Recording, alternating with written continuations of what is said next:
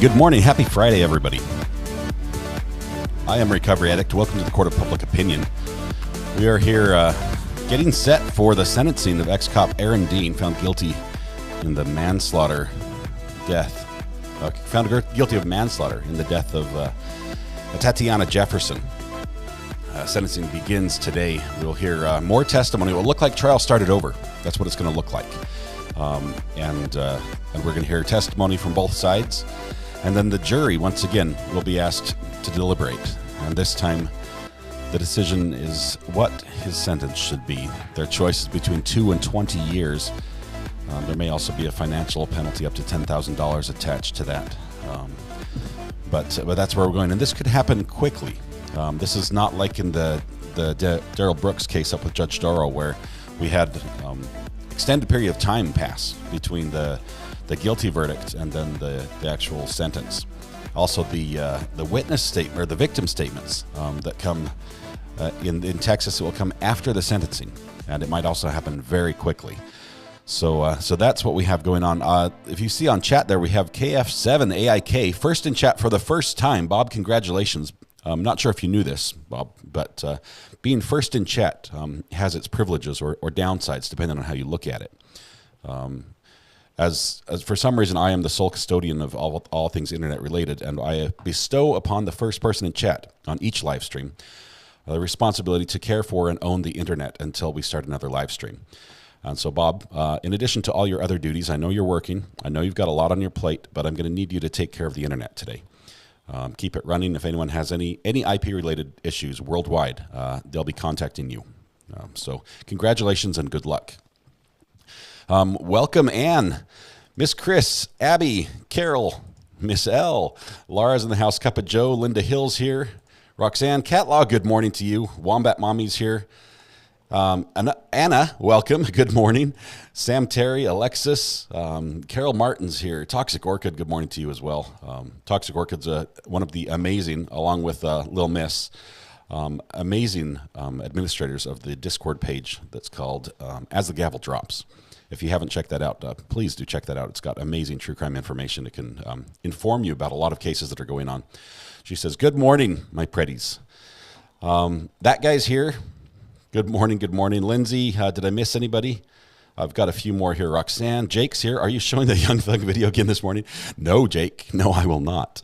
I will not. As a matter of fact, somebody informed Law and Crime. I don't think Law and Crime streamed this live, but last night, one of the Law and Crime Twitter feeds, one of the personalities on Law and Crime said, so this happened today, and they showed that clip, but they blurred out the part that we didn't. And we got some new information. That was not evidence that was being presented in court. That was someone hacking into the court system, possibly like a Zoom type setting where they get Zoom bombed. Yeah, they got hacked and someone played pornographic material over the court system. Which, if you desire to go back and see, just for the reaction, I watched the Law and Crime version because it filters out the naughty bit. But if you go back and watch, that would explain the reaction, the panicked reaction from the young female lawyer who appears to, you can't see what she does, but she appears to run behind her monitor and unplug it. And is frantically running around. And some of the reactions in the courtroom are a little better explained now because of that. But that's where it is. Bella, Carly, good to have you here. There's good morning, Bella. Ginger's in the house. Sam, Michelle, the old crew is back again. Canned Laughter, good morning. Good to see you. That guy says, KF7AIK, it's not that hard to run the internet for the day. Just make sure the HDMI is plugged in and we're all good. That's pretty much it. There's a little bit more to that. Sometimes some people have some Wi-Fi issues, but you'll get the hang of it in no time at all. Lee here. good morning. TW, good to see you as well. Abby in the UK says, it's flippin' freezing. How cold is it over there, Abby? And hugs this morning as well for Laura. Abby's a great for giving out hugs. Appreciate that. Michelle Johnson, recovery addict. Could that be a crime if they find the person? Yes, it is. It's anytime you access someone else's computer system without permission is a crime, and it could be a major one. But it's very hard to catch them in the moment because those sort of systems don't have and here comes the sun. Wow. Those sort of systems don't have the protections and firewalls you might find, say, like in a government setting for military servers or something like that, which I might have some familiarity with. This is basically just a Zoom room. They set it up so that it can work. It's much like you would want to set up something using Zoom for a group of your friends.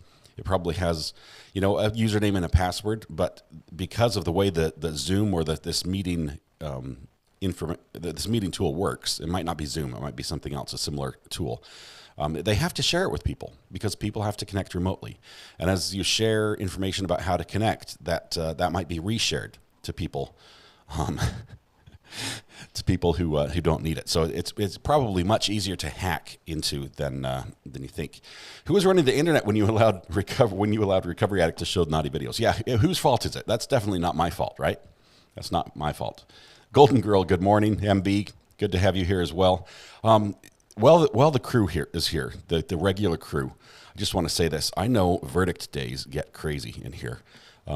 We tend to have a lot more people in the chat than we normally do, and a lot of them are new to the channel, who maybe don't read the room very well before they comment.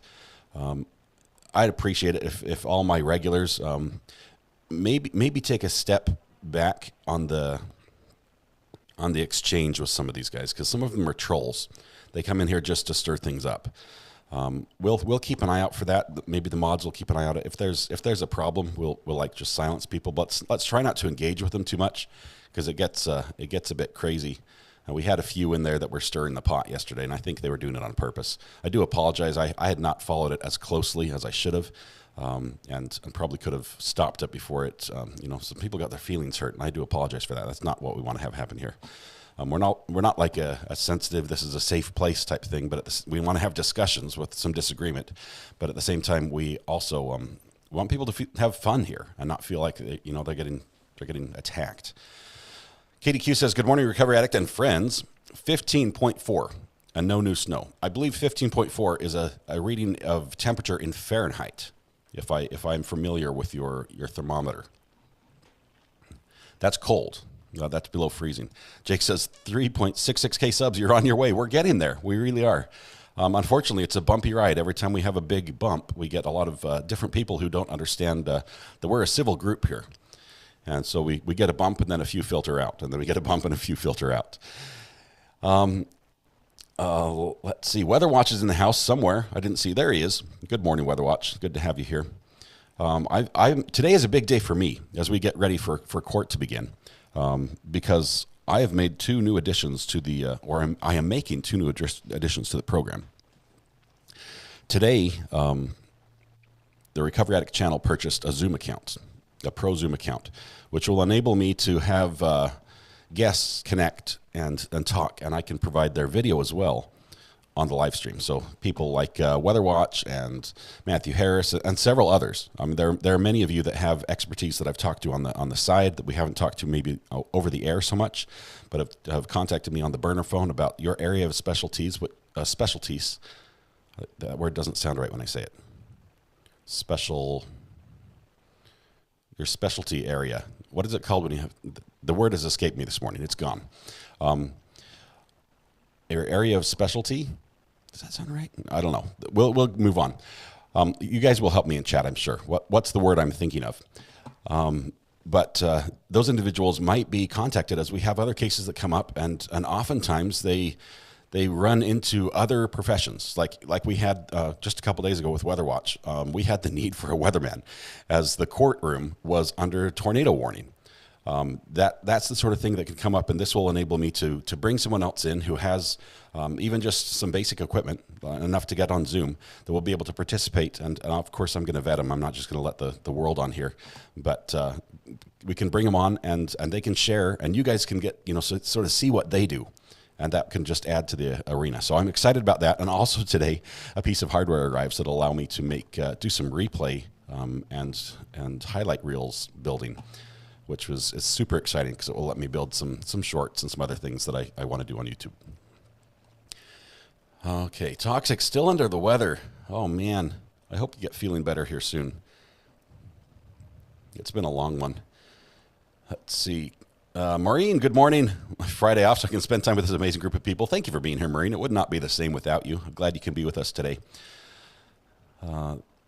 Even more so, a government computer. Yeah, the guy's probably going to have some issues if they catch him. And you've got to think that in this group, a lot of times I can speak because I've been in the security world for IT for quite a long time. But a lot of times when you have an environment like that with it's sort of like an open door, but it's a guarded door into the inner workings of the court, right? Even when the news cameras are off, that Zoom feed is on. And it has to be on, legally it has to be on so people can connect that aren't able to be there, who have the right to be there. And so they have this system and they have to share that information. And if those individuals on purposely share it to cause a problem, it's very hard to stop that sort of thing from happening. And maybe that's the case here. I don't know. It was interesting. But not in a I want to watch it again sort of way. Matthew Harris says, loving it. There goes my monetization, huh? Recovery addict, you're thinking about the word pickles. I'm always thinking about the word pickles. I have a fresh jar of spicy maple bourbon pickles in the fridge right now. Chilling, just waiting for lunch. Ballywick, there's a good word. We can use ballywick. Proficiency. I knew you guys would come through on me. There's probably a million words that we could use here. Expertise. That was it. I think WeatherWatch, I think that was the one I was thinking of. I think that was where I was trying to go. Area of expertise. DMB, a couple of you's got that. Miss Chris. See, I don't even need to say the right word. You guys can just finish my sentence for me. That's how good we are here. Fahrenheit and Celsius are never the same until we get to -40. That's when we all agree. Hopefully none of you will get there this season. It's a nice crisp 31 here at the moment, says that guy. 43 in sunny North Carolina. I have specialties. My mommy says I'm extra special. Stephen, you are extra special, and we love you for it. Thank you, everybody, for your for helping me with the big words this morning. I frequently need that. There's still some comment about the video last night. I'm going to try not to read them because there are so many jokes that can be made, and some of them go a little south of where we want to go on the show here. So I'm trying to pre-read your comments. I didn't get to watch the verdict live yesterday, says MB, but I did go back to see it. I can imagine there were very high emotions yesterday in chat. The jury has done their job, and Dean is guilty. There was different opinions. I think most of us respect the system. And appreciate the system for what it is and how it operates. But I mean, there were some angry people. We saw outside the courtroom. There was an individual. We've got some more information about the lady who was quite vocal outside the courtroom. I believe she, the word that was associated with her was activist.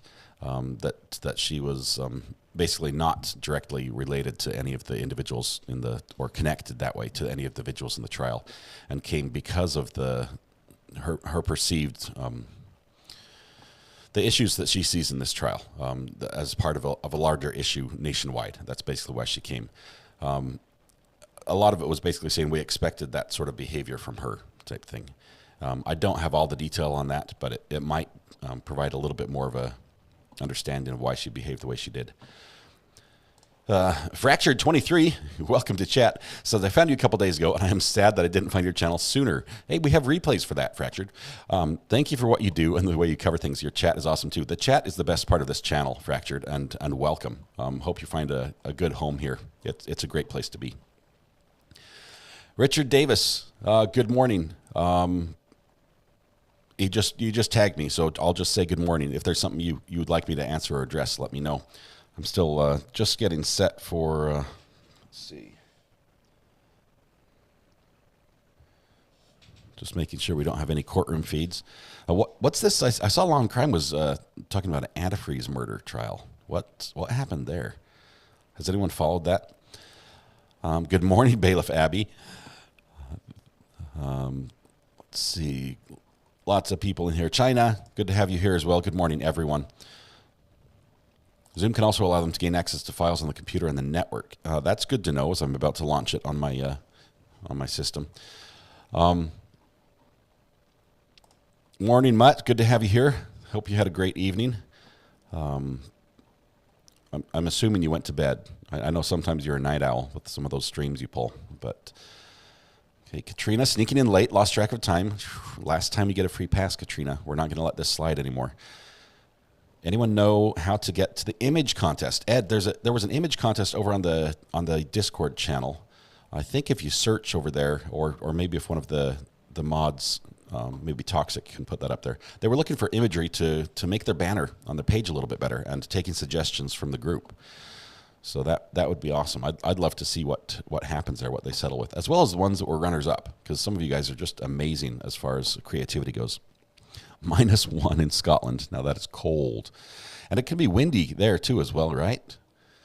Freezing rain, says DMB. You guys, you got to move to North Carolina. I think I've got the best weather in the nation right now.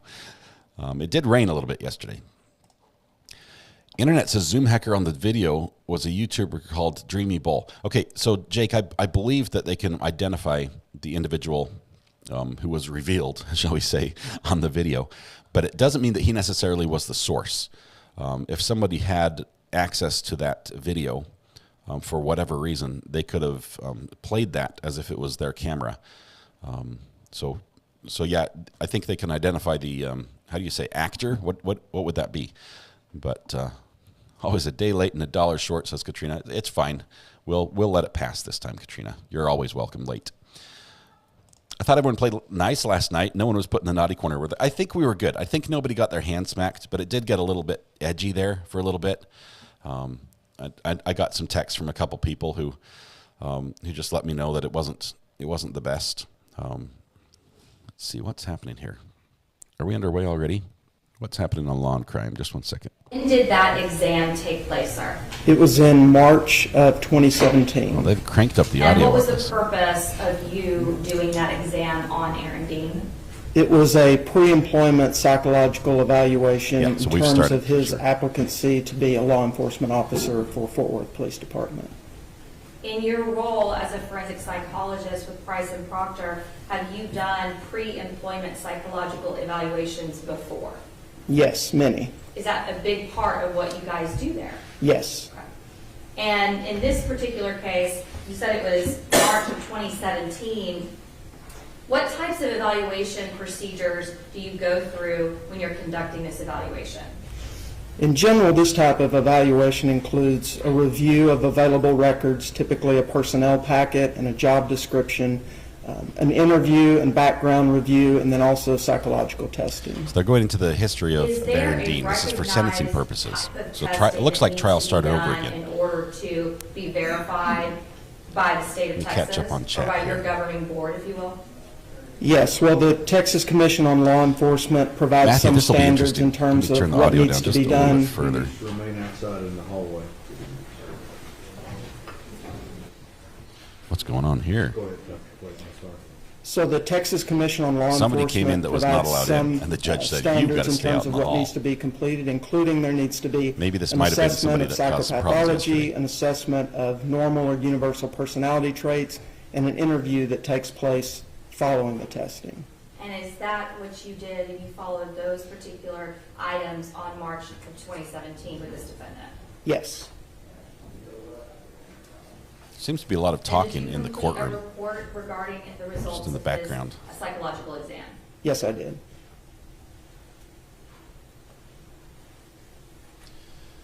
Okay, so here, this is the sentencing trial. Let me switch my camera here just a little bit. Multi-view there.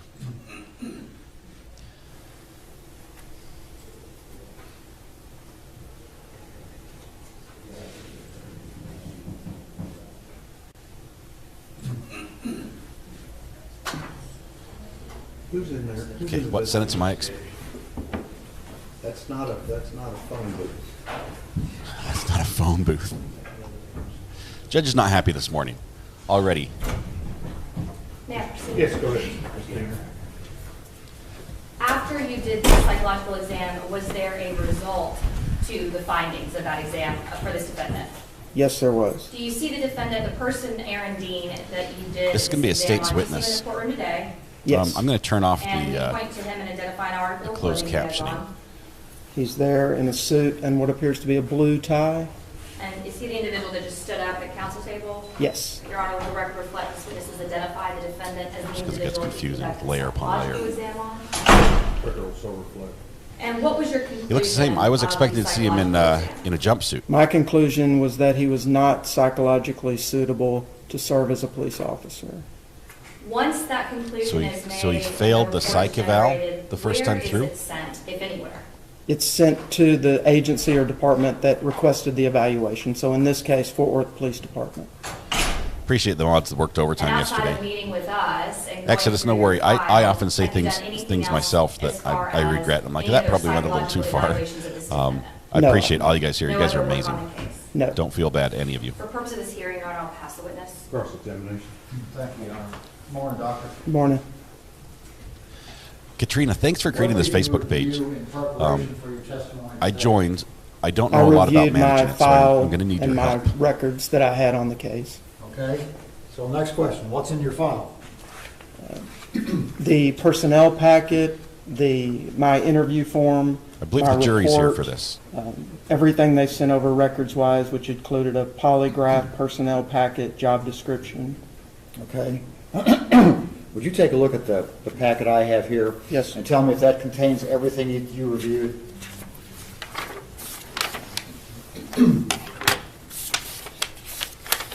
Yeah, this is going to look bad. Possibly, I wonder if they can bring this up in the civil suit, which would seem to point to more culpability on the part of the department and the city. And this guy's a speed reader. He's just tearing through these pages,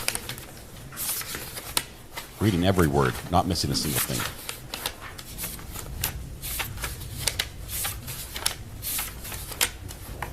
Once again, we've mic'd the papers and not the individual, but no, got amateurs.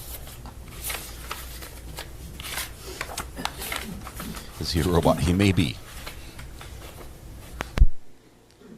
Finally, the judge. Now that he's done, the judge turns off the audio. Thing I noticed is the personnel packet that they sent me from the agency or the department. And the Okay, camera's what- falling asleep. what Oh, would be wake up. contained in There the we go. personnel packet? It's answers to Maybe all questions pictures. that they fill out in terms of their background and history that's provided to the department. You mean the applicant fills out? Yes, Okay. Well, who would have a copy of that? I have a copy. I've provided a copy to the state as well. Okay. And Your Honor, just for purpose of this record, if I may really quick, may I approach the witness and hand this to Bob? This is something that's already been provided to the defense. Okay.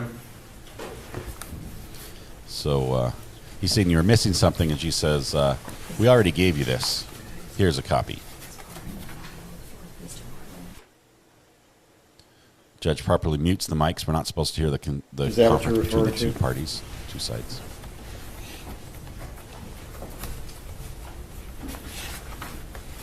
Yes. This is Okay, it. so between what you have in your hand and what I have in my hand, is that everything that you reviewed? Yes. Thank you. I don't know. Bite me. Maybe it's because they don't want to prejudice the jury in their minds to make him look guilty I met for the the one sentencing. human being on the face of this earth whose handwriting is worse than mine. Apologies. He just attacks the guy on his handwriting. Low blow. Basically saying, I can't read anything you've So written. is the handwriting in the margin your handwriting? Yes. Okay. And this is also my handwriting here. At times I have written beside something he's written. Okay. Just And maybe scribbled we all don't over need to this. do this on the record, Judge, but I'd like a translation. So do you want to talk to him for just a minute? We can If I keep could. him off the record. If I could, yeah. Okay. Kill the camera guy. Kill the camera, guys. Okay, camera. Oh, the cameraman's like, I'm on it. This judge does not mess around, so I'm going to go ahead and kill the camera. Okay, this should be a safe sound hearing witness turning papers fast. Should I go back and put that on? We have a couple saved sounds just from the police chase stuff.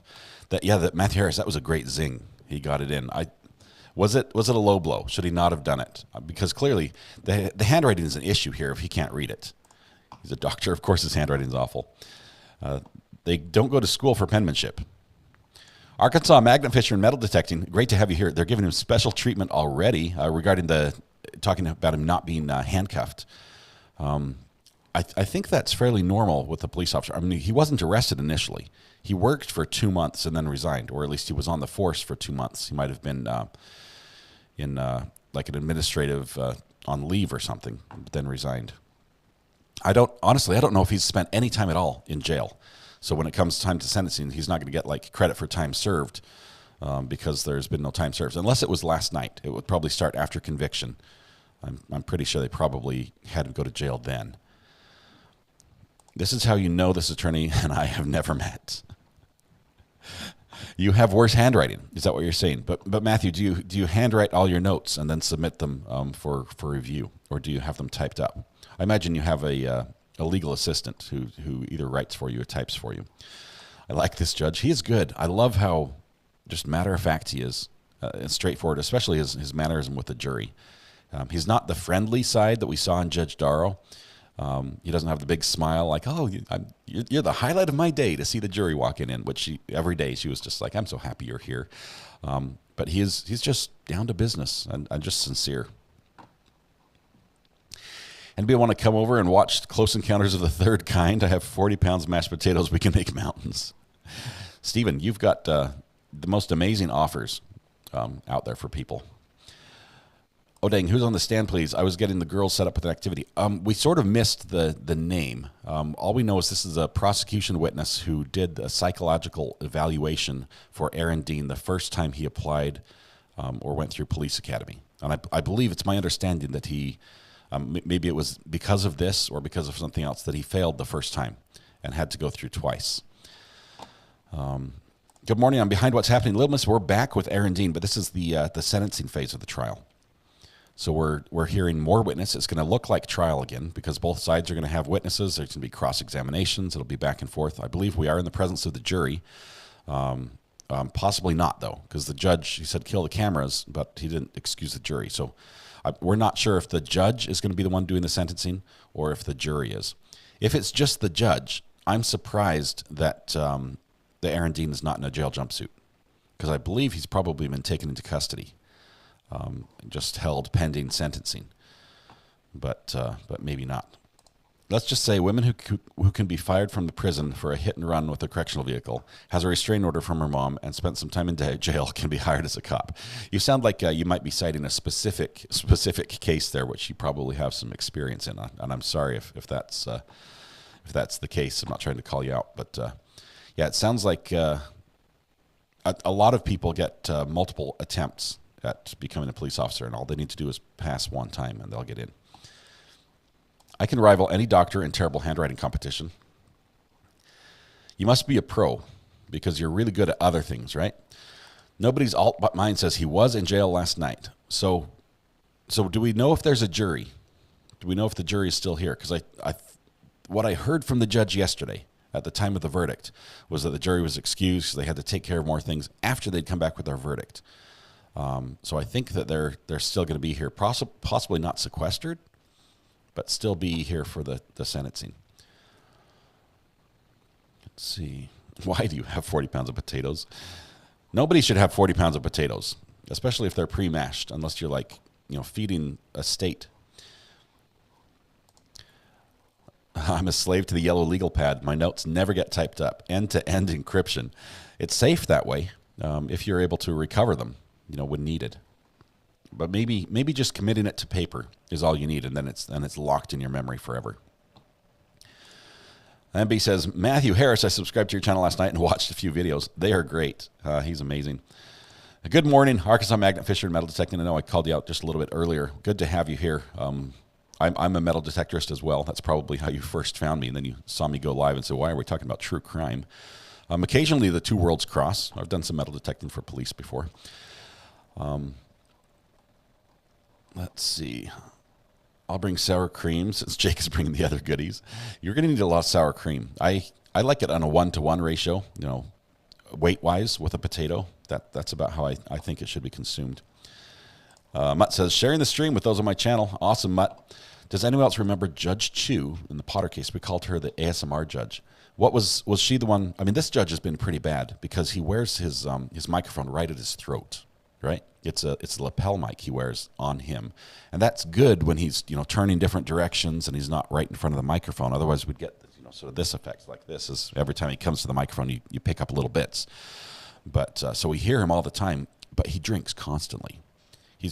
I would say he has a drinking problem. Speaking of drinking. And ASMR. It's time for our ASMR moment. I have the red True Crime mug today. So let's put it up here. Maybe you can see it in the corner. A little bit of sunshine on it. It says True Crime Addict. On the other side it says Objection Overruled Grounds.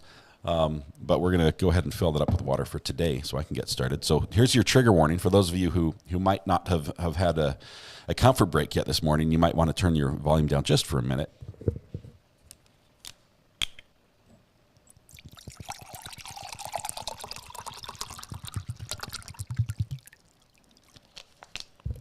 And we're good to go. The laptop flinched a little bit when I started pouring it, knowing that it has been doused before, but I'll try not to do it today.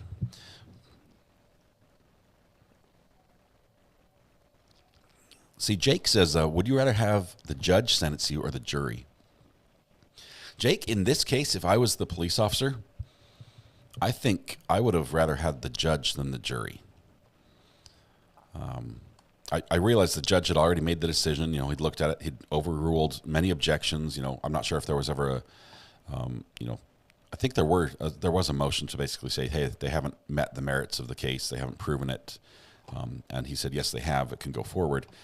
But still, I think he would be able to look at this without having an emotional bent to it, which we saw a lot. We saw a lot of emotional appeal from the prosecution, especially in closing, on both of them, just pulling at the heartstrings and just right up in their face and talking softly and so sad, and then yelling at other times from the other side of the courtroom and pointing the fingers and stuff. I think the judge would have looked at it and looked at it just on the facts. I would have felt better if there wasn't all that emotion mixed into it. Katrina's doing a coffee run, so put your orders in now. Submit on KBM says, recover that time. Back again today. Welcome, my son. It's good to have you here. What part of the country are you from? Summit, by the way. Where are you, my child? I could live off mashed potatoes. So many different ways to fix them. I want taters now. Hey, I will tell you, mashed potatoes are delicious. I love them with gravy. They're wonderful. I even make some up with a lemon pepper mix, which is you really should try sometime. Or even let's see. There's a hot pepper blend that's good as well. Anyway, what's really good is like the day after, you put the mashed potatoes in the fridge to keep them, as leftovers, and then you use them sort of like, almost like you would a hamburger patty, and you fry them. So you get like twice cooked taters, and it's like a little breakfast. Yeah. Sylvia says yes, just yes. I'm not sure what that was about. Maybe it was about the taters. Let's see. I'm curious how many officers fail their psych evals because it may be a normal thing. That happens because of something small, or maybe not. Tom, I think what we're going to hear is possibly an over-eagerness to be willing to fire if necessary. I think I've heard that rumor that in his initial application that may have been present. The willingness to pull the trigger in that type in a do or die type situation, almost an eagerness is how it's been presented. Let's see. We're going to go back to risk to for trial poor here. Sorry. judgment, poor decision making, interpersonal difficulties, and for behaviors that could put themselves or others at risk. And in this particular evaluation, with the personality assessment, inventory, the PAI, and the neo-personality Impact statements come after the sentencing. Two different But yes, there will tests be. that were used. The way that this defendant scored on those, would you expect those particular personality traits to change drastically over time? In general, we don't see a drastic change in personality traits absent some type of intervention or some big life change. So if they haven't had treatment or if there hasn't been a big life change or major event, typically personalities tend to stay fairly stable. That's all in the state. I will pass. Mr. Gill, Apologize, I missed a little bit, got carried away in the potato talk. will there be any objection to this testimony? So this is outside the presence of the Do you have jury. objections to the testimony? So this is just basically giving the defense a peek of what's happening. I object to Dr. Clake's qualifications. We Okay. believe that he is qualified and that the record bears his qualifications. Okay. Do you, your decision, if you're going to have objections to his testimony in the presence of the jury, you can do it then, or you could make it now and have a running objection, would you? I'm going over those in my mind as we speak, Judge. All right. Let me take So- care of the other matter first. So we need to have Councilman Nettles and, Dr. Clayton, you may step down. Councilman Nettles. What's Councilman Nettles doing? Yeah. Yeah, he says, show this. I like that. Okay, so No. No, let's not do that. Let's have Councilman Nettles. Yeah, kill camera and mic.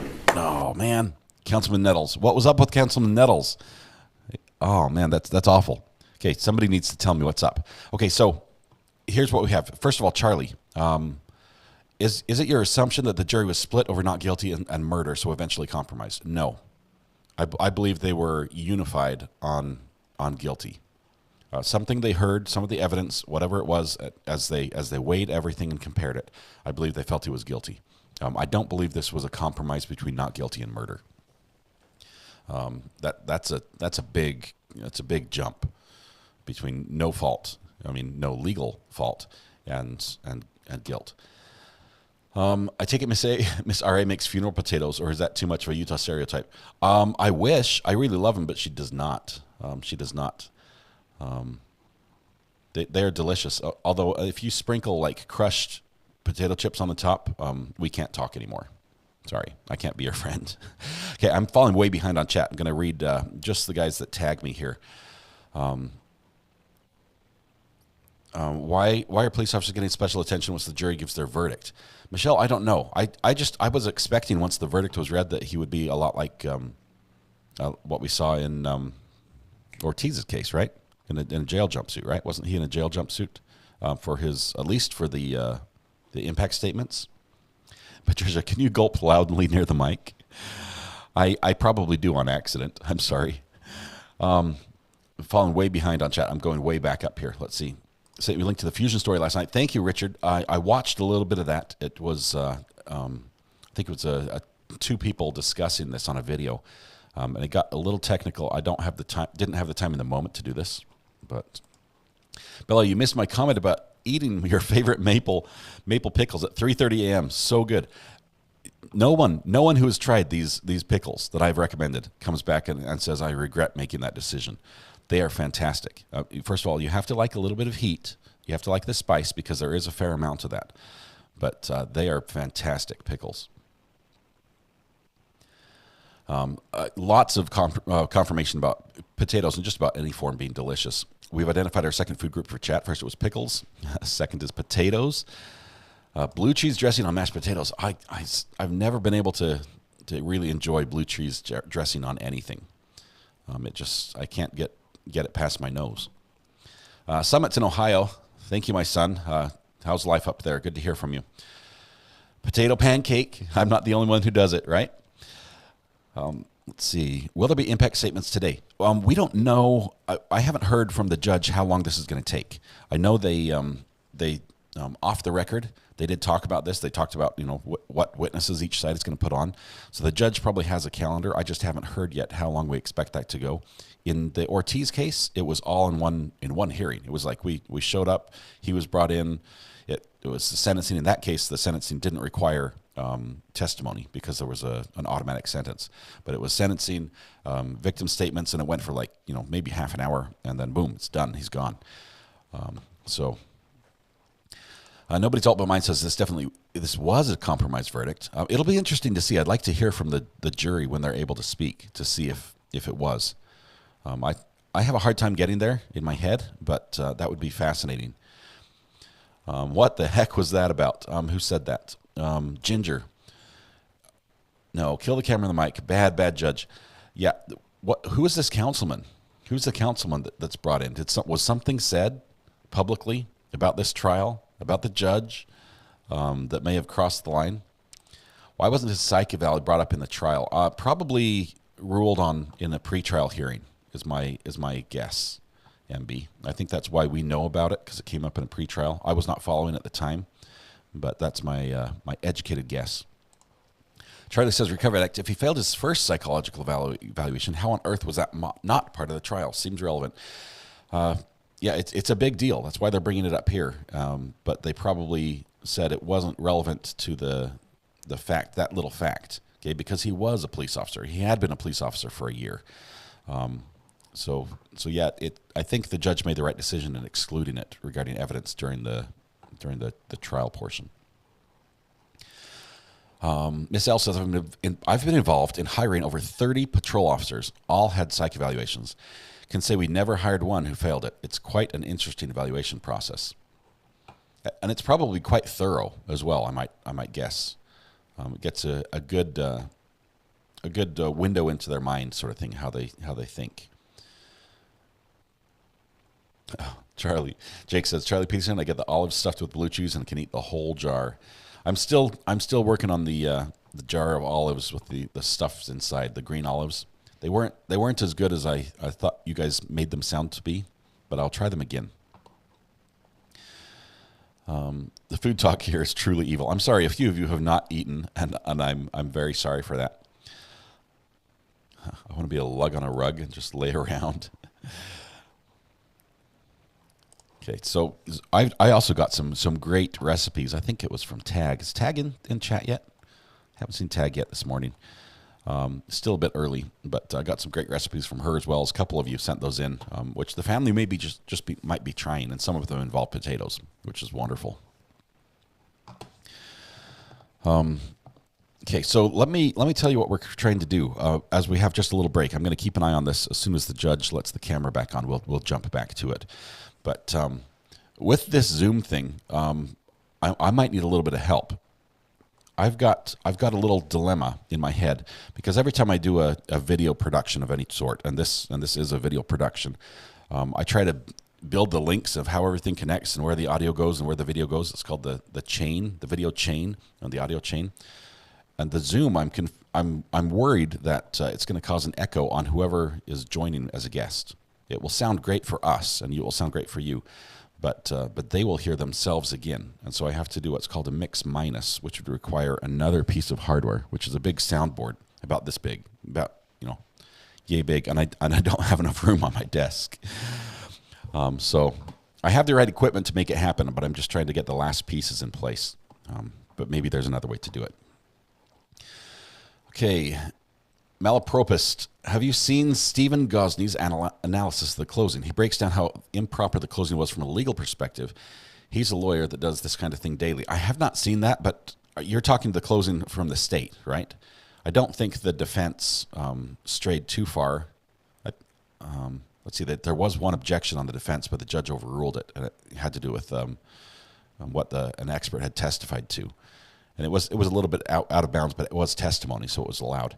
I think you're talking specifically about the state and the emotional appeal. It's similar to maybe Parkland. Are you getting that same vibe, the Parkland closing? Jury has to deliberate and make a decision on sentencing, then impact statements. Right, and the jury was not there for what we just saw. That was like the I forget what they call it here when they bring the expert in to testify and both sides sort of get to ask questions, but they don't go as deep as they will in the trial.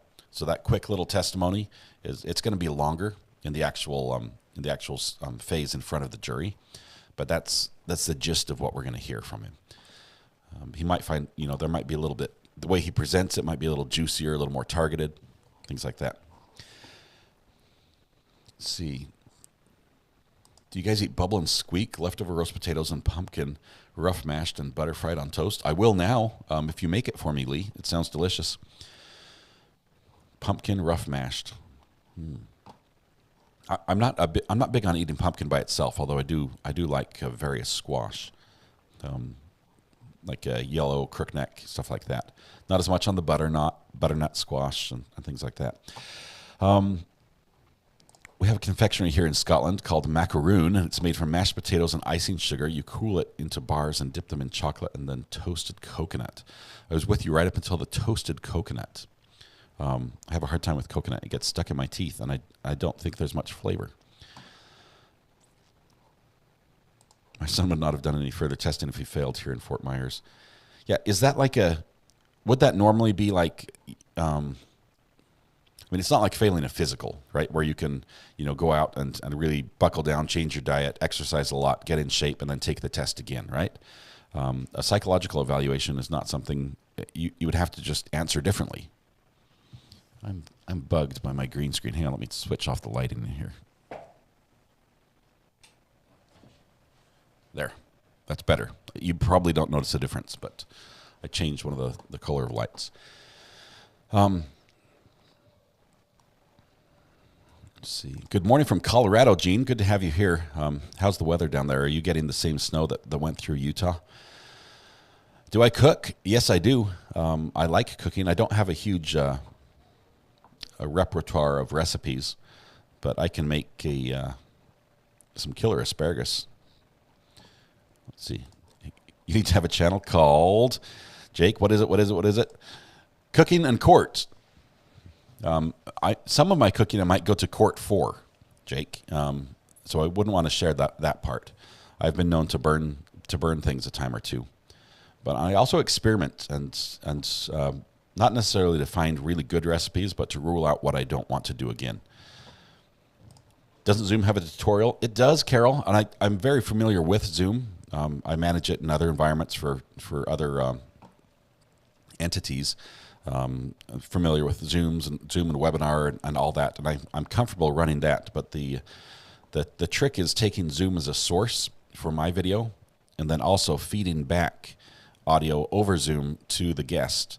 And the question is, what audio should I send them? Should I send them just my audio, because then they can't hear what's happening on the court that we're watching, or do I send them everything and then they hear themselves with everything else, and then we have to have a different way to talk. We have to have like a phone line open as well that they listen to, or do we? There's just a few options. And I could also do a mix minus, which is the more technical side, where I send them everything but their own audio. But it just requires a lot of hardware, which I have. Luckily, I'm not complaining. It's just a big puzzle I get to put together. I'm sorry with that showing after the verdict yesterday. Once the jury watches the news and sees that, they'd be out of their minds and come out and speak. I think they heard it, Tom. She was right outside that door, and she was yelling. I think the jury's very much aware that there are some people who are very upset with the verdict, even though it was a guilty verdict. It wasn't the maximum guilty verdict. And so maybe that's in their mind as they're looking at the punishment.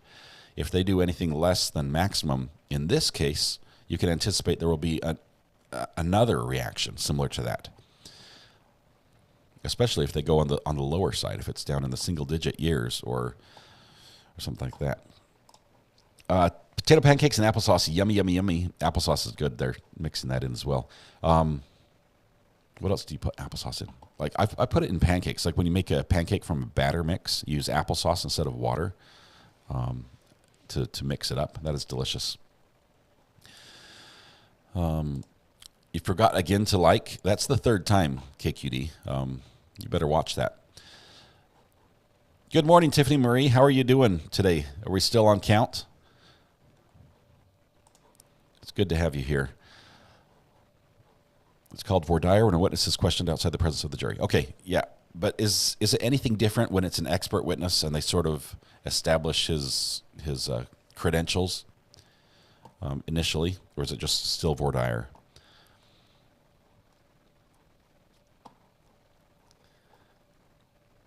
My friend was denied work at a nuclear power plant because of his psychological exam. Yeah, I can see why that would be important. This is food court, right? I think that name's been taken already, but I like it. Maybe we could borrow it from someone. 3 names I wouldn't want to have: Stephen, Jake, and Brandon, says Stephen. Well, you got one of them. Yeah, so asparagus, love that, but there's a thing that happens for someone to get it. Not for me. I think I'm exempt from that thing that happens from eating asparagus. I don't know why, but I cook it in tin foil on the grill, and so it's steamed on the grill in butter. And let's see, Councilman's being admonished for something. Jake, are you? Is it WFFA or WFAA that you're watching? Let me see what they're saying here. Of us ran over there. Oh, is that now? Of this morning, or? Yeah, that was this morning, just a little while ago. As soon as he got out of the court, he left the courtroom. Oh, okay. So after the judge talked to him, the courtroom is still locked. The courtroom is still locked. Nettles was called in. We assumed he spoke with the judge, and then he left. So what happened? do you know if is the Star Telegram in there, or the Dallas Morning News? I mean, I'm just trying to figure. Nope, the Star Telegram and the Dallas Morning News were both of their reporters are out here with us. And like I said, I mean, they're not even allowing Aaron Dean's family in at this point. So I'm not really clear as to how many people are still inside that courtroom. I do know that the judge. There was someone that was going to walk in the courtroom. I'm not sure who that person was. He's like, nope, that person can't come in. There was a lady. She has to stay out. I said. I'm really stunned. Like I'm trying to think of I can't think of a similar situation. Yeah, I mean, it seems unprecedented. I'm sure it's happened before, but I am curious to see. I mean, if they're looking at enforcing the gag order right now, they don't have any additional information. But I can't wait to get the news on what happened there. Tiffany Murray says, yes, Rick Kervatic, day 15. Congratulations on quitting, Tiffany. We're all cheering for you. You're doing an amazing job, and you've got this. That is awesome. Councilman violated his gag order. Okay, so we need to find out, did he do this on social media? It's the same regarding any witness. Thank you, Catlaw. I appreciate that. I appreciate your expertise here in chat. We might have to get you on here on screen as well sometime if you're up for that.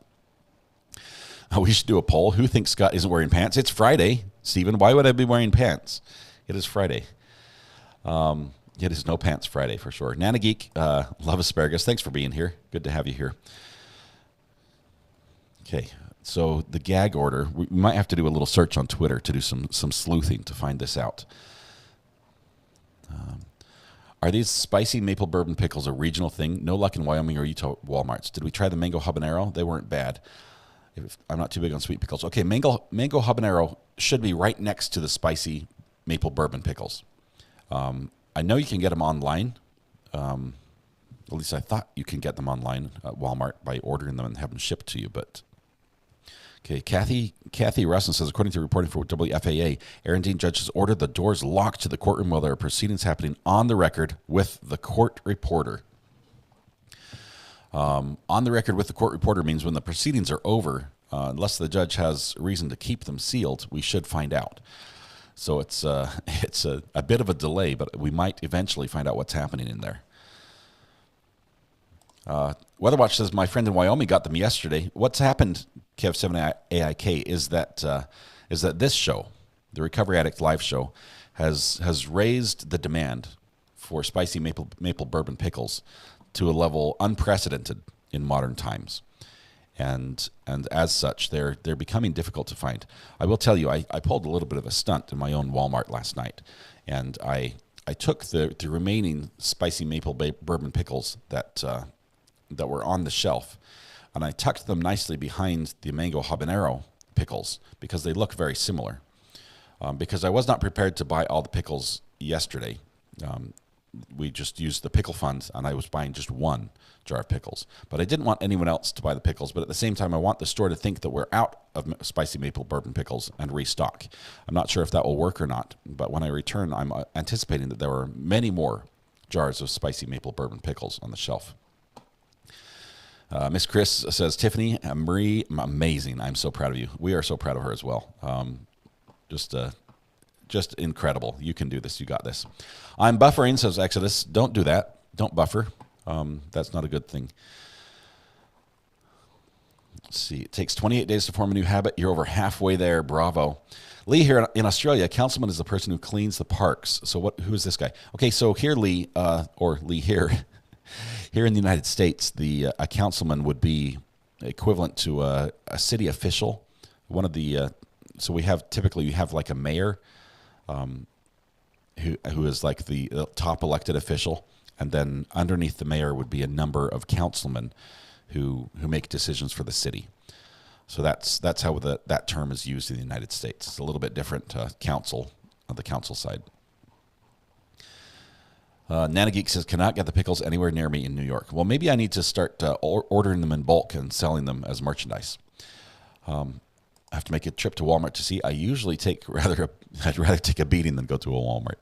I know but this one's worth the cost. They were $3.87 a jar at Walmart yesterday. I got the last two, says Bella. That's about what I pay here as well.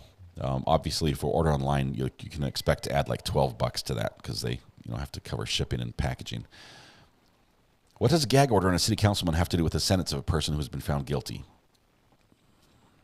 Good question. Why would the councilman be gagged on this? Unless they had inside information maybe about the hiring or firing of the police officer or something like that, because the city might be involved in that discussion with the police department. I'm grasping at straws here, not sure what the connection would be. Color Me Abstract says, I was brought up in a cold soup made with oysters, canned chopped tomatoes, Tabasco, lemon juice, chopped green onions, and you mix it and let it sit overnight. Does the lemon juice cook the oysters? Is that what happens? The acidity cooks it? There's a beating at every Walmart. Seems to be lately, or a shooting. There have been a couple of those as well. Are you saying I broke the pickle code, Charlie, by putting the pickles in the wrong place? Is that a crime? Because I might have to go back and confess at the store. I put my Walmart employees in a pickle. I'll tell you, my Walmart, I'm not sure if this is common across the nation, but my Walmart, or the local one that we shop at, has 0 checkers. They've replaced all the check stands with self-checkouts. And now they use all the checkers, all the people who were at the check stands, to stand there and make sure people are checking out appropriately. They're not missing anything, that they can walk to the right aisle. They say, that one's open, you can go over there. And there's just a whole herd of Walmart employees who stand there and don't help. And so here I am buying for my family of 1 million kids. And oftentimes we buy things by the box, right? When we get macaroni and cheese, it's not like, we'll take 2 packages type thing. It's like, we'll take a flat of macaroni and cheese boxes, and we'll get our 8 gallons of milk and our 5 loaves of bread. And when we buy canned goods, it's like we'll take a box of canned goods, just because that's how we consume it, right? And so there I am standing there in front of all these Walmart employees, and I pull up and I've got this cart of boxes of stuff, and I know exactly how many items are in each box because that's how many fit, right? And they come up and they walk up to me, and I'm like, oh good, they're going to help me so I don't have to scan every single can. And they're like, no, you need to scan each one of those manually. And then they stand there and watch me. It's like, I know on that little computer you're holding, you could just be like, check stand 3, 28 of this, beep, and it would be done. Instead, I'm like, beep, beep, beep, and they don't even give me a discount. And then they have the nerve at the same time to say, oh, by the way, we're out of bags. Like your one job is to have these little plastic bags, these little half-cent plastic bags there at the checkout, and they don't have those. So I'm a little bit miffed at them right now. Jake said, Councilman Nettles was under a gag order since the trial started, but did an interview last night, so that may be it. The courtroom is locked and the public is not allowed in. But if he walked out of court, he might have just been admonished and not actually held in contempt. I see rotation in stores is not a thing around me. I do watch the dates on the pickles. As a matter of fact, all the jars of pickles that I have purchased up to this point, up to the one I bought yesterday, had been from the same batch. And this last jar I got is an older batch, which means the pickles have been sort of in the brine longer. And I'm wondering if that maybe will make them less crispy, which will be a sad thing for me, or if they'll be a stronger flavor, which would possibly be good. Mike says, KF79IK, I'm K9MFC. Good to have a fellow ham in the house. My favorite pickle is a gherkin. Okay. Michelle says, thinks I really have to greenhouse my backyard to raise pickles. It's just you don't have the season. That's the problem. The season isn't long enough for you. Who sells cigarettes and alcohol at your Walmart with self-checkout only? MB, that's a good point. If you're buying cigarettes and alcohol, they have you buy them separately, I believe, through a check stand that's over at the customer service counter. And you can get over there, you can get all your lottery tickets, your cigarettes, and your alcohol. But no, that's just cigarettes. The alcohol, you still go through self-checkout, but then one of those people has to come over and authorize it every time you scan, I think. I do have a Sam's Club near me. I visit it often, but it doesn't have the pickles that I want. And their milk is like an extra $1 a gallon more expensive than anywhere else. And the milk jugs are more difficult to pour from. Walmart here in Michigan has the same thing, self-checkout. Yeah, you knew we were going there. I mean, I'm sure they're saving money. KR4DR, lots of hams in the house. Good to have you here. I'm just a lowly technician. I'm not going to share my call sign because it's linked to my address. But let's see. And now I just outed all of you guys. Adjust tinfoil hat and looks towards CW. Tinfoil hat's for everybody today, right? Waiting for a trial to come back here. I wonder what the judge is doing, or wonder if he'll make a comment on the record, in front of us, in front of the cameraman. Okay. I use sidecar delivery. It's free, and you don't have to get out of my car, or car side delivery. We've done that a couple times at Walmart, but we made the mistake of also getting things like fresh fruits and vegetables, and the ones they chose to fill our order were not nearly as fresh as some of the options we would have chosen off the shelf at the same time. I mean, it's like you order bananas, 5 pounds of bananas or whatever it is we're getting, and when they fill the order and bring it to us, they're the bananas that have about a day left before you don't want to eat those. And when I choose bananas, it's like, I've got about a day before they're ready to start being eaten, and so I tend to see the expiring food a lot more when they choose the order. Maybe they're instructed to do that, just to rotate stock. I must pick my own fresh food. I'm with you, Bella. Same. Kimberly, good to have you here. We're waiting. We had a little bit of action from the trial as the sentencing phase for Aaron Dean has begun. We've heard from one witness. We don't know his name yet. He was an individual who reviewed the psychological evaluation, or possibly conducted the psychological evaluation. We're not sure which, of Aaron Dean the first time he went through police academy. It's my understanding that Aaron Dean did not pass the first time, possibly because of the results of the psych eval. But at some point after that, he was hired. Whether he took another one and passed, or something else, we're not sure. Okay, the courtroom has been unlocked now, so we're expecting people to be coming back in. But the court was locked. It was weird. Is sentencing going to be live? Yes, it will be live. But the court was taking care of it, what they said, this other issue that involved a councilman possibly violating a gag order and giving an interview.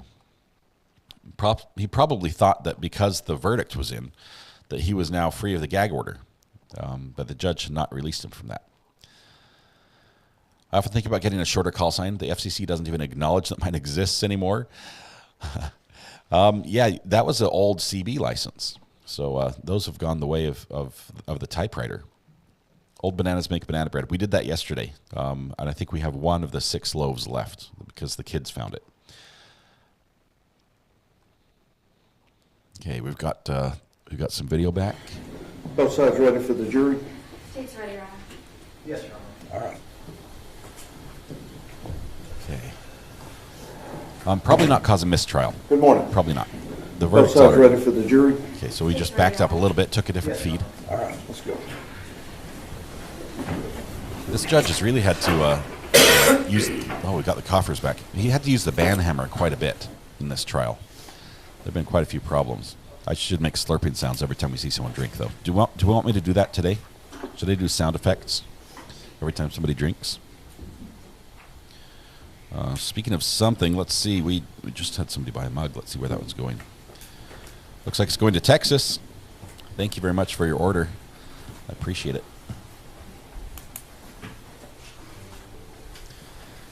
Yes, toxic. I think it was a violation of a gag order. Good morning, Ven. We're up and going. Good to have you here. Morning, Kevin, as well. On Vancouver Island. Oh, I would love to visit Vancouver Island. If Mrs. R.A. was not against cold weather, I would like to visit and stay on Vancouver Island. Good morning. We're ready to proceed. Ladies and gentlemen, this witness has been previously sworn to testify truthfully. Ms. Diener? The state calls Dr. Kyle Clayton. Yes, proceed. Dr. Kyle Clayton is who we're Good morning, sir. going to How are hear. you? Good morning. Well, how are you? Good. Turn to the jury. Introduce yourself, please. Turn to the jury. My name is Dr. Kyle Clayton. How are you currently employed, sir?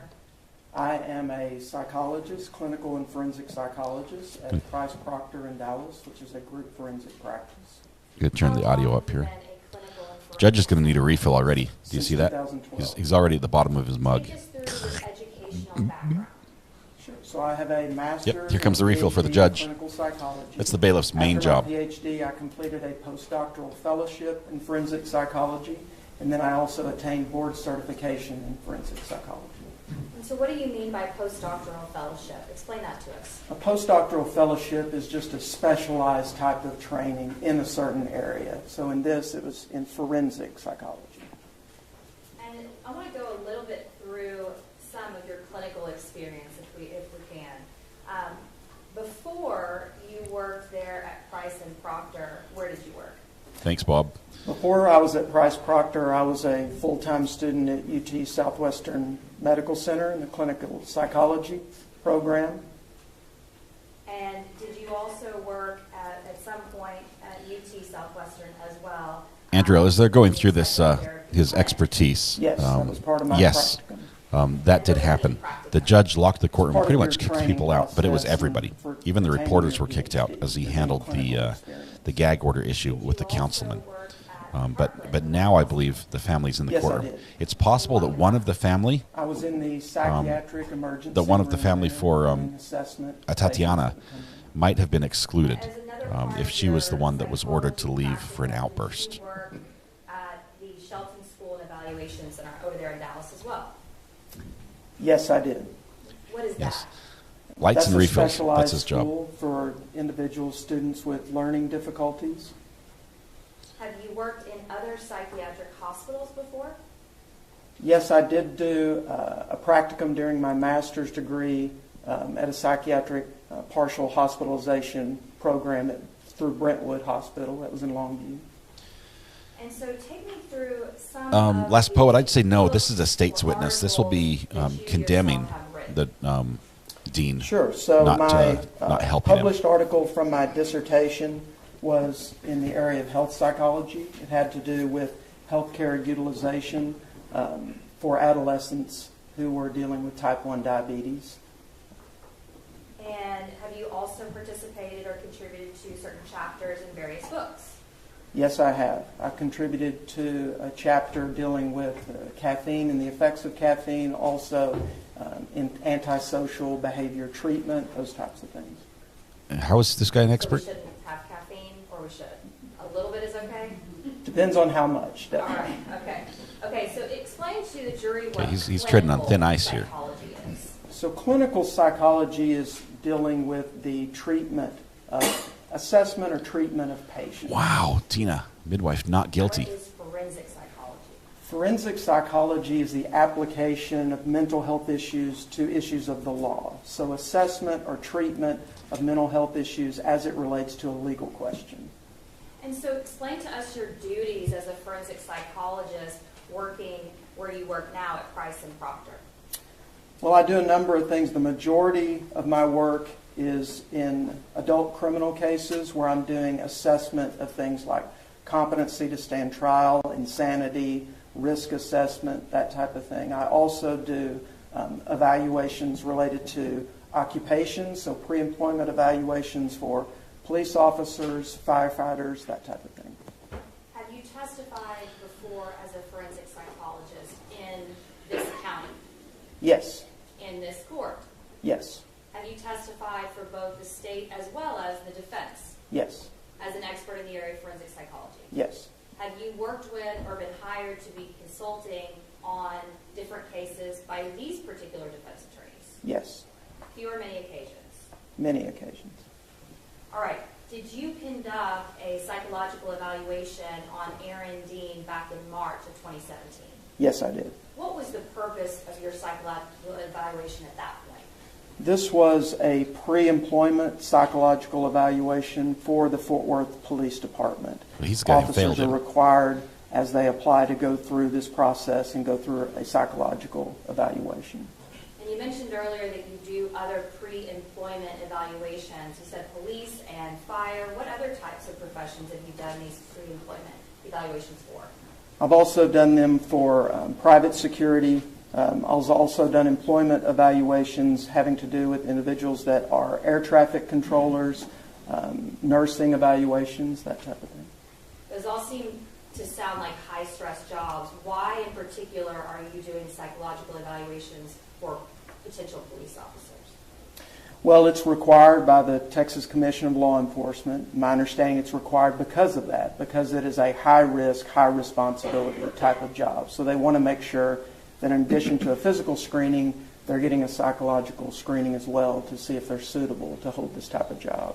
I agree. This puts Do you see the the person, city Aaron Dean, do you see him in the at risk here courtroom today, financially. the person you did the psychological evaluation on? Yes, Can you point to him and identify an article of clothing he has on? he's standing right there with what appears to be a blue tie. And Your Honor, let the record reflect this witness identify the defendant in court as well as the individual who's standing at the counsel table. Record will so reflect. Okay, so tell me, what date did you actually perform this evaluation on the defendant?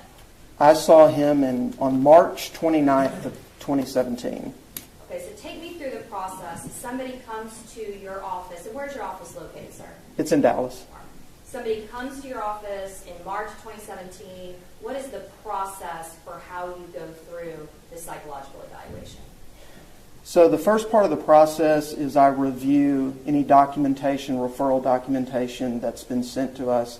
Typically that includes like a personnel packet, also a job description for whatever job they're applying for. And then once they're in the office, they're completing background forms. They also are completing an interview with me, and they're going through psychological testing. Okay.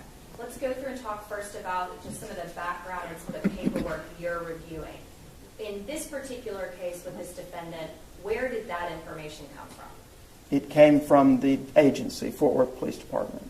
And so the personal history that you're reviewing from the Fort Worth Police Department, what kinds of information does that have that is helpful to you? It basically provides just an overview of the person's background. It's information that they have provided to the department, the agency, on their various background issues, employment, any legal history, that type of thing. When you say they, are we talking about, in this case, it would be the information provided by the defendant to the police department? Yes. Prior jobs? Yes. Different types of, if there's been any issues in the past as far as any legal issues, any offenses, incidents, things like that? Correct. Where they went to school? Yes. All right. Past employment, past education, those types of things? Yes. All types of biographical information? Yes. So in this case, did you review the personal history information from the Fort Worth Police Department pertaining to this particular defendant? Bless you. Yes. So after you reviewed that information, and you said that there are some other forms that are filled out, what other forms are filled out, sir? When they come to the office, they fill out the consent forms for the evaluation. They fill out just a brief information sheet that lists their name, date of birth, phone number, email address, that type of thing. And did this defendant fill out your background information form in this case? Yes, we provide them with a background information form when they get to the office that they fill out before the interview. And so when they're filling that information out, are you looking over the information that's provided by the Fort Worth Police Department? Yes, or I've already looked over it before that time. So after they fill out the information, the background information form for your office in the lobby, We need to get to what's the juicy next part. So the next His thing summary. they do is And why start he's- in why he on the felt that way. psychological testing. So they complete their psychological testing. Once they're through with that, then they see me for an interview. So let's go through the different processes for the psychological testing. Take me through the two different types of personality or psychological testing that is done. Sure. So in conjunction with the Texas Commission on Law Enforcement, they provide some standards with what type of testing needs to be done. In particular, they state that there needs to be at least one assessment of psychopathology or abnormal psychological functioning, and then also a test of normal or universal personality traits. So we conduct the testing of both of those things, two different type of tests. In this case, he completed the PAI, which is the Personality Assessment Inventory, which is a test of psychopathology, general psychological functioning, personality functioning. And then he also completed what's called the NEO-PI3, which is the test of universal or normal personality traits. So it's not looking at psychopathology, it's just looking by self-report how he assesses himself in terms of general traits, like how extroverted he thinks he is, how conscientious he thinks he is, that type of thing. Can you explain to us in more depth what psychopathology is? Psychopathology is just an abnormal psychological functioning. And those two tests, are those accepted as, and are they required to have a general psychopathology as well as a personality test when conducting these pre-employment interviews for law enforcement? Yes, they are. Okay. And are these the most common that are used, the personality assessment inventory and the NEO personality inventory? I'd say they're definitely in the group of what's most commonly used. How are these two assessments conducted? Where are they done?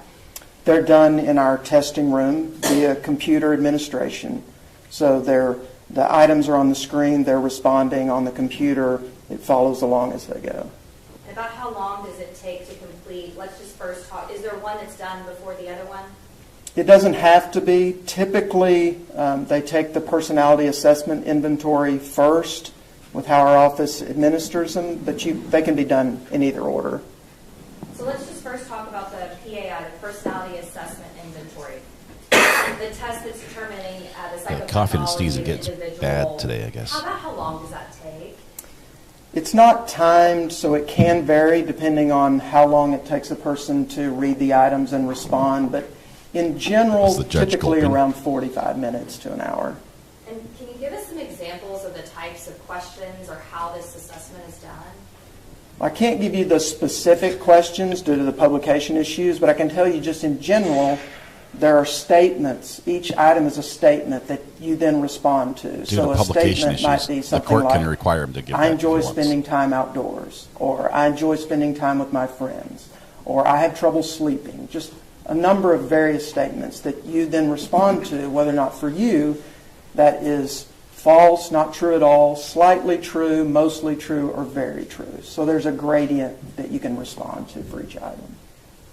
And whether that's done before or after the NEO personality inventory, regardless, what is as far as the NEO personality inventory, how is that administered? The same way? Same way. It's a computer administration. Again, there's items that they respond to, that they have a range of responses. For that one, they're responding anywhere from strongly disagree to strongly agree. There's a range. I will say the lawyer you know has fabulous hair, and I'm jealous. Is there a result of some sort that's given to you? Yes, there's a report for each assessment that's provided. Is that provided to you before or after you interview the defendant? Before. So I review the testing results before in case I want to review any of that or ask any follow-up questions with them. It's also required as part of the TCOL instruction that the interview has to come after the testing. And so overall, the personality assessment inventory inventory, the NEO personality inventory, are both of those, would you agree with, based on self-reporting, whatever they answer, and then it's reported to you? Yes, but the PAI is a little different in that it assesses the extent, what we call validity or impression management. It assesses the extent to which a person is trying to present themselves maybe better than they are or with little faults, or if they're trying to present themselves as having more problems than is actually present. The NEO doesn't do that.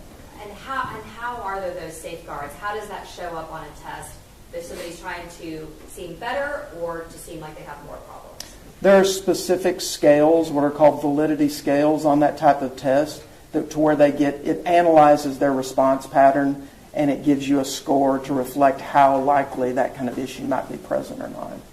And depending the type of, I guess, the request given, whether it be pre-employment or maybe for court, have you seen that before where individuals will try to act like they have more problems or more issues? Many times. Have you seen where people try to also, I guess, fake the test out or over-exaggerate how good they are? Many times. Okay. Try to kind of fake out the test. There definitely can be some significant positive or negative impression management depending on the context of the evaluation, yes. Hey, Michelle, thanks for the order. Good to have another mug going up to Canada. I appreciate that. See that? How do you make sure that the test is still valid?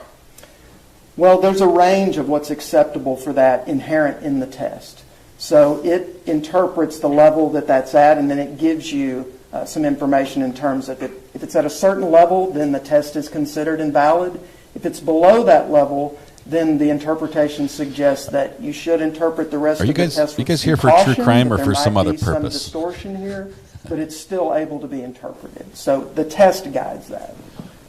All right. And so whenever you did review the NEO personality inventory and the results and the PAI results, did you have any particular areas that you explored with the defendant during the interview? Yes. Let's start, is there one that you prefer to start with as far as whether the personality assessment inventory or the NEO? The personality assessment inventory is the first test that he took and the first test that I discussed with him, if you want to go in order. Yeah, let's go in order. Let's start there.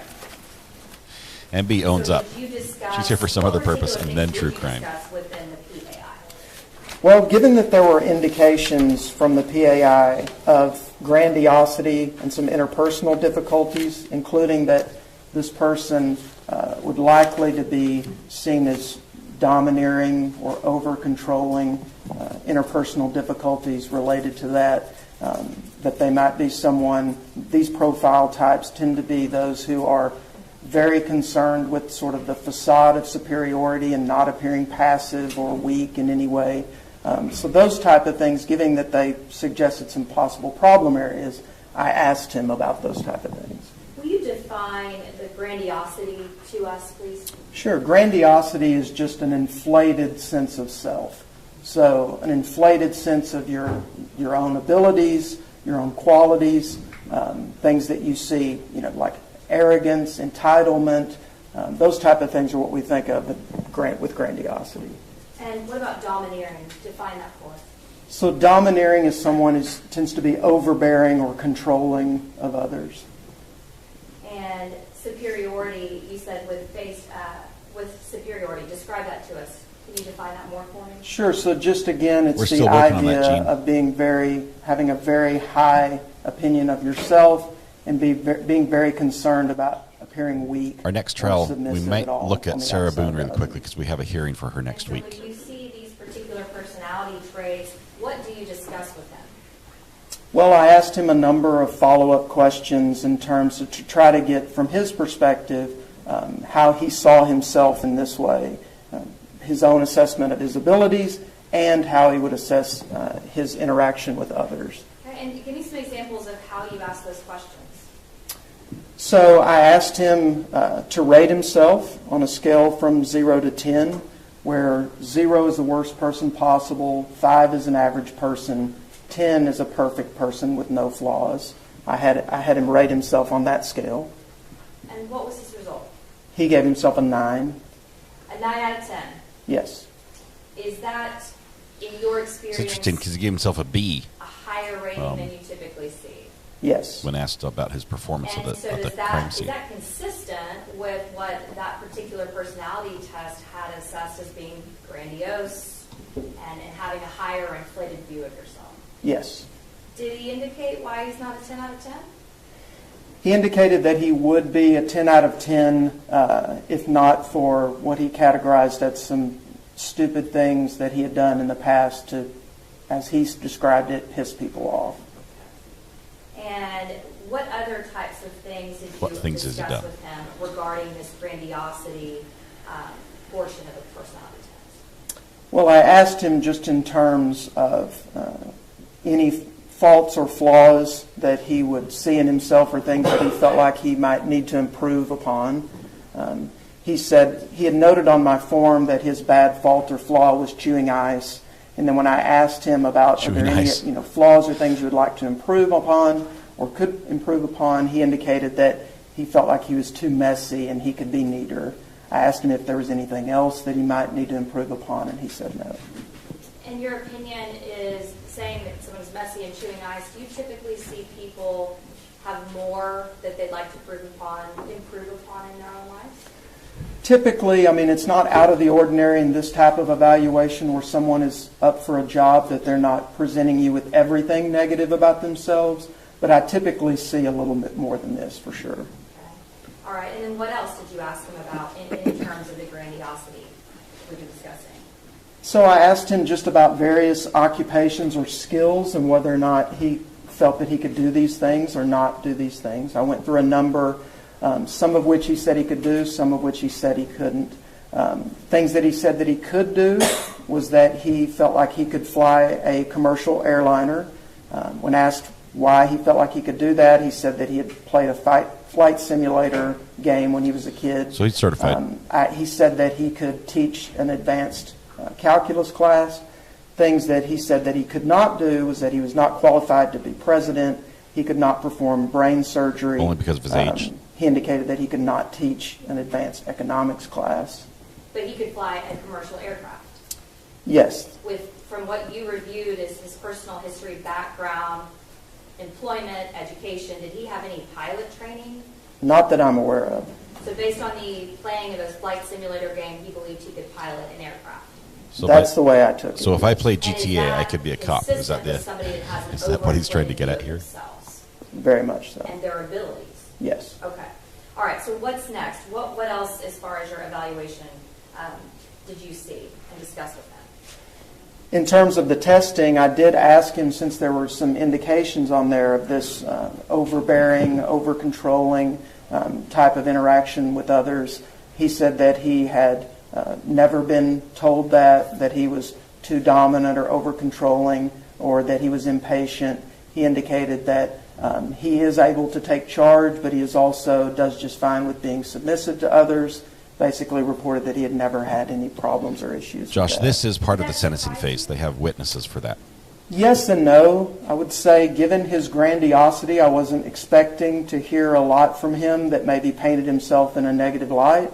But I was somewhat surprised that if that was his personality style, that he might not have ever heard that, at least from someone else, even if he didn't agree with it. Can't laughter. If you've flown one, All you've right. flown them all. So You should be good. What else was discussed with him as far as the concerns that you saw on the test?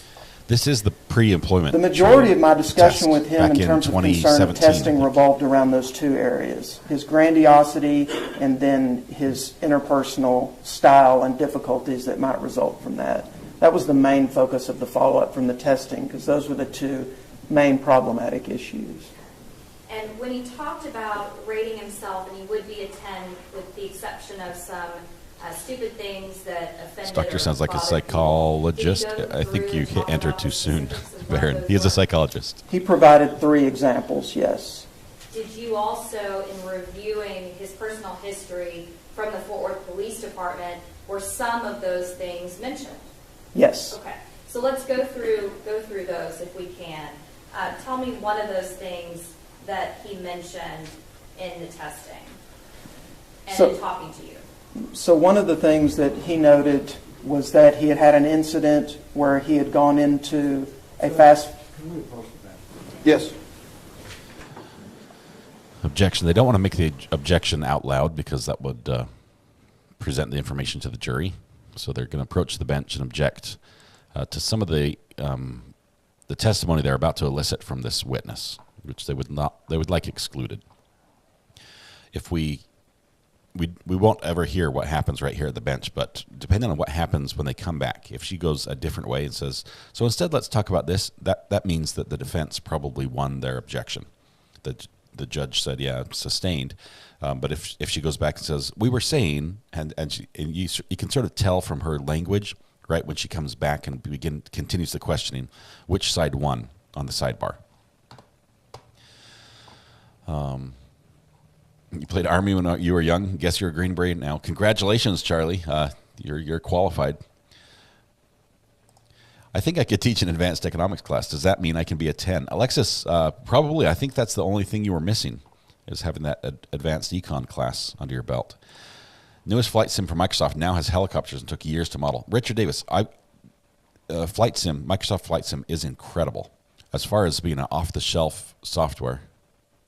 Well, jury's getting kicked out. We might get to hear a little bit about this. As far as being an off-the-shelf software that you can buy and run on a home PC, granted you can get all sorts of accessories for this. It is fantastic. The pilots fly it. The mapping system alone is unbelievable. I would not say that's all the training you need to fly a jet, but it has a very realistic simulation. I've got a buddy who flies it and loves it. Everyone may be seated. Before we get into that, I want to be clear on the record. Our first objection here is that we had a motion to limit on these matters that was granted by the court before we began testimony in this case. The court instructed the state to approach the bench and let the court know before they intended to go into any of these matters, and they were preparing to go into it before they were interrupted with an objection without approaching the bench, without giving the court an opportunity to rule on these matters. All right. Let's go. Ms. Dean. Okay, I was just asking you questions about the particulars of what was reported in the file, the personal history file from Fort Worth Police Department. Can you talk about the very first item?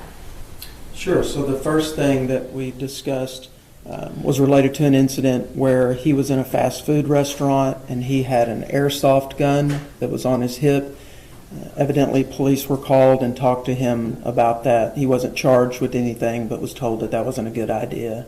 The next thing that he discussed, he said that it was about a year later. All of these occurred in his early 20s, he indicated. Was another incident with an airsoft gun where he and a friend were playing, shooting at each other in an area that was at or near a church or a residential area, near a creek. He said that there was a homeowner, I guess, that had seen them and had called police. Police had showed up and gave them a stern talking to, is the way that he described it in this personnel packet. And I had asked you earlier when you were outside the presence of a jury during the 705 hearing if you reviewed, and actually the defense counsel asked you as well, if you had reviewed this background information with the Fort Worth Police Department, and you had answered yes, correct? Yes. And you also had shown in, I believe it was that's part of the psychological evaluation, is that you do an interview with him to discuss those matters, correct? To discuss matters of his history is part of it, yes. Okay. All right. And then did you also discuss with him a matter that pertained to him being a student at UTA? Yes. Okay, tell me about that.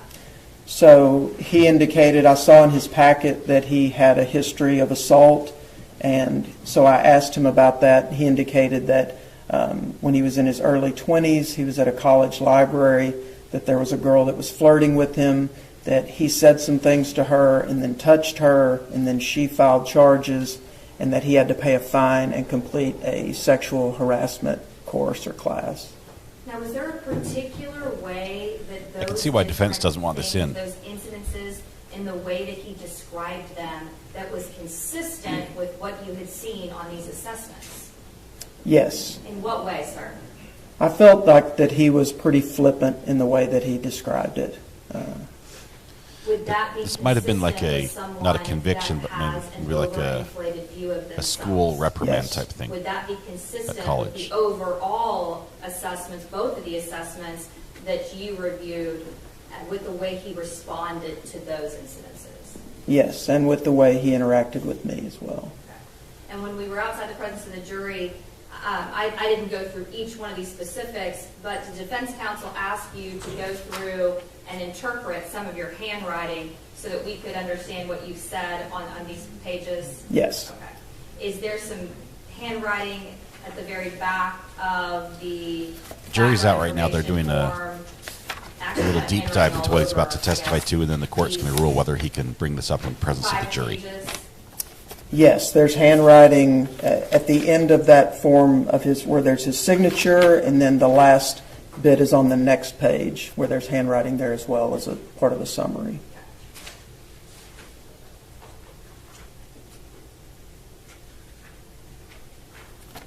Looking now here at the Fort Worth Police Department's background information.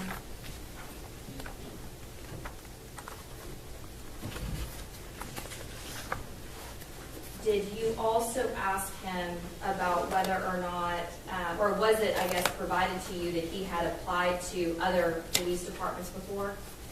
Yes, and I asked him about that as well. And did he indicate whether he had ever applied to Fort Worth Police Department before? Yes. And what was the result of him applying to the police department before? He told me that he had applied in around 2014 or 2015, that he had passed a psychological evaluation, that he had withdrawn due to concerns about his physical fitness at the time. And did he? And did you look through in the background information for Fort Worth Police Department whether he had ever applied to Reno, Nevada Police Department? Yes. And what was the result of his application to that police department? He failed the physical. Okay. And had he also applied to the Grand Prairie Police Department? Yes. And when was that? That was in 2016, I believe, per his packet. Okay. Was there also some information in this background form from the police department that he had been in trouble before for punctuality, being late to work? Yes. Okay.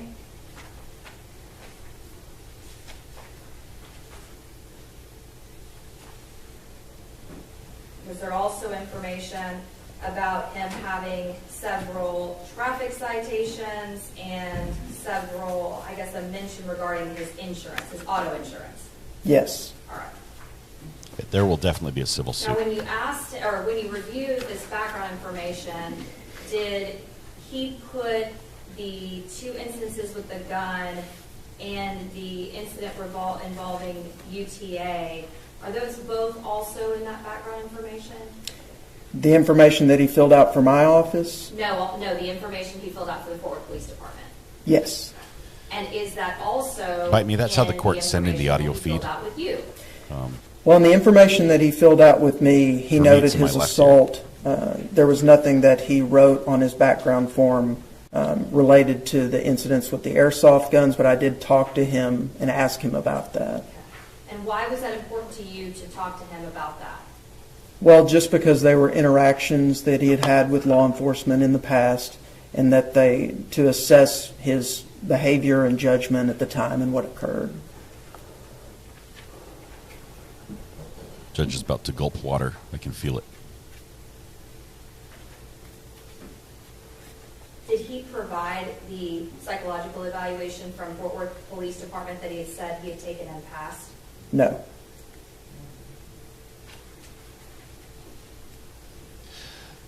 If he had provided that to you, would that be a part of the file that you would have provided to me? Yes.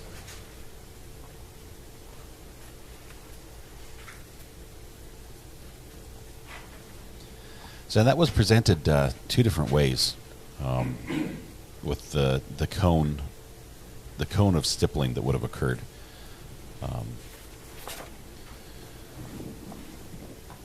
It's For me, that's not a deciding factor. It may have been for the jury. Explain this a bit, but I want to get a little bit more specific since we're outside the presence of the jury. When he talked about the incident in college at UTA with a female, did he indicate to you whether she, the female, was being flirtatious with him as well? That's the way he described it. Charlie, he's definitely getting locked up. We're just going to find out for how Did it long. appear And to this you that hearing, he was this portion minimizing, will or I guess determine that. Use the term flippant, minimizing or being flippant about this prior incident. Yes. It'll be their insurance that pays, I think. The city has insurance that pays out in cases like These this. things that we've mentioned specifically involving the guns and the incident with UTA, did those all appear to be consistent with someone that bears the same personality traits as this defendant? Yes.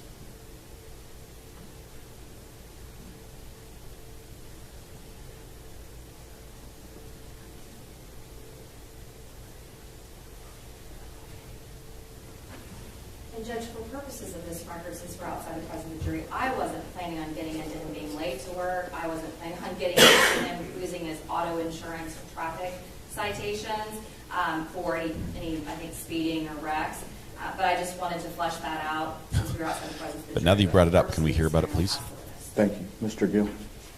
Don't have any additional questions, but I have some objections. Go ahead. Not only did the state violate the court's ruling on the motion in limine, but they're also attempting to get into matters that they did not provide to us in pretrial disclosure. Okay, let me hear about that. We were not provided any notice that there was any bad act involving an airsoft gun or being spoken to by police or anything along those lines. So we would object to the state going into anything regarding that. Response? Also, I'm sorry, response? May I respond? Yes. Yes. Thank you, Judge. Yeah, specifically, we did, and I can go through, does Your Honor have a copy of our? I do not. I do not have the gym system up right now, so. All the judge has is a big mug of water.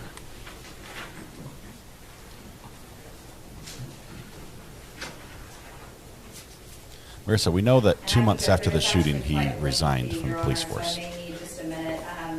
It's 13 pages. But I believe specifically I did go through and discuss in the 404 notice that was provided to defense back on April of 2022. And just to be clear also so that you know, Judge, we actually didn't provide this into GEMS or e-file it for a particular reason. We had an agreement with defense counsel that the 404 extraneous notice would be provided via email and acknowledged. Then I wouldn't have a copy then, would I? That's correct.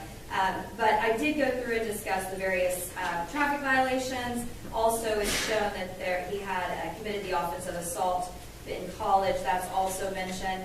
I talked about the receiving disciplinary action from employers, and I believe that we also discussed his, if you look for defense counsel, on page 12, it discussed him having, I discussed a particular other witness, but about him shooting guns, having guns, being very proficient with guns, and overly confident about guns, always being the person that wanted to protect others with his gun at the church. And I will probably just need a few more minutes, Judge, as far as if I gave What church was he going to that specifics needed about a lot of protection with the underlying guns? incidences that are in the background report that this witness reviewed. I did give notice that he had failed the psychological evaluation and had those particular personality traits. Those are things that are all considered within that packet of information that he's testified about. All of that packet of information was provided to defense counsel, the background information, as well as his failure of the psych eval. That was actually ordered, that entire file was ordered by Judge Hagerman at this point, months and months and months ago. All right. I've got some concerns about the airsoft stuff. So I'm concerned about it sustain your too. objection, don't go into the airsoft guns with this witness. But the fact that he's The 20 years old UTA carrying an airsoft situation, gun that's in a fine. McDonald's. But the airsoft guns, stay away from. Well, I have some further objections about this supposed UTA matter. All right, go ahead. I didn't give that to you. that is that this witness can state his opinion based upon the same opinion that he's already stated based upon his testing and the other portions of his interview without going into the underlying facts of that incident.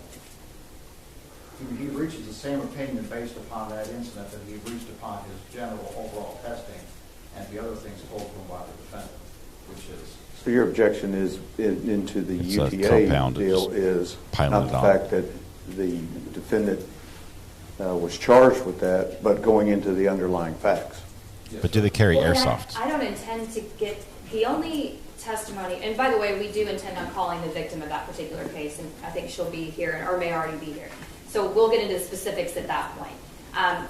But as far as specifics, I mean, it is the information that the defendant told him, and it's part of what he was asking and trying to clarify on as far as what the results of the personality traits were, his minimization and I'm okay with the I don't intend churches to get requiring into security. anything more My own specific church, about what I've been in happened. scenarios where This witness, we with the had exception of officers asking him undercover what he- that were with present what he that told you we had to happened, give a them simple instructions and assault things to dealing watch with for in female or a an specific assault dealing with situation. female.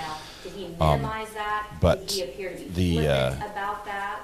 And did he appear to the way it was brought indicate out was almost like that she was he also was being he was flirtatious trying with to him? like it was It's action, consistent like he with was why he was believes physically it's doing the defending, flippant and he wanted to be the one that did it. minimization of it. I'm not. But I don't intend It to sounded get like it into was actually anything in a more. threat All right, I'll situation let you where ask he was very overzealous that way. That's general at least that's how questions in it sounded to regard me.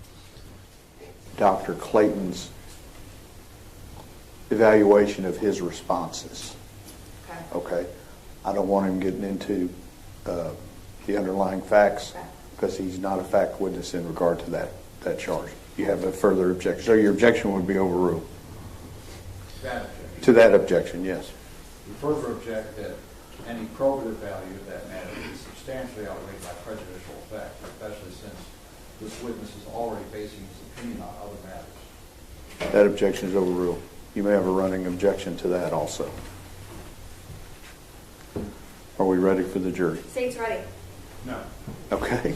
I'd ask the court to inquire from Manuel Mata, MAPA, is present in the courtroom. If they are allowed to be brought forward and sworn and placed under the rule.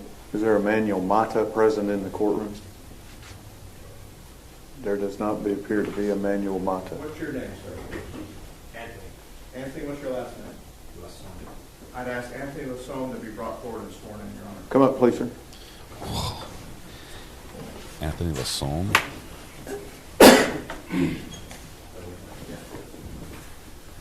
No, I need to swear him. Yeah. Oh, I see. Okay. Now, you know what? Just come up to the rail.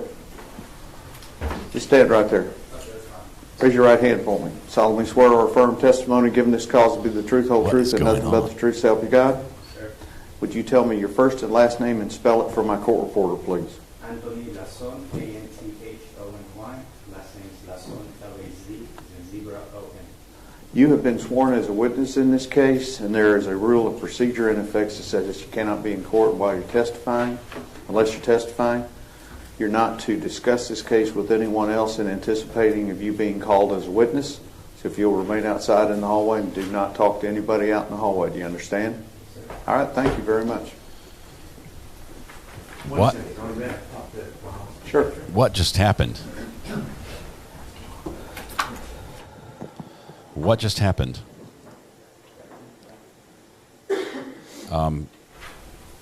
So the defense stood up and said they read a name and said we'd ask that this Everybody person, if he's ready? present, be sworn in and basically excluded. There's somebody they're trying to kick out of the courtroom. The judge says, "Is that person here?" They say no, and then he turns around and says, "What's your name?" and points to a guy, and the guy's like, "My name is Anthony Lazon, L-A-Z-O-N." I've just searched on here on Twitter to see if there's maybe some posting that's going on online, that maybe that shouldn't be. I don't know what's going on. This is bizarre. Everyone's a witness. Everyone's a witness. Who was that guy? Judge just kicked out a witness who was in court. They made him a witness. They asked that he be sworn in as a witness because the rule's in effect that he can't be present when other witnesses are testifying. That rule, as a potential witness, which the defense can basically call a potential witness, he gets kicked out. The judge did not ask for a reason. He didn't say why, but he granted it. What was that about? We have seen so much of this little bizarre behavior happening. There's just one more matter, Spence, real quick. Okay. We're all going to be sworn in. All of us. One more matter. What is it? Everyone may be seated. Thank you. Okay, Catlaw, I agree. Witness can't be in the courtroom while anyone else testifies, but I don't believe this was a person who Okay, so was folks, supposed to be a we're witness. still outside the presence of the jury. Let's listen to what That was a Justin. That was kind of an WFAA says interesting just for a minute. situation. They swore in this Anthony Lazon. That was odd. I mean, was why? someone's ringtone. Why do you think that happened?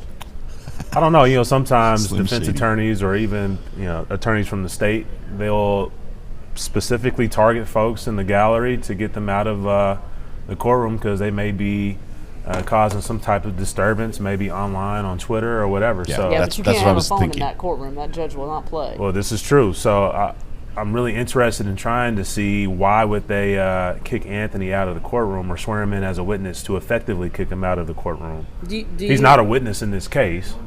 Well, what would he be a fact witness to? Right. I don't know. What do you know about him? Who is he? Anthony's been really involved in the community over the past few years. In the cases that I've been directly engaged with, he's provided this adds a little bit to it. protest support, but also community engagement. Charlie. He's a pillar in the activist community.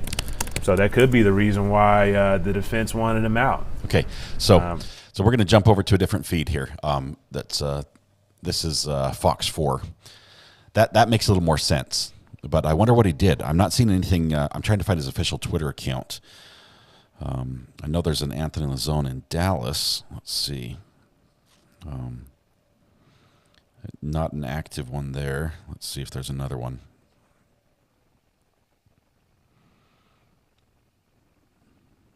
Yeah. Not finding it. So I don't think it was on Twitter. Whatever it was not on Twitter. Last name spelling, Lazon, Miss Chris. That's what they said. He was probably live streaming. That's a possibility.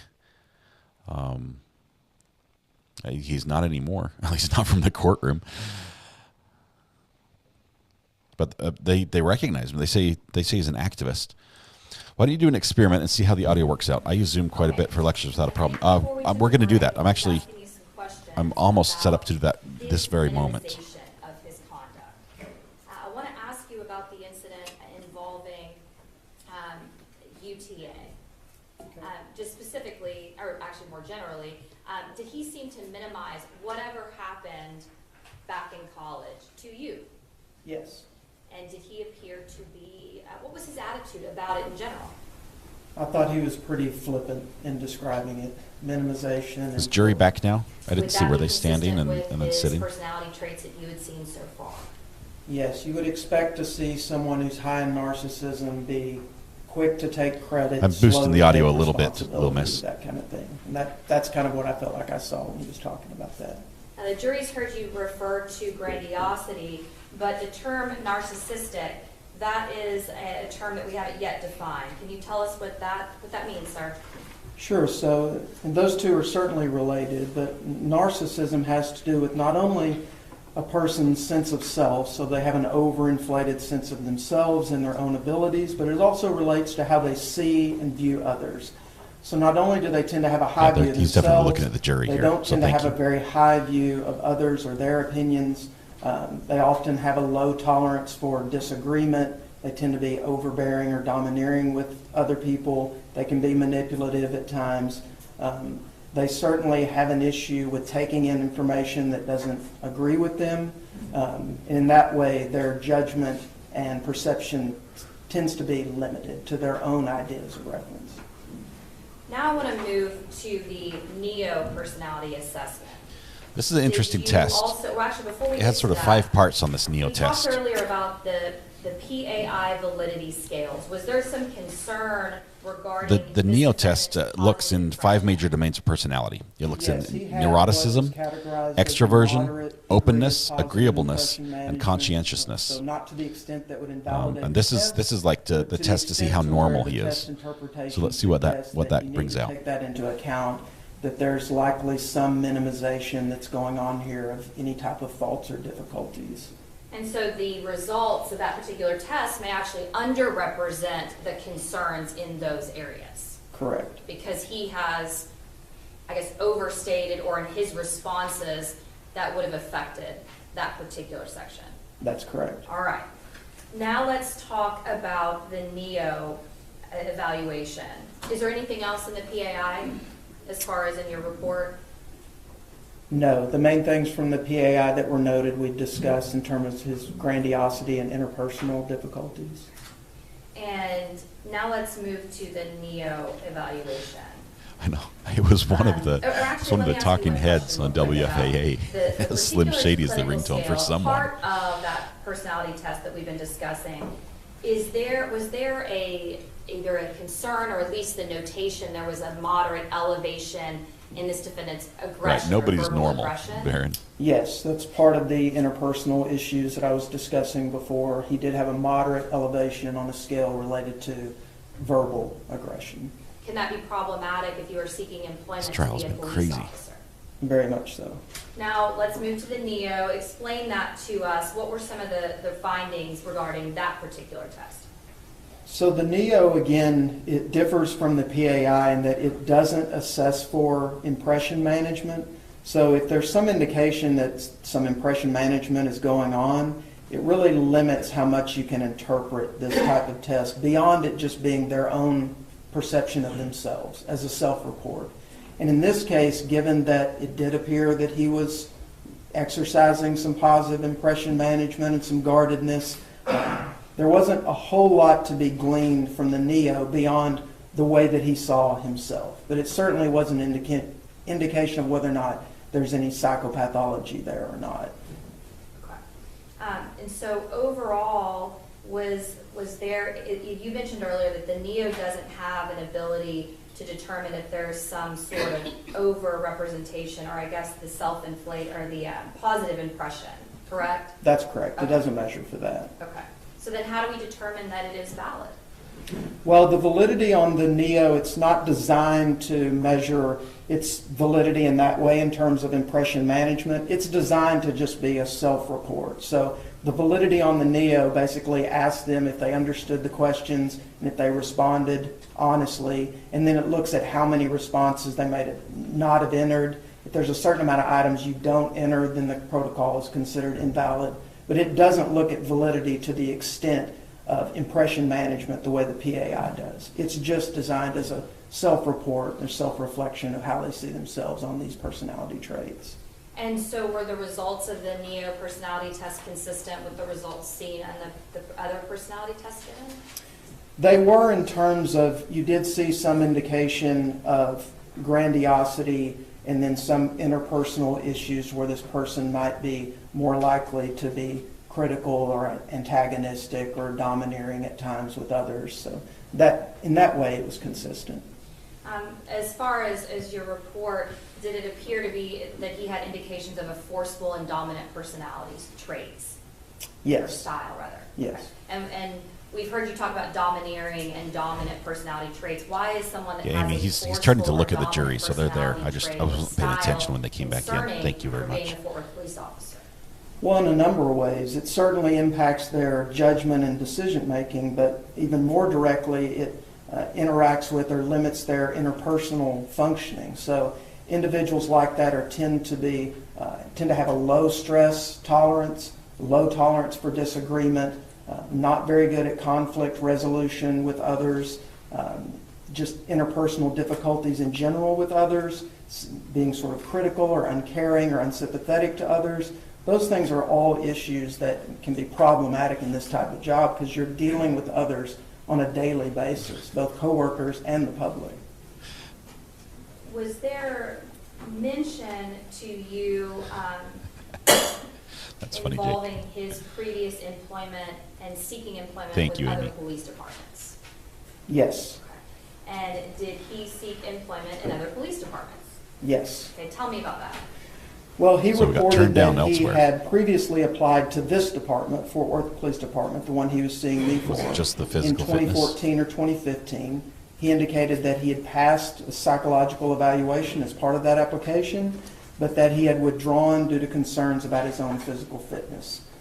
He didn't tell me about any others, but there were others noted in his packet, which included that he had previously applied with Reno Police Department and had failed a physical, and that he had also applied to Grand Prairie Police Department, but had withdrawn that to seek this position with Fort Worth.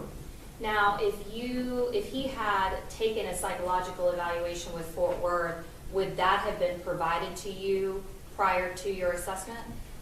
Typically, yes. If the agency has a prior evaluation, it's up to them what they provide, but typically we get that type of information. Had that been provided to you?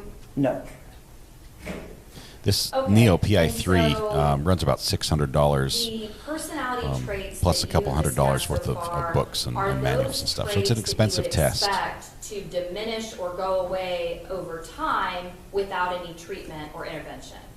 Typically, no. Why not? Well, because personality traits or structure tends to be, especially once you reach adulthood, tend to be fairly stable over time. You can see some changes in behaviors, things that And you this can Neo address in PI3 terms has of two symptoms versions or of tests. behaviors, They have a but once version for personality juvenile and one structure, for adults. once I it's believe he took the established, adult one. doesn't tend to change night and day. You don't typically see someone that's highly extroverted at age 30 and then at age 40 they're all of a sudden very, very introverted, unless something big has happened, whether it be treatment or a life event or injury or something like that. And the particular traits of the overinflated view of themselves, the forceful dominant personality, would that be concerning in terms of how they view, for example, a call when they're responding as a Fort Worth police officer, how they view the steps that they take? Yes. Objection, that's beyond the scope of expertise. Sustained. And overall, what was your conclusion of this It's too slow on the defendant's objection. psychological evaluation? My conclusion was that he was not psychologically suitable to serve as a police officer. That's And why is that's that? what they need. Because the results had suggested Not suitable. that he had a narcissistic personality style that would inhibit his judgment, decision-making, interpersonal abilities, and would make him more likely to engage in behaviors that could put himself and others at risk.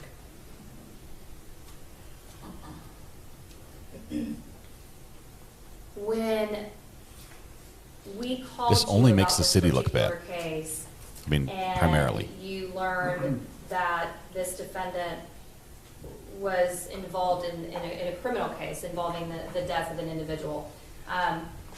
Did you know what happens, or do you Judge, ever? we're going to object to this. This is something that wasn't disclosed to us previously. Let me hear the question. Do you know what happens to those after they take their psychological evaluation? No. Let me answer that question. No, I submit my report to the agency, and then that's typically the end of the process for me, unless they call and have questions.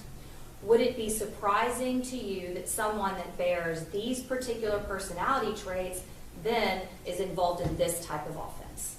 No. Why not? Well, because again, the higher you are in narcissism, the more likely that you are to engage in things that maybe poor judgment, decision-making, problems interpersonally, overconfidence can impede their judgment. They can tend to be, the higher you are in this, you tend to be more reckless, less prudent, just in general. Now, and you mentioned earlier in your testimony that in order to be a police officer with Fort Worth, you have to get a passing psychological evaluation, correct? Yes. And so, do you know how he obtained a passing psychological evaluation after you saw him in March of 2017? I mean, I would assume because I know the appeal process, but I don't have any records or haven't reviewed any evaluations or the procedure on that he underwent. When you just said appeal procedure, tell us what you mean by that. So just in general, typically the way this works with an agency or department in Texas is that if a person does not pass a psychological, then they can appeal, and as part of that appeal, they see a panel of 3 psychologists, psychiatrists, or doctors who are able to evaluate this. If all 3 of those psychiatrists or psychologists unanimously say that this person is psychologically suitable, then they can pass and move on from that. If not, then the process stops from there. Okay. And in your opinion, are there, when you say that he does not appear to be psychologically suitable, do you have characterizations of whether you can pass or fail a psych eval? It's a judgment based on the evaluator, but there's not a test score or anything like that where there's a cutoff. It's just my judgment based on the assessment and the job description of what's being asked for here. Are there times when there is a clear, I'm going to use the term pass, but clearly that they are suitable for the employment, and times that it's very clear they are not? Yes. Are there also a category where they might be a little bit in the middle, where there's a little gray? Maybe they could, maybe they couldn't. You have some concerns, but they might be okay. Yes, I would say that's where these tend to fall in those three categories. Where did he fall? He falls in the clearly not suitable. I'm going to pass the witness shot. Cross-examination. Two strong opinions from this guy that he was not suitable to be a police officer. Said that the practice of psychology is highly subjective. Would that be a fair statement? I think it depends on what aspect of the practice of psychology you're referring to, but it definitely involves, from my standpoint, it involves a clinical judgment that I'm making based on the evaluation, yes. And that's a subjective judgment, isn't it? Yes. There's not a measurement tool that you can use to evaluate someone's psychological makeup, is there? There's not anything like an X-ray that shows you one thing definitively. There's testing you do, interviews you do. From all of that, you try to form an informed clinical opinion, yes. And you make your living by examining people and examining situations and developing these opinions, isn't that right? Yes. And other psychologists do the same thing. Yes. And you know that if Aaron Dean became a Fort Worth police officer, that it was the opinion of 3 other psychologists that he was, in fact, fit for duty. Is that right? Yes. So 3 other psychologists reached an opinion different from yours. Is that right? Yes. And that would have been around the same time that you talked to Mr. Dean. Isn't that right?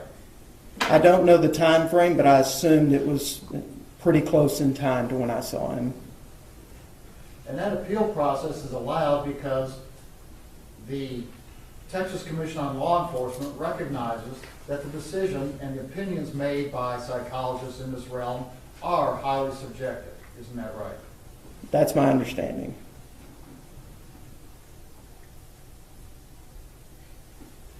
So is that the only time that you've ever talked to Aaron Dean?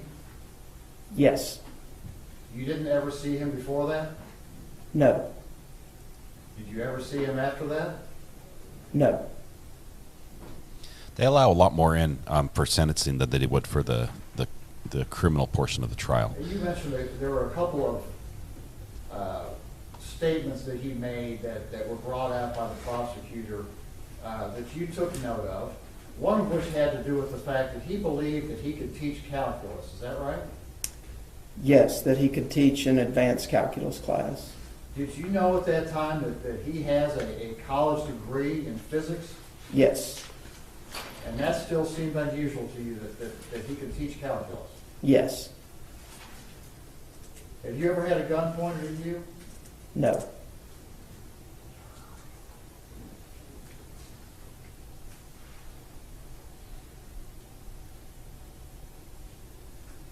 The matters that you talked about here today in front of this jury, one of those matters had to do with an alleged incident that took place at UTA. Is that right?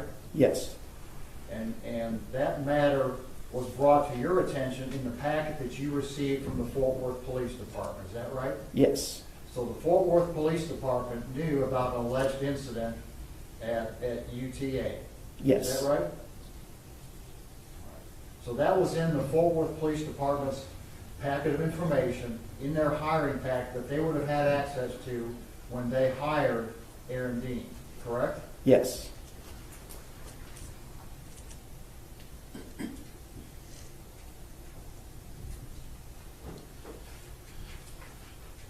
We passed the witness. Read the record. Can I have just 1 second? Yes, ma'am. Okay, so yes, this guy thinks May Dr. Clayton be funded? thinks he was not fit to be No a objection from the state. police officer, but 3 other professionals in his same field looked at the same data and said he is. Shane, welcome. There's a chance it could be today. This is the sentencing phase, so prosecution is presenting evidence that will be considered by the jury, and then defense will present evidence that will be considered by the jury. And it's possible we could have a verdict on the sentence Okay, I'll today. make short break what I did. So give me a few minutes. And the judge has been chugging water. See you in a little bit. Need a quick break from the judge. Okay, so we'll stay here while that happens. Crazy stuff happening in the courtroom as well. We've had another person. Well, the defense called out two people. One name was not in the courtroom. They wanted them called as a witness and excluded. When the judge was not able to locate that person in the court, instead he turned and pointed at somebody and said, "What's your name?" And he's like, "Anthony Lizon, I think was the name." And he said, "I'd like him sworn in as a witness because something he did was not pleasing to the defense." And the judge did it, swore him in, and said, "You can't be here under the rule as a potential witness. You cannot be here when any other witness testifies." Let's see where we're at. Got a little bit behind in chat. Let's see. I appreciate everyone being civil here in court. I know we have, or in the chat, we have some varying opinions in here. Let's make sure we don't have any personal attacks and keep it interesting. Keep it sort of family friendly. I know some words can slip in now and then, but let's try to keep it a little bit tame and get some discussion going. That would be great. I appreciate all of you being here. I want to add, says Alexis, that he's aware of it. You're talking about your family member who's a police officer. He's aware of having a sort of a guarded empathy, that he works on developing appropriate levels of empathy and discernment, but it happens, compassion fatigue. Right. Police officers see rough things on a regular basis. They see things that are difficult to deal with. They respond to situations that would bring a tear to most people's eye, and they do it day in and day out. And there is a wall that they build. A lot of them build.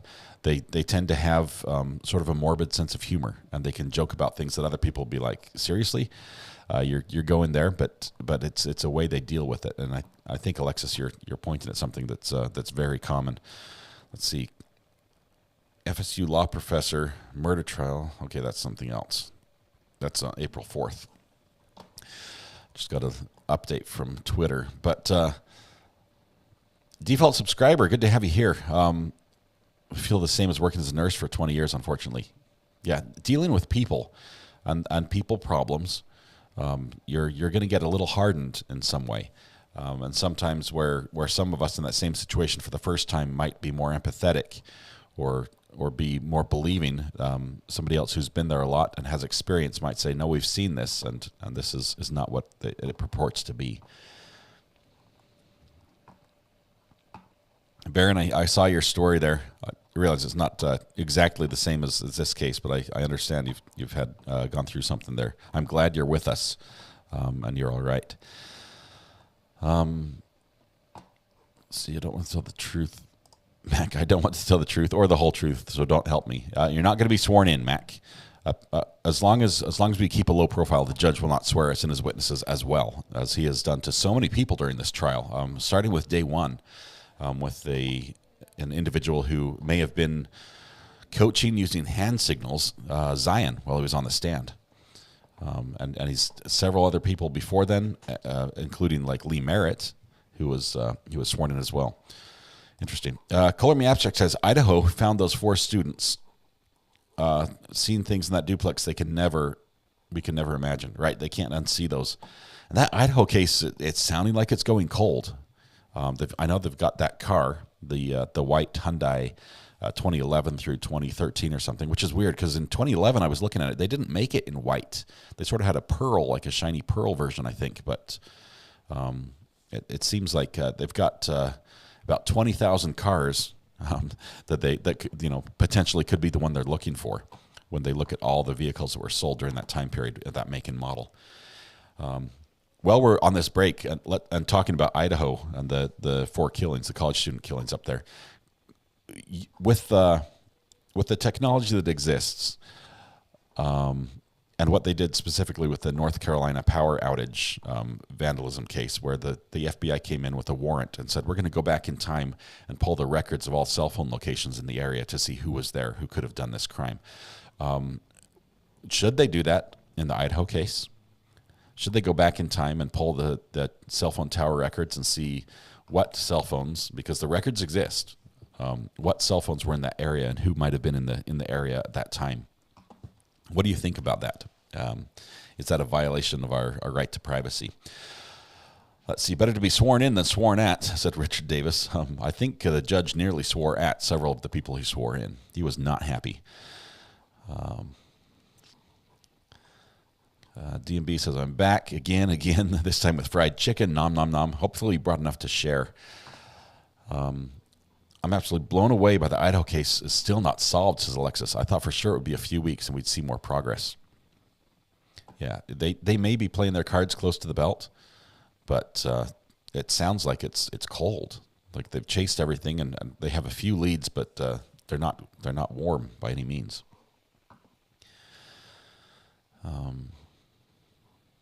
Suzanne says, MB, when I open myself up, everyone's feelings fill me up and can overwhelm me. It's very difficult. Hugs, sweetie. Yeah, please, hugs to everyone all around. You guys are amazing. This is a great chat. And we talk about some rough things. So thank you all. Army Mom says, I agree with it if it solves a crime. Do we have an expectation of privacy with our cell phone ping data? I guess that's what the underlying question is. It says they have 22,000 white cars to sift through as tips. That's not promising in my opinion. It's a lot of cars. And these aren't, they don't all have like an OnStar type thing that they could, you could find. You'd think they would be able to go through registration and limit it down, but I know they were looking at the border at one time as well, seeing if the border had any records of similar cars passing over into Canada.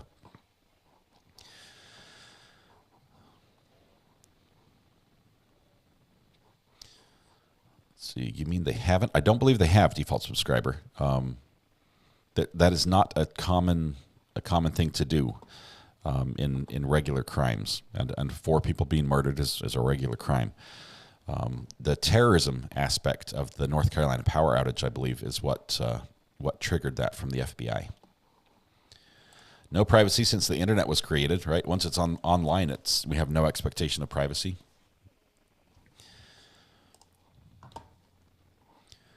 Waiting for the judge to get back from his break. He's in guzzling water all morning and needed a break because the jury got one and he did not.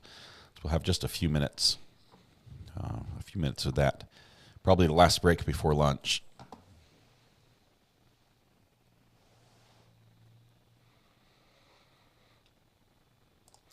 Patty J says, I think they know who and are getting evidence together. DNA takes a while, especially when it's mixed. I do believe there will be some DNA evidence that they get, but it would have for it to be useful for them. They would have to be able to isolate and say who it was, and there's a good chance that there's a possibility that the murderer DNA is not already on file, and so they have an unknown DNA, but where they rule out all the knowns, and then we basically have to wait until that DNA comes up through the regular course of crime and analysis. Or maybe someone doing their own DNA test to see about their ancestry, and then they show up on a database somewhere. Bella says, if I talk about anything I want, my phone starts sending me ads. Yes, you've discovered why Amazon has all the Alexa devices in your house. I feel bad for whatever NSA or FBI agent is monitoring you. It probably is not an individual agent at this point, Johnny, unless you've done something really bad. Unless you've really crossed the line somewhere. You probably are under the radar, just being monitored by a machine right now. Will the sentence be enhanced by the fact that a child was present? Douglas, I think they would have to charge that as an aggravating factor. And he never saw the child, so he was not aware a child was present. I think he would have to have been aware the child was present and committed the crime to get the aggravating factor, or at least have a reason to believe that a child was there. He saw the child afterwards and thought, why did you bring a child to a burglary? But I don't think beforehand he saw it at all. But I don't think they'll add that on afterwards. So some people were saying that that's possible in the sentence, even though the manslaughter sentence could be anything from 2 to 20 years in prison. and a fine of up to $10,000, that he could get just probation, that he could be sentenced to probation. I will say that if they do sentence him just to probation, not that it's right, but if they do, I believe the odds of there being protests and a lot of uproar about that go up dramatically. Even if it's just on the lighter side of the possible sentence. Let's see. Didn't know he had to be aware. I might be wrong, Douglas. But I think that was an element. TBR says, Katrina, am I blocked? TBR, you are not blocked. Although you could be a blocker, apparently, from your photo there. It looks like a University of Utah football jersey on there. Looks great.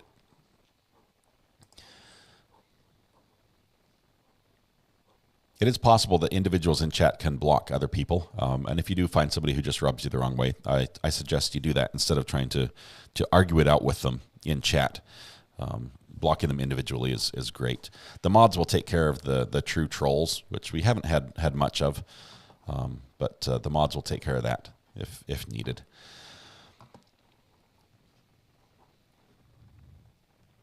Still waiting for the break to end here. Sometimes I block myself, says WeatherWatch. That's the hazard of being a mod. Great responsibility, great power. Mistakes happen. If there is a mistake made by a mod, reach out to me on the burner phone.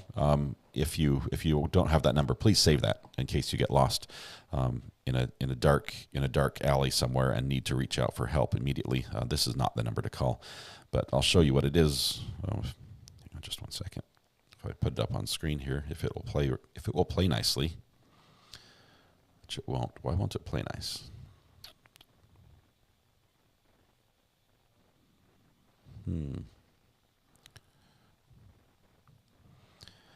Yep, the software is not playing nicely. I can't show my burner phone. So Abby posted it instead. Recovery Addict burner phone is available for you 24 hours a day. Call this number. You can leave a voicemail message. You can send a text message, or you can send a photo to this number. It will come straight to me. I'll review it. If it's appropriate and if it's pertinent to the discussion at hand, there's a good chance what you send may end up on the air, either live or one of our weekend shows that we do, just to recover from what happens during the week. But that's always an option. It is the burner phone, so at a moment's notice, I can throw it away and not be pestered by any of the spam that you guys may sign me up for on that number. But appreciate that. Anyway, so if you do have a problem, if for some reason you are wronged in chat, and by wronged I mean one of our mods may have accidentally banned you when they were trying to click on someone else, contact me on that burner phone. I'll do a quick check and I can fix it. That's what I'm here for. Richard Davis says, I have no problems with pings as long as it's not used for fishing expeditions. There is a specific serious crime requiring it. Only relevant data is retained and the warrant obtained. Right, but are you cool with, give me all the pings for these towers in this county so I can see who is in this area? And then we'll sift through and decide what is not important.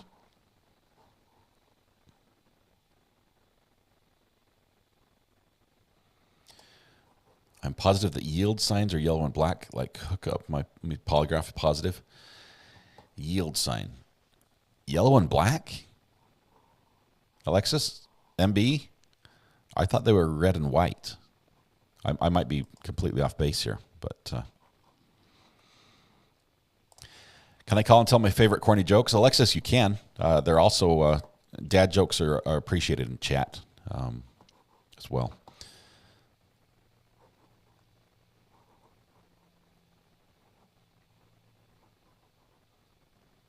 Pings are sold to anyone. You're saying the data from a cell phone provider is sold to anyone. I think it's not sold in bulk data though. It's not. You can't just collect all the data.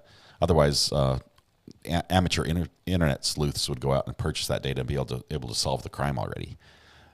I believe it is information is utilized and sold to businesses indirectly in the form of advertising, basically, so that. You might be getting targeted advertising based on your location and proximity to a business. So I believe it. I believe that's how it's traditionally done. Yeah, I believe they're red and white as well, Johnny. I'm with you on this one. Let's see. Or are we talking about signs from another country? Here's a caution sign. No wonder I'm never yielding. It didn't look like a yield sign to me. It was the wrong color. Then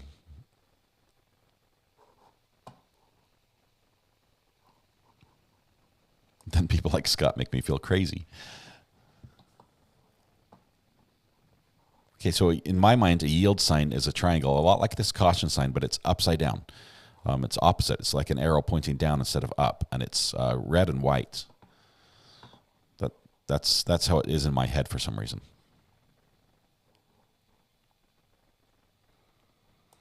In a rotary, as far as like a circle, what do they call that? I've got one over by my house. They just put it in. It's an intersection that doesn't require anyone to stop. Everyone just yields and travels around the circle, counterclockwise here in the United States. A traffic circle. Abby says, recovery addict, I saw yesterday something that at 3 a.m., the time they think the murders were taking place, the cops were in a field behind the house seeing to some drunk kids. Yes, I saw that as well. I don't think that that they were related. I think they ruled that out. I think they would have noticed if those kids were covered in blood or something like that, which I don't think was testified to. Michelle's on board as well. Johnny Law says, now I'm questioning everything. I don't even know what yield means, says Ashley. Note to self, if Katrina is driving, park your car and run. Rotary, a roundabout. That's the word. That's a roundabout. Thank you. Roundabout. In New England, we call it a rotary. So Elizabeth, let me think. I think it's in Hemel Hempstead in the UK. I think that's the city. I think that's the town. In Hemel Hempstead, by what used to be, I think it was the Kodak building, if I remember when I was there, they have what we called a magic roundabout, which was not just one roundabout, but it was one large roundabout with 6 smaller roundabouts around it. And so each roundabout, each traffic circle like that, if you envision that with 6 around it, you can actually drive around the big roundabout either clockwise or counterclockwise. Ms. Turner? See what's happening here.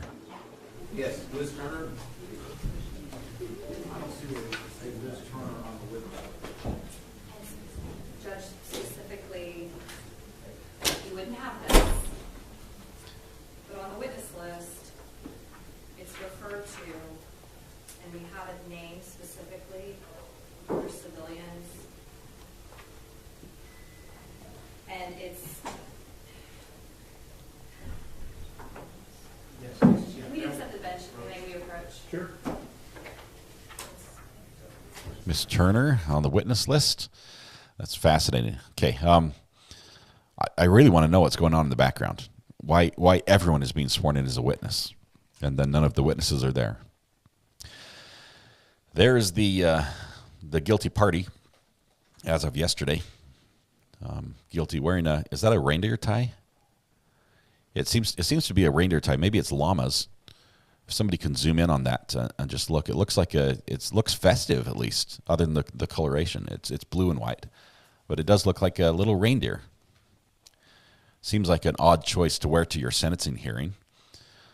Would have gone with something a little more muted and not so jovial. Anyway, so did I finish the story about Hemel Hempstead, the roundabout? You can go around either clockwise or counterclockwise. I'm now getting pictures of yield signs texted to the burner phone. Red and white yield signs, I might add. You can go around on the inside one direction, on the outside the other direction. Both of them, you're entering and exiting the circle to go from one circle to another. But watching the whole thing from an elevated position is just bizarre. But the local traffic handles it just fine. And it's amazing. It's fun to do. Is there a rule, so for those of you that have traffic circles or roundabouts in whatever area you are, is there a law on the books about how many times you can go around a roundabout before you exit? Is that on the books? I'm curious minds need to know. I don't think I have it. It might be upstairs. What key? Oh, it's upstairs in the tape. Okay, thank you. All right. Nope, says Ashley. No rule. You can just go around and around. Nobody knows in my town. Ask Clark Griswold. Does he go around quite a few times? I don't remember in that part of the show. We're getting, I love the yield sign. Let me see what's wrong with my switcher and that it's not letting me load images. I'm going to reload the switcher software. Okay, still waiting for trial to come back. I mean, the audio anyway. I despise roundabouts, says Kathy. They make my anxiety go haywire. You get dizzy, you do. Maybe that's why the law's in place. Matthew Harris says, I smell a law video coming on about roundabouts and how many times you can drive around them. And look forward to that, Matthew. Matthew, let me know maybe on the burner phone or in chat if you want to try doing a live stream here today with a connection and get you on video. Saturday, it might have to be in the afternoon. My morning got eaten up by another appointment. We have lots of roundabouts, but don't know about any rules. Nobody knows about the rules on a roundabout, which is why so many people stop when they approach them, even when they're empty, and other people just continue zipping right through, even when they should be stopping. Satan's final request before being banished to hell: can we please have roundabouts in traffic? Yeah, they're bad. I will tell you what's worse, even though they're more effective, is the no left turn intersections that require you to drive through and then make a left turn. On a bulb turnaround and come back through the intersection again to turn right. That is the spawn of Satan as far as traffic layouts. Tiny stags on his tie. So I didn't see the antlers. I did see the basic, like the equine type shape, like a horse or a deer possibly, but. It looks like reindeer, possibly a whole bunch of little Rudolphs. Good morning. Raise your right hand. Solemnly swear or affirm testimony given this cause to be the truth, whole truth, and nothing but the truth, self God. Yes, sir. Okay. Okay, this is another 705 hearing of Vordaer. Of your jacket for me. Just clip that right to your water bottle so we can hear you drink. Okay. All right, so do what you can to keep it back behind you. Yes, All sir. right? Yes, sir. All right. Mr. Smith, is this your witness? Yes, it is, Your Honor. Another state's witness. Would you state your name for the record, please? Elizabeth Turner. And Ms. Turner, where do you live? I live in Fort Worth, Texas. And what do you do for a living? Without telling us where you work. I work in financial services. I am a director at a financial firm. I work in our project management office. And what did you do before you worked as a financial manager? I have been a project manager Right. for the bulk of my career And at the intersection of technology and finance. And where did you go to school to get this job? That's a road, technology and finance. My alma mater is the University of Texas at Arlington. And when did you go to school at UTA, as it's known? I enrolled she's- in this spring is of where it comes in. 2001, She and is the I person that graduated maybe, in that 2006 he, with my baccalaureate and my touched. first master's degree. At UTA. That's what I'm guessing. What did you study? Information systems. And Judge's the mic College is of off right Business. now, which is why we're only hearing audio in the While left going channel to UTA, did or the you right, meet depending on how you're set a up. person named Aaron Dean. Yes, I did. Do you see that person in the courtroom today? Yes, I do. Yep. Would you point to that person and describe what he's wearing? Look how quick she points. Ready? Him. Aaron That's Dean, him. the gentleman seated in the suit at the end of the table. He did not Does the stand. record reflect the witness identified the defendant in open court? He did How not did stand. you That's the meet first the time Aaron defendant Dean has not at stood when UTA? he's been asked to be identified. I met Aaron Dean when I was about 16 or 17 years old. I founded and led a student organization called Homeschool Graduates at UTA. Aaron was a member 16 of the or 17. organization, and that's how we became acquainted. So he was homeschooled. That was interesting.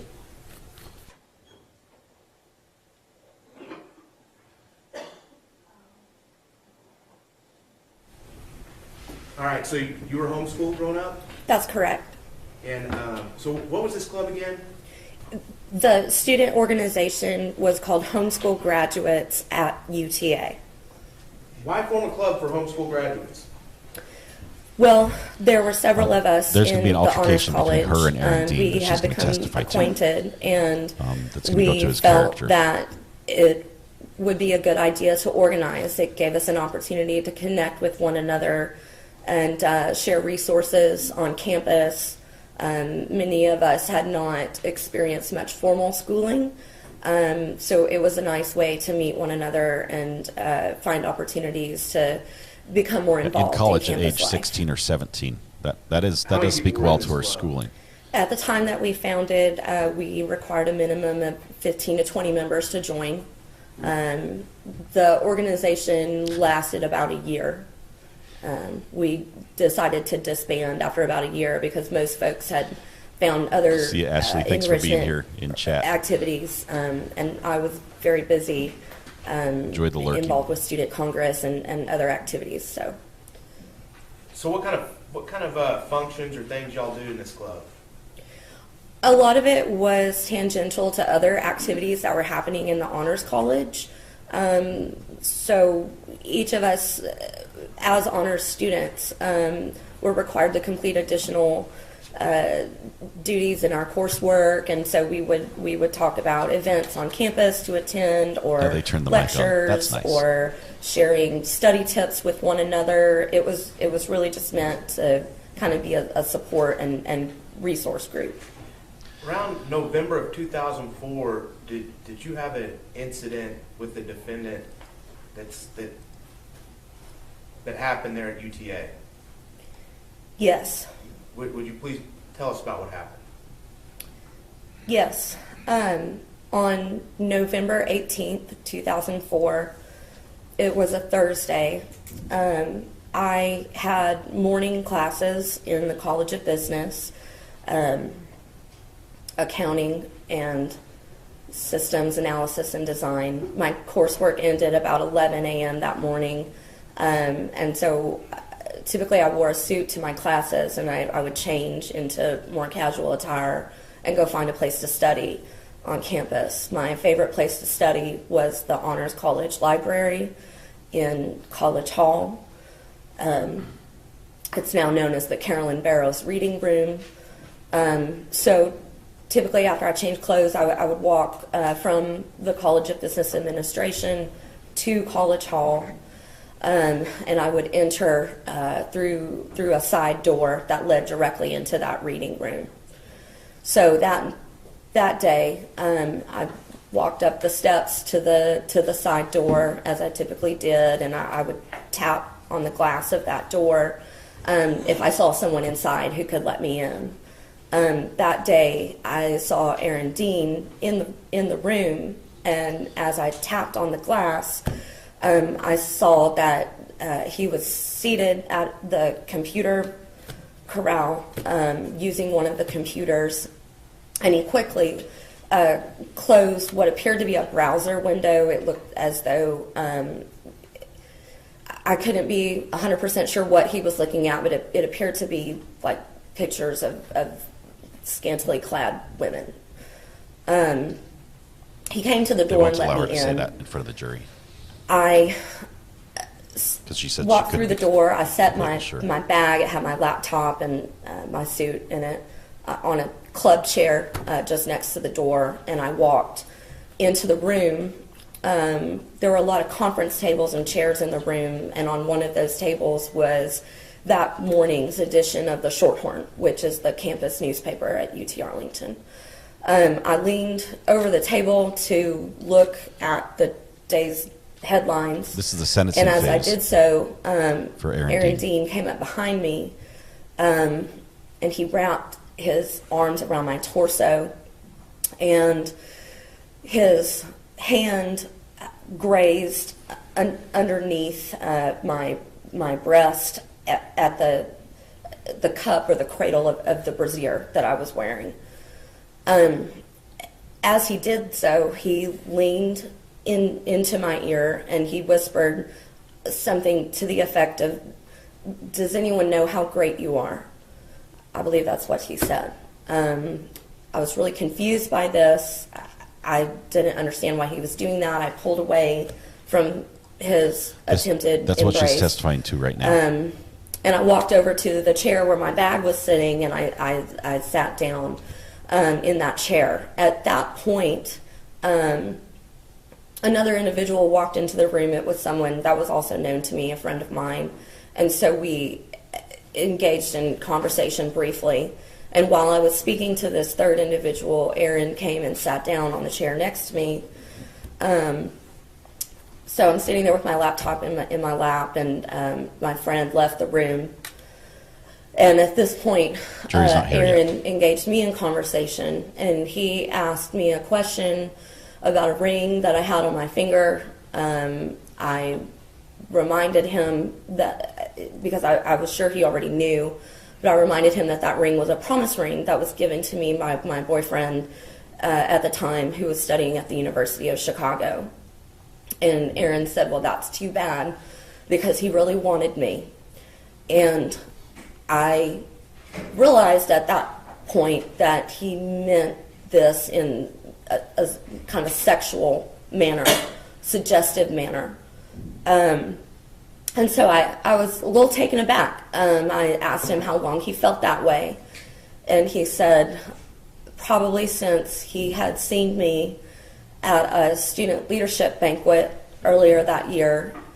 And he mentioned that I was wearing a dress that he really liked, because he could see the tops of my breasts in this dress that I was wearing. And when he said that, he reached over in his chair and he took his finger and he placed it on my right breast, and he traced the outline of my breast with his hand on my body, touching me over my shirt.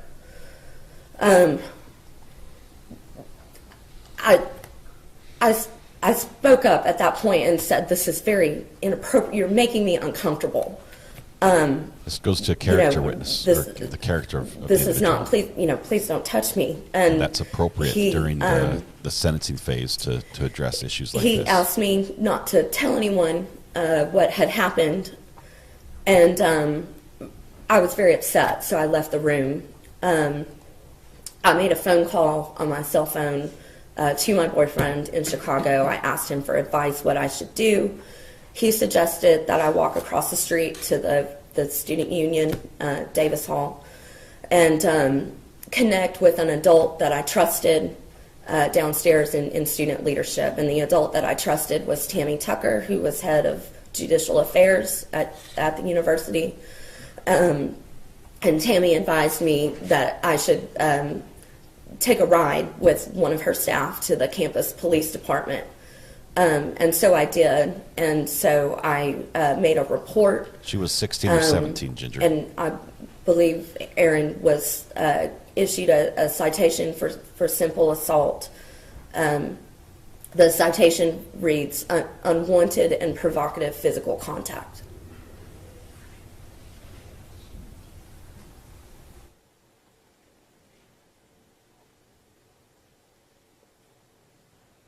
Were you ever romantically involved with the defendant? Absolutely not. Did you ever flirt with the defendant? No. Had he ever shown any romantic interest in you before this incident? Not to my recollection. No further questions for the purposes of this hearing, Your Honor. Cross-examination.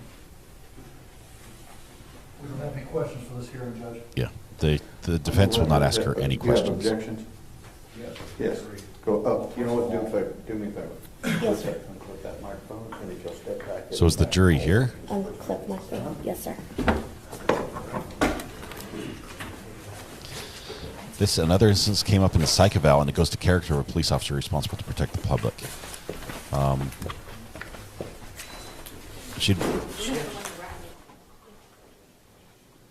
What they say there? Mr. Gill. First of all, we object that we were not given any pre-trial notice that this witness would be testifying. We don't have any notice that this man would be testifying here today. That objection is overruled. We further object that a jury would not be able to believe this testimony beyond a reasonable doubt. That objection is overruled. But I do have a limitation. I don't want her, she was not sure about what she told you. thinks she may have What seen on the she laptop. may have seen that will not be allowed. Okay. Don't go into that. Yes, sir. May I have a moment? Absolutely. And we are going to put this on the record, mark this for first the record.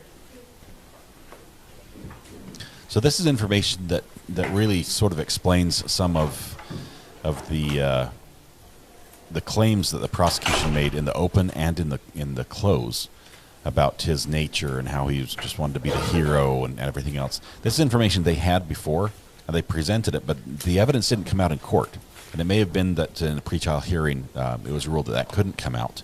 But obviously, they can, in open and close, they can sort of get creative a little bit, and so that's where it showed up. And now we're starting to see the basis for that behavior from the prosecution. There will be people who testify who's good character also. I believe so. That's the purpose of this portion of the hearing. Now we're going to have the jury brought in. The witness has been instructed not to say anything about what she thought she saw him looking at on the computer in the library. They may be able to go all up to the point where she says she tapped on the glass and he quickly closed the browser type thing, and then stop there, which would leave an implied. For purposes of just the record only, we plan to offer State's Exhibit 126, which is include all the incident report as well as statements, some additional information all provided us from regarding this UTA incident. This has all been provided to defense counsel. Hey, That's Baron, Exhibit 126. dial it back a And I'll bit, show bud. them a copy in just a second. State's Exhibit 125 is a disclosure that we have provided via email to defense counsel prior to trial, and I can get the specific dates on that as well. It would have been in October of 2020. It would have been in October of 2021. And included in State's Exhibit 126, it indicates I didn't see what happened. It looks like the mods of this deleted the message particular already, so I witness, didn't which see. is But referenced in please our take witness appropriate list action. that was filed back in November of 2021. It specifically says KS, formerly known as ETC, provided report and TSP for full name. Included in State's Exhibit 126, it goes through and has a Elizabeth Catherine Sykes mentioned multiple times throughout the course of her report. And so I'm going to provide them. Motion to Dale. I'm listening. And so we'll offer those, 125 and 126 for the record only. Any objection for purposes of the record? Your Honor, no, but if we could clear up so we can find it in text share, if the state can tell us what the file name is in text share for the document that they're marking, so we can compare it to the court's file mark copy of 3914. All right. This is back to the Mr. Lane with the paper file. We're trying to make sure we have everything. Understand. So for purposes of the record, 125 and 126 are admitted right now, and we can work on the text share issue as we go throughout the day. Okay? Well, yes and no, Your Honor. Yes, we can, but if it wasn't, I'm just trying to make sure, I take their word that it's We took care of it, Charlie. Find it in here, Okay? and when it was turned over, But, with the exact file name, because if you search the just know that acronym, sometimes ETA, people create different accounts and try to that's come not back, it. so All it right, might Mr. Smith's it might looking at it right resurface now, again. so hang on just a minute. Generally, it gets worse, and we just have to take quicker action. We're talking about other stuff, don't worry. Understood. And for purposes of 125, that was an email provided to defense counsel. That's a disclosure. that has been She's back provided. because they had And some also, discussion the about NTSB her as far as whether or not they would allow emails, her as a witness. but So she was out of the trial for that It is brief an email. discussion. Now she's back. She's about to testify in front of the jury. The jury will be brought in here in just a moment. They'll be informed that she's already been sworn, and then the line of questioning will begin again. So we're going to hear that same line of questioning, probably not in too much more detail than we heard already, because she was very specific in the initial time that when in this little voir dire. But Exodus, obviously anyone who's directly impacted by this can make a victim impact statement from either side. But that will happen after the sentence, and probably immediately after the sentence, maybe within a few minutes. And is defense counsel satisfied with what's been provided in TSP now that he's had opportunities? Hold on one second. No. Okay. No, did you hear that?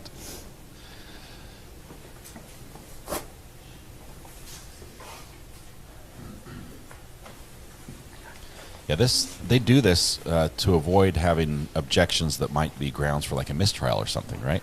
The judge gets to sit here. They can see what sort of information we brought out. The arguments can be made back and forth why it should or should not be allowed. The judge can rule on it, and then they bring the jury out and go through the same steps again.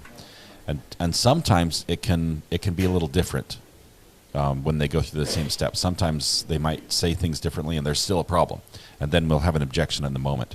But really, this just smooths it out for the jury.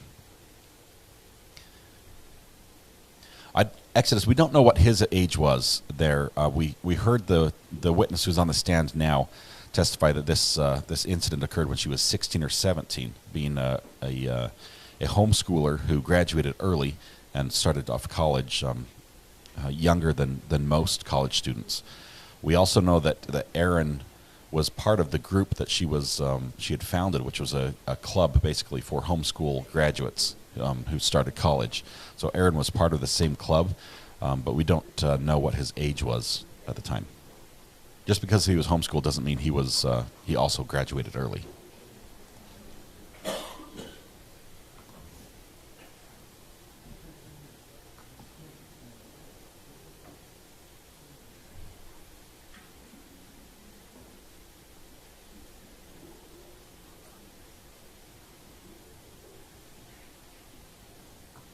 Judge, it was provided to defense counsel, it looks like, on TSP under the name PR 416637 redacted, period PDF. It's 5 megabytes. It was provided to them on 10/26, which is also the same day that we scanned it into TSP. That was on October the 26th of 2021. And so it's going to be a part of the 3914 paperwork as well. It's not anything additional we need to add. This has been something that's come up several times during the court. The defense says we don't provided that, and almost every single time We'd like an unredacted copy. the prosecution We has don't said have one. This is the information that was provided to said, us. "We by gave the it to you UTA. already." Law enforcement agency in Tarrant County, they're submitted, it's a law enforcement PDF. They're the chief law enforcement officer of the county.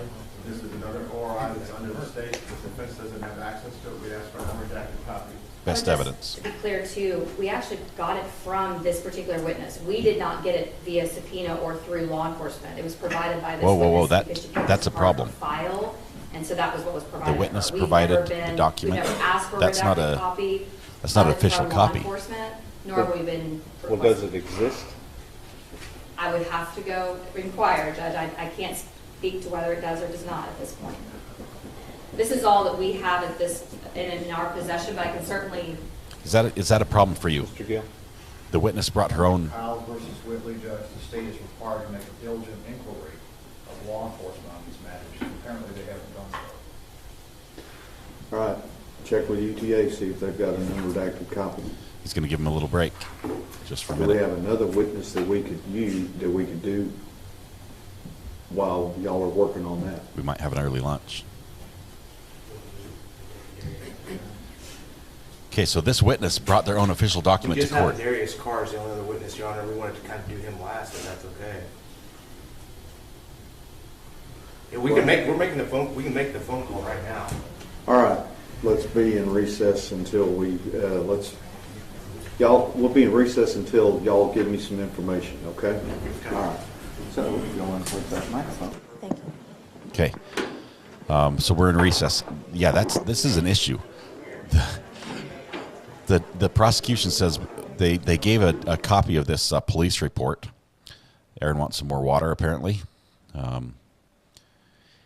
He is in custody, as you see here. He's going with the bailiff. So he's not free right now. Okay, Abby says, I'm confused. We're gonna come back here. I just want to leave this up just for a second in case we get a hot mic, which we didn't.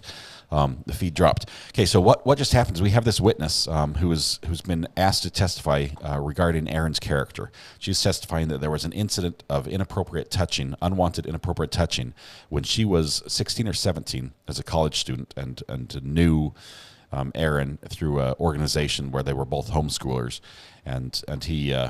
Initially, she insinuated that he was looking at pornography on a computer in the library, and he closed it as soon as she tapped on the glass. That part has been thrown out. The judge says she cannot testify to that.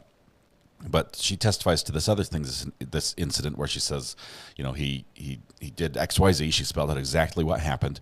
It very, very much was not wanted, and so she called her boyfriend, said, what do I do? He said, go talk to a trusted adult over here in the Student Union Center. That she went over there. They said, go file a report. So she filed a report with the campus police. The campus police took that report, according to this witness, and listed it as a unwanted, inappropriate touching or something like that as the offense. And what we've heard is that Aaron Dean was ordered to complete like a class. Basically, a quick little class to about what's appropriate and what's not. So it was basically treated lightly at the campus level. So that's neither here nor there. The issue that's come up right now in court is that the paperwork that documents this event, the report from the campus police, is a redacted copy. And initially, the defense said, "Hey, we want the original. We don't want the redacted copy." And the prosecution says, "We don't have an unredacted copy." And they're like, "Well, you should have it. We want to. You're a law enforcement officer. You are able to get unredacted copies, so it's available to you, so you know what it says. But we don't know what it says, so we should be able to get that." And then prosecution says, "But we only got this from the witness. She brought her own documents. They didn't get this from a law enforcement agency." Which questions the credibility of the document itself. Right now, I'm not doubting this event happened, but from a legal standpoint, as the judge is looking at this evidence and saying, should we allow this evidence in, this redacted copy or this testimony, the hard facts that support this event that she's testifying to should be official, especially if it was a police incident. So that's what they have sent them to do. They've been ordered to basically make a phone call, or allowed to make a phone call, and call UTA to talk to the police agency and get an unredacted copy of that incident. If they don't get that, there's a possibility that this witness may not be able to testify. And we do know there's only one other testimony or one other prosecution witness that's ready to go, or it is their last witness, and they want him to be last. That's their big closer. Was this a past behavior, a conviction in court? MB, I don't know exactly. We know it was a campus police issue, and sometimes colleges can sort of handle things sort of internally even though it's through campus police at a sort of like a lower level than full on court and a criminal record. So until we really get that copy and are able to see what it says, I'm not sure. It was probably on his record in some way, because he brought it up when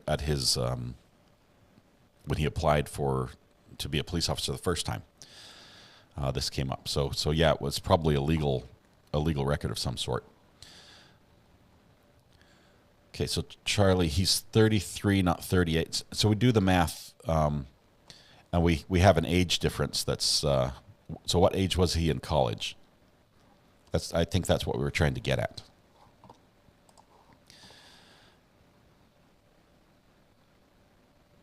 Yeah, I'm not doubting that this is true.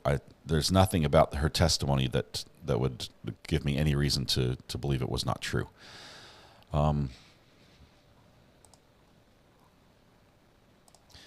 Getting my lunch, been watching, not chatting. It's all right. You can lurk. That's fine. Abby says, thank you, Recovery Addict, so much for explaining. That's why I love this channel. I do what I can, Abby. And when I don't have the answer, I'm grateful for so many of you guys that do. Bella says, I'm totally confused as to why this isn't in the trial. Bella, the reason is the prosecution had all this information. None of this has just come to light in the last, 24 hours type thing. The prosecution has all this information and maybe even more about his whole behavior. They've done the full research. They had 3 years to go into this, right? But when someone is put on trial for a crime, the judge often restricts all this other extraneous information down to what was just pertinent to the crime. Information that's only pertinent to whether or not we can determine if this suspect is guilty of committing this crime. And so, yes, this is information that's useful to know if you want to know about his character and everything else. But you can't say somebody's guilty of a crime because their character would be like, yeah, that person would do that type thing. That's not how we establish guilt. We establish guilt based on evidence. And are they proven guilty beyond reasonable doubt? So that's why this wasn't included in the initial portion of the trial during the guilt phase. But now that his guilt's been established, now they say, well, what should the sentence be? We've got this range, right? 2 to 20 years in manslaughter, basically. Where should that sentence fall? Should we go lenient? If this guy was, a model citizen and made one mistake, and this is the first mistake he's made in life, do you throw the book at him? Do you give him 20 years? Or if this guy has just been, just riding the line in every possible way, just looking for an opportunity to commit a crime and finally gets caught, are you going to go lenient? That's why this comes in. And during this portion of the trial, they do allow that scope to be broadened quite a bit. So you can look into his past. You can look at prior convictions, prior history. A lot of times the judge rules every time on the information, just like he does during trial, but he's got a broader scope. He allows more in here. They should charge for other crimes in a separate trial. I think those other crimes were handled already. So this is on his record. Debbie says, I thought it was time for victim impact statements. Why are they bringing witnesses? Debbie, the way this works here in Texas, the victim impact statements will come after the sentencing. They are not considered for the sentence. So that's different than what we saw up in with Judge Darrow, where we had the victim impact statements first and then the sentence. But that's just how it's done here. Let's see. It couldn't be used in trial because it wasn't relevant. It's only relevant now because it shows his character and it's on record. Right. You said it much better than I did, Suzanne. Thank you. 6volt says 2 years time served. Has he served any time? I mean, time served, he started yesterday, right? I don't believe he was, maybe someone can tell me. Has he done any time before that? Yeah, it's going to be somewhere between 2 and 20. And then there's also the possibility of probation, and if that's considered as well. MB says, Recovery Addict is so balanced, he usually smooths out the rough edges of my thoughts and opinions and corrects them with a little time. I can be a little fiery. MB, I can be way off base, and I've been wrong and have been wrong many times. I do try to keep an open mind, and even with comments that seem completely opposite to where I stand. I like to try to look at it and see it from that perspective, just to see if maybe my own analysis was misguided. Then what is the use of victim impact statements? Right,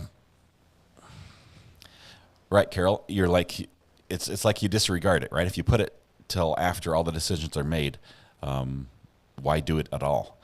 And maybe it's a time to let them talk publicly, to get their story out, to be on the record, because it is part of the record. And I think the actual use comes in when it comes to parole, because they are considered when it comes to parole. But the actual the crime and the sentence is determined, and then the victim impact statements are not considered until it goes on to the parole board.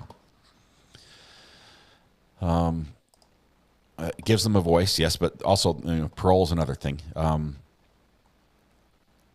Did he miss the sentence? No. Go to Joe Realty. You have not. We've got 2 more witnesses left for the prosecution. One should be relatively short that I honestly believe that, we've got some activity here in court. I honestly believe that the defense will not question this witness, the one we just heard from, in front of the jury. I don't think it'll happen. No audio here yet. I was hoping for a little bit of a hot mic, but it's not happening. Dean admitted to the incident as part of his police record. I think if it's under 5 years, they can give him probation or diversion. MB says, I will tell you if you're wrong. Thank you, MB. I appreciate that. It does give them the last word as well.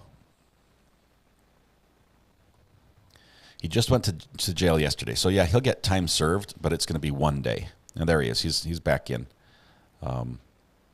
But he is not in cuffs. He's not brought in cuffs and then shackled. I don't even believe he has shackles. The way he's walking seems like a normal gait.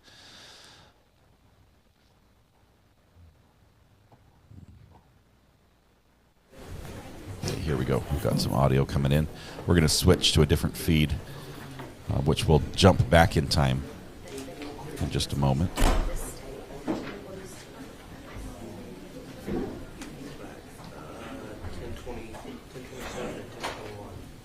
This is 10:27. A couple people have been kicked out of the gallery. All right, I know there's some matters we need to place in the record, so Mr. Smith, go ahead. All right, this time we offer State Exhibits 127 and 128 for the record. 127 being an open records request from Investigator Mo Brown with the Tarrant County DA's office asking for information about the... I'm going to turn this up a little bit. For the record, 127 being an open records request from Investigator Mo Brown with the Tarrant County DA's office asking for information about this witness. And this was opened in October of 2021 to the defense. And then also, State Exhibit 128 is a records request. Switch back one more time. And then also, there we go. This is the feed I want to take. Is a records request from the city of Arlington for any information on this Class C ticket, which has also been open to the defense since October 2021. This audio just seems the cleanest. It's a little quiet. The city of Arlington did not have any records whatsoever for the ticket that was done in 2004 for this office. For purposes of the record, any objections to 127 and 128? Just a clarification, 127 is not an open records request from the district attorney's office. It's a response back. It's on UTA letterhead. And 128 is an email. It looks like, well, I don't know, it's not, it's a document. Whether it's an email or not is uncertain based on the format that it is. It's a web printout from some screen. It's page 1 of 3, but we only have one page here for state 128. It's getting sloppy. For purposes of the record. It's getting sloppy there. So is the state maintaining that you've made diligent search to try and find this document and that there has never been a response or any type of response to your request?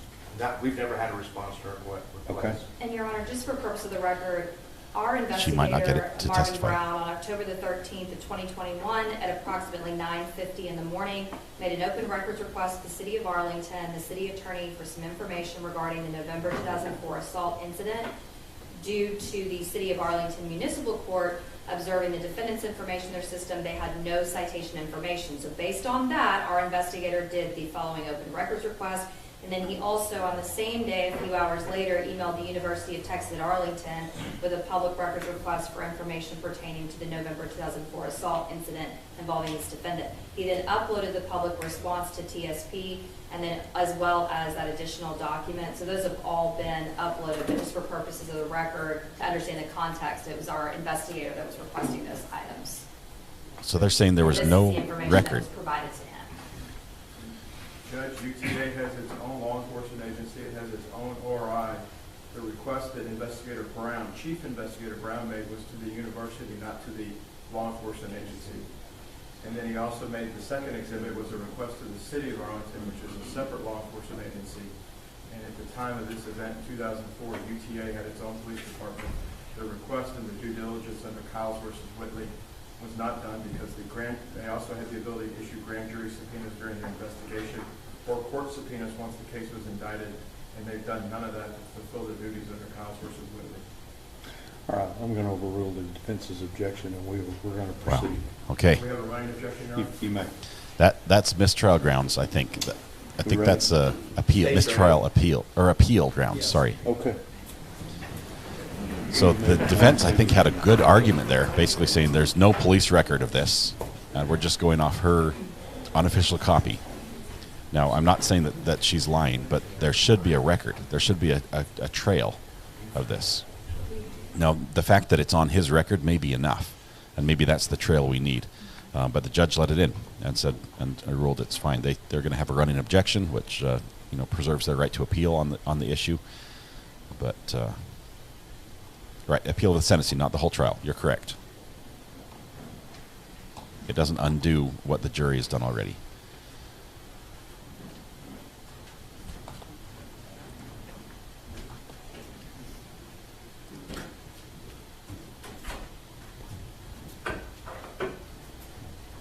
All right, everyone may be seated. We are ready to proceed. Ladies and gentlemen, this witness has been previously sworn to testify truthfully. Mr. Smith? Would you introduce yourself to the jury, please? Yes, my name is Elizabeth Turner. And Ms. Turner, in what city do you live? I live in Fort Worth, Texas. And without getting into where you work, what do you do for a living? I work in financial services in a project management office. What do you do is in a project management office dealing with financial services? I lead projects and initiatives related to technology and finance. How long have you been doing that? I've been with my current employer for 8 years. I've been working as a project manager in the intersection of technology and finance. This is basically a since I record was of a 19 years police old. report she filed as a student. Did you graduate college at 19?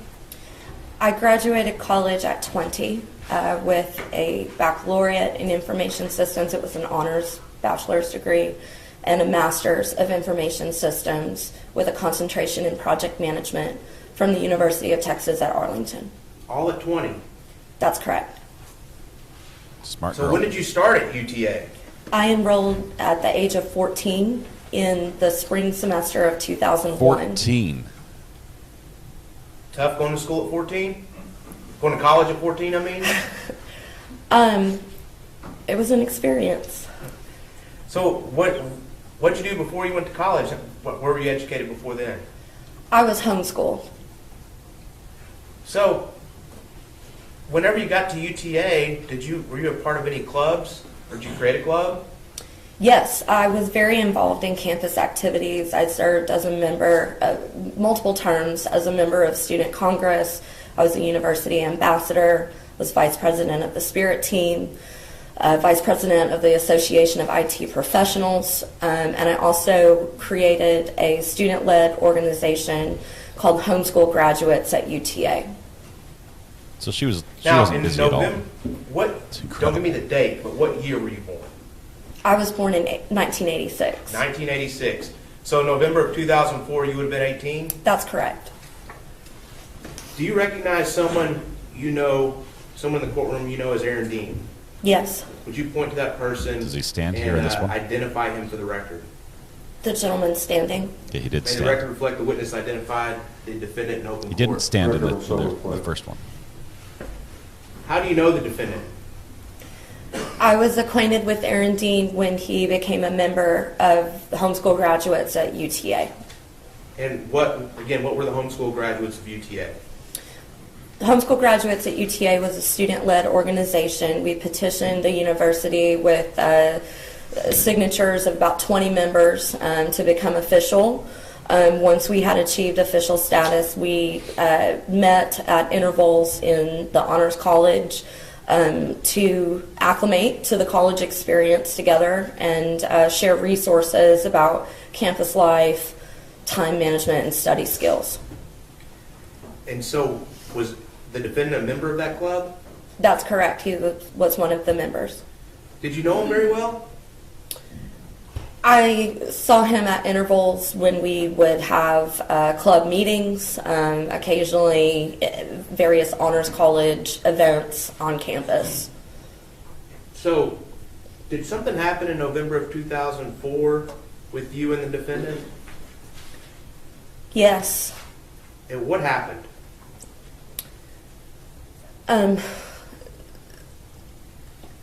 On November 18th, 2004 was a Thursday, and I had finished my accounting and systems analysis and design courses about Non-responsive. Sustain. Let's keep the question and answer. You got it. So what class did you just finish? I had just finished my accounting, principles of accounting and systems analysis and design. And what did you usually wear to that class? What type of, did you dress up for it? I typically wore a suit to my classes in the College of Business. And so what did you do after that if you typically wore a suit to class? After class, I changed into a hoodie and sweatpants, and I headed over to the Honors College Library to study. And what's that Honors College Library now called? It's called the Carolyn A. Barrows Reading Room. It's in Suite 100 of College Hall. And what kind of place She was is a minor. this? It's She was a 16 or quiet 17. place where students can study. In 2004 it was. There were lots of like conference tables with seating. There was a corral with about 2 or 3 computers at it that students can use, and there were a couple of club chairs facing a wall of bookcases which housed all of the honors theses from each of the honors students before they graduated. When you got to that reading room, I don't think the defense will cross-examine her very hard Yes, at Erin all. was Because seated she's at a one of victim. the computer and corrals. The jury will did you see do that once as an you got attack. into the That's reading room? not good. When I came into the reading room, I thanked Erin for opening the door for me. I placed my laptop bag on a club chair just next to the door, and I walked to one of the conference tables where that morning's issue of the Shorthorn lay open on the table. And what happened after that? When I walked over to the table to look at that morning's Shorthorn and just skim the headlines, Aaron came up behind me and wrapped his arms around my torso. His left hand kind of skirted the cup of my brassiere, and he leaned into my ear and whispered, "Has anyone ever told you how great you are?" Were you romantically involved with the defendant at this point? Absolutely not. Had you ever been romantically involved with him? Absolutely not. Had you ever shown any interest in being romantically involved with him? No. In fact, I had a boyfriend and was wearing a promise ring from my boyfriend at the time. What did you do after he whispered in your ear? I broke away from his embrace and I walked over to the chair where my belongings were, and I took a seat in the chair to pull out my laptop and put it in my lap. At that same time, a friend of mine walked into the room, and so I began a short, casual conversation with that person. Did that friend stay in the room for long? No, we briefly chatted. They actually asked about my boyfriend, so we talked about plans for William to come visit over New Year's Eve. And what happened after that conversation with your friend? While I was talking with my friend, Erin came and sat in the chair just adjacent to mine. And when the friend left, Erin began to ask me questions about the ring I was wearing and about my boyfriend. What did you tell him about the ring you were wearing? I indicated that it was a promise ring because William and I were dating long distance, and it was just a token of our relationship at the time. And did he have a response to that? Yeah, he said that was too bad because he really wanted me. Did anything else happen after he said that? I mean, when he said that, I was kind of taken aback because we had literally just been talking about my boyfriend and how much I cared for him and him coming to visit me and me wearing a promise ring.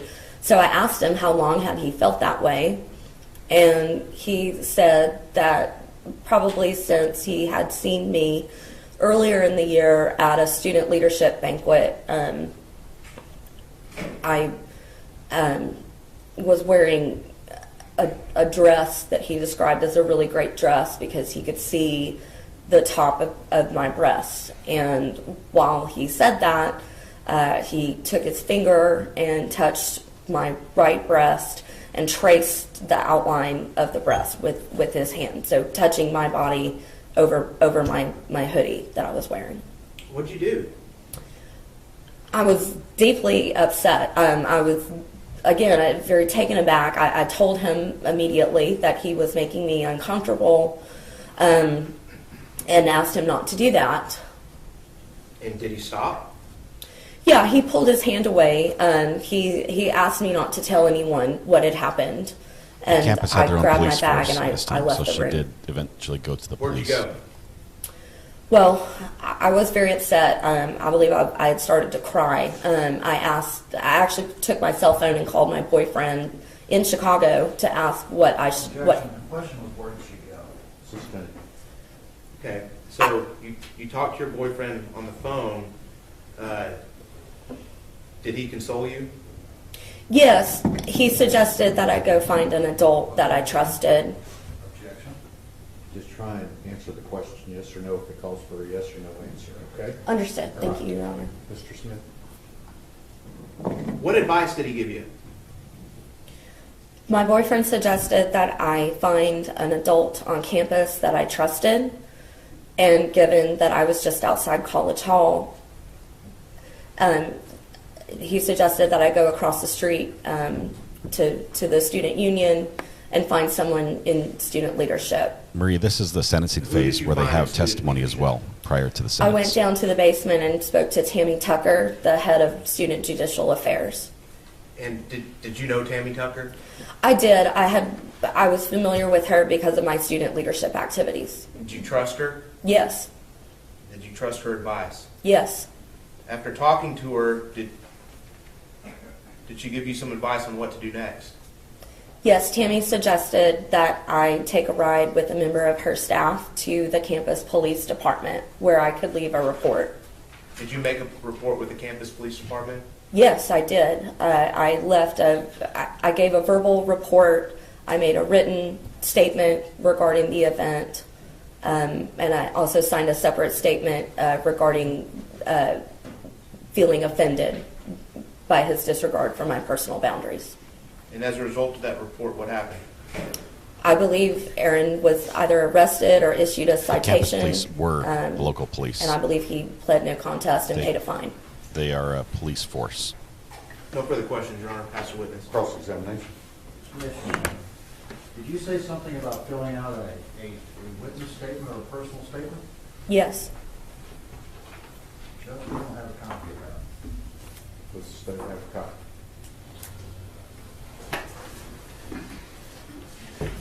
It was provided via TSP to the defense. We can give another copy right now. See, this is over and over. The defense has said, we don't have a copy of that. And over and over, the prosecution has said, yes, you do.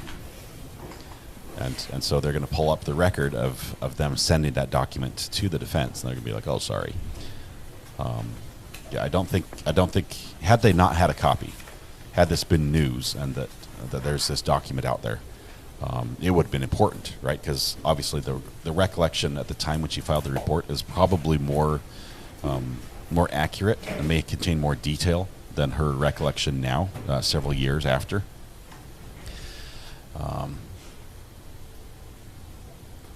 They're looking for it. It'll be interesting if they probably won't do too much questioning of her unless if they have this report. I'm letting you look at it. If they have this report and there's a discrepancy between the initial report, especially in the details of the actual event, that's what they're going to cross-examine her on.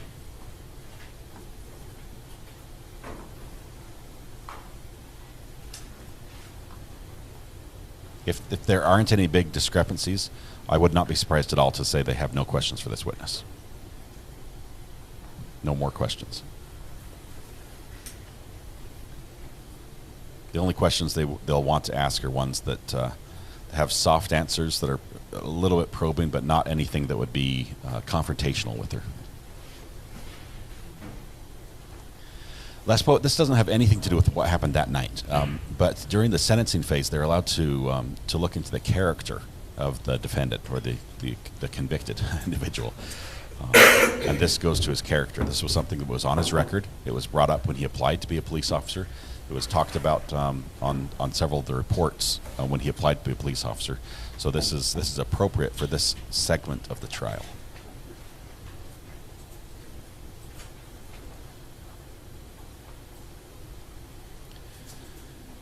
Do we need some moderation somewhere, Roger? Let me know if I missed something.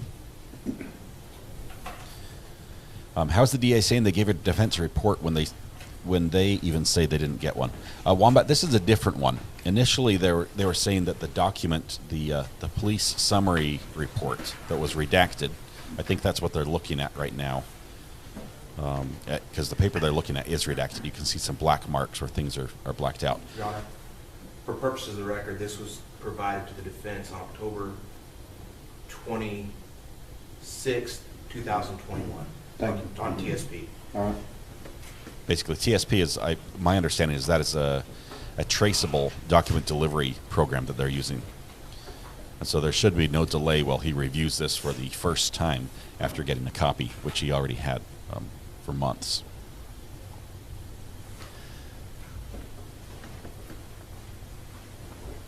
So the report they didn't get, the state never got the original police report. They only have the redacted copy that was given to this witness. And she provided a copy along with her testimony. Good morning. Good morning. Let's see this line of questioning. Let's see if I'm You say completely wrong. that this event occurred in November of 2004? Yes. Is that right? So approximately 18 years ago? Yes. That's right? That is correct. You were 18 years of age at the time, That is correct. and Aaron was around the same age you were, isn't that right? I believe he was a 19-year-old sophomore at the time. Okay, so is that an age that's somewhere around the age of 18? It is over 18. It's around the age of 18? It's a year older than 18. Wow, why didn't she just say yes there? And this, you were in the an honors library at the time? Yes, the Honors College Library. And is there a certain select group of students that are allowed to get into that honors library? Honors College students typically use the library.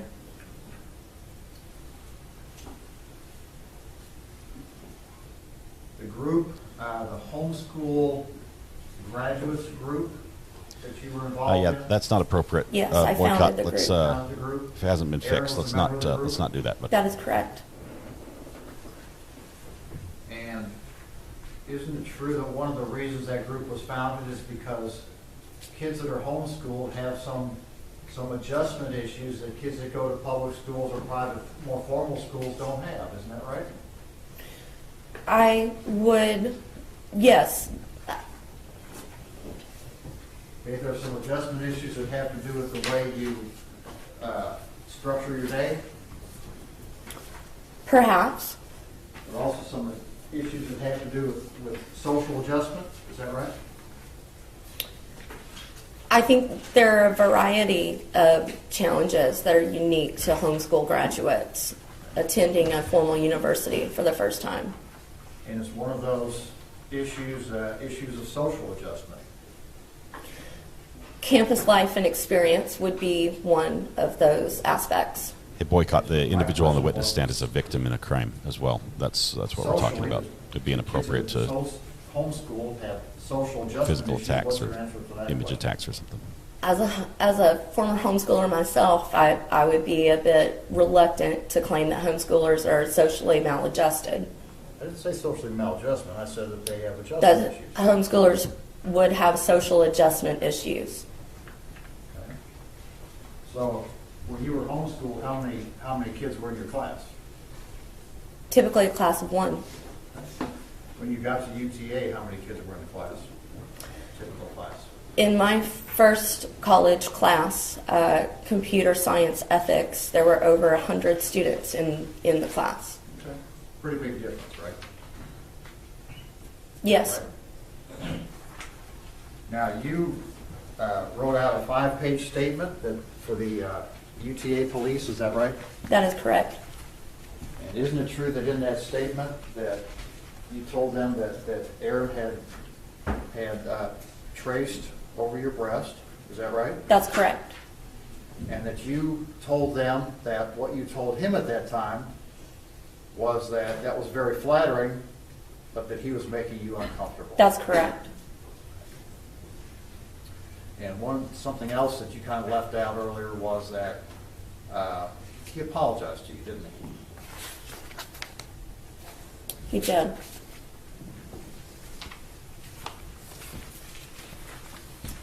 Not sure if they're gaining ground by this. Read, right? No further questions, Your Honor. May Ms. Turner be excused subject to any potential recall? No objection from the state. She may. Thank you, ma'am. Thank you. Thank you. I agree. I didn't like that line of questioning. I think they would have been better served saying we don't have any questions for this witness. But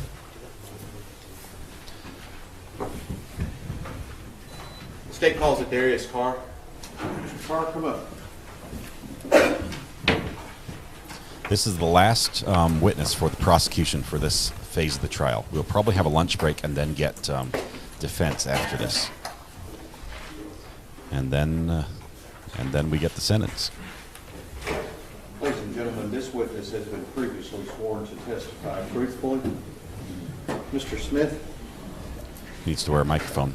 Mic him up, somebody. Would you introduce yourself to the jury, please, sir? My name is Darius Carr. I'm Atatiana Jefferson's older brother. I'm sorry, I think we were working on the microphone. Could you do that again, please, sir? My name is Darius Carr. I'm Atatiana Jefferson's oldest brother. Darius, how are you currently employed? I'm currently actively in the military station in San Diego, California. Okay, you talk real fast, so Slow down. slow down, all right? Watch him on 2 times. What do you do for the Navy out in San Diego? My current job, I drive the small boats and the big ships. How long have you been in the Navy? I've been Navy 15 years. Where all have you been stationed? My first duty station was Yokosuka, Japan, followed by Suda Bay, Greece, Norfolk, Virginia, and then San Diego. He's a Tatiana's older brother. Where'd you grow up? Dallas, Texas. And can you tell us who's your mom? My mother's name is Yolanda Carr. And when you grew up, how many sisters did you have? I have 3 sisters. We call ourselves the 18. My mom calls 18. My oldest sister's name is Ashley. I'm the second oldest, Darius. My sister after me is Amber, and my baby sister we call her Tatiana. And Atatiana Jefferson was your baby sister? Yes, sir. Were you close with her? Very close. She was my best friend, I would say. What made y'all so close? Being the only boy in a family full of women, she was the tomboy. She was the one who, if I was playing basketball, she was playing with me. If I was hanging out with my friends, she was playing with me. Video games, I'm pretty sure I'm the reason she started playing. Where did you go to high school? I went to high school at John Horn in Mesquite, Where did Tatiana go to high school? Duncanville. What did she do after she graduated high school? She made up her mind to go to Xavier. He couldn't tell anything different. She wanted to go to state. She had to go to Xavier. Where's Xavier? That's Louisiana. What was she going to study? She always wanted to be a doctor. I've never heard her say anything else. School was super easy for her. I was almost jealous. I was a BC student. She was always straight A's, kind of flawlessly. Why did she want to be a doctor? She got diagnosed with diabetes, preteens, and she wanted to cure it. Wow. Do you remember when she graduated from Xavier? I don't remember the year exactly. How many years before she was shot did she graduate from Xavier? Do you remember? So 2 or 3 at the most. After she graduated, where did she move to? Moved back home, helped mom out. Was that back in Dallas? Mom had bought a place in Fort Worth. And again, what's your mom's name? Yolanda Carr. And are we talking about that same house that you've been in the courtroom for this entire trial, haven't you? Yes, sir. Is it the same house that we've seen pictures of? Yes, 1203 style. And why'd you move back why'd you move back with your mom? Mom was having some health problems. Amber was having health problems, and she was just at home helping out while she saved money. Okay, so what kind of health problems was your mom having? Heart problems, which apparently passed on to Amber. And what kind of health problems was Amber having at that time? Heart problems as well. So how many kids does Amber have? She has 2 sons, What are their names? Zion and Zayden. Zion and Zayden. So where was Zion living while your sister Amber was sick? Amber got sick first, so Zion moved in with mom, and then mom got sick, so Tay covered down to help out. So when you say Amber got sick, did she get sick and go somewhere else, or? She went to the hospital, so she couldn't watch us. And then when Yolanda got sick, your mom, where did she go? She went to the hospital as well. So when we go back to October of 2019, both Amber and your mom Yolanda were in the hospital? Yes, sir. And so who was taking care of Zion? Tay. Tay was taking care of him full time. Full time, taking care of her nephew. How did you find out that Atatiana had been shot? I want to say the next morning, I remember being in the kitchen cooking breakfast for my pregnant fiance at the time. I got a call from my big sister, Ashley. I knew mom was in the hospital, I knew Amber was in the hospital, so I kind of figured it was a call by one of them. She answered the phone and she just told me up front, I don't know how to tell you this, but Tay is gone. I remember not believing it for a little while. I had to call my command and let them know I was going on emergency leave. I bought a ticket and flew straight to Texas. What was it like when you got back to Texas? Very different. We had to fact find and figure out what happened because we didn't know anything. We couldn't have her body or remains. Planned a funeral. Mom was ailing, so we couldn't really help her. Did y'all end up having a funeral? Yes, sir, we did. Was it a big funeral? Yeah, pretty big. Good service? Yes, sir. Was your mom Yolanda able to be there? No, we tried many ways and tried ambulances and air, and we knew if we moved her from the hospital, it wouldn't be the best interest for her. Is Yolanda with us today? No, sir. What happened to Yolanda? She died exactly 90 days after Tay did. In the hospital? Yes, sir. This does sort of have a victim impact statement feel. May I approach the witness, Your Honor? Yes, sir. I'm showing you what's been marked as State's Exhibit 89. Do you recognize that? Yes, sir. What's that a picture of? My sisters came out to visit me in 2018 before one of my deployments. They hadn't had a chance to visit an overseas tour, so I was really happy they had a chance to come out. So I see you and 4 women. Who's the 4th woman? Our cousin Reese, she grew up with us. Okay, starting on your left, can you identify each person in this picture? To my left is Amber, then it's me, my cousin Reese, then Ashley, and then Atatiana. At this time, Your Honor, State would offer State's Exhibit 89 for all purposes.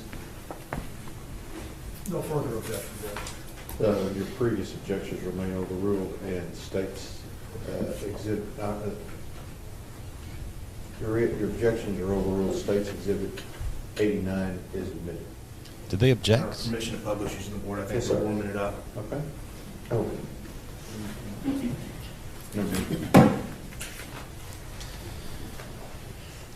Wombat Mommy, if you get a timeout, you get an automatic 300-second nap.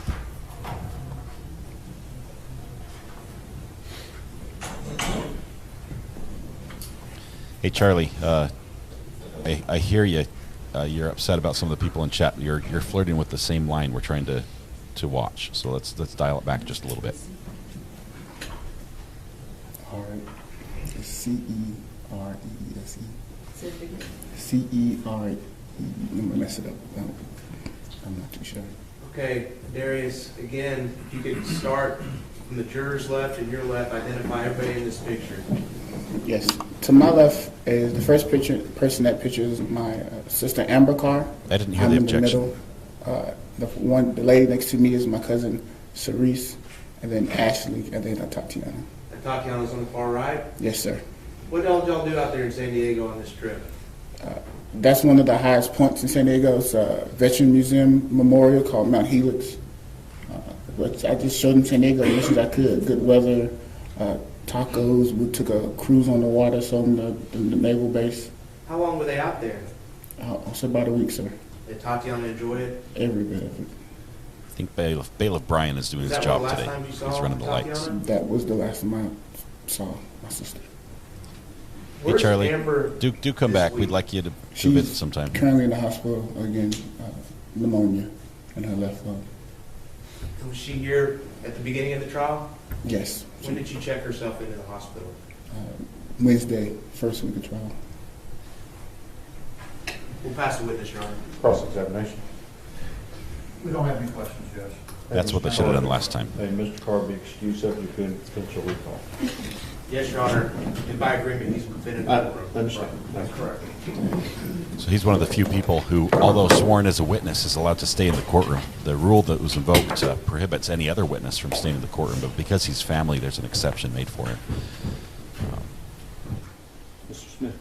Your Honor, ladies and gentlemen of the jury, the state rests. Well, the state would reoffer all evidence from the guilt-innocence phase. And the court will readmit it subject to any potential rulings on objections that remain the same. And, Your Honor, ladies and gentlemen of the jury, the state rests its punishment case. Let me see, counsel. Okay, another little sidebar happening here. Let's see what Dean looks like. Is he getting nervous? Do you think you'd be better served making eye contact with people? Bite Me says, did I miss anything? The state just rested on the witness testimony portion of the sentencing phase of the trial. So we are almost to the sentencing. It looks like the jury's going to be excused, so we might get the mics back on here in just a minute. When the defense or the state rested, they should have taken that picture down off the projector. But it doesn't cost anything to be nice here. Yeah, if you can be anything, be nice. Appreciate that. Debbie, I've got a commitment. Recess, 10 minutes. 10-minute recess. Okay, so we'll hold off here. Wait for a hot mic, which doesn't look like we're getting. Aaron Dean's going to go sit in the secure facility briefly. Is that a thermometer on the wall right there behind the? It looks like a thermometer. Why would they have a thermometer there? That's interesting.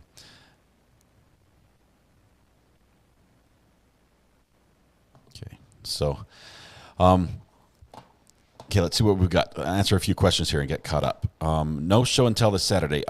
If I do it, it's going to have to be in the afternoon.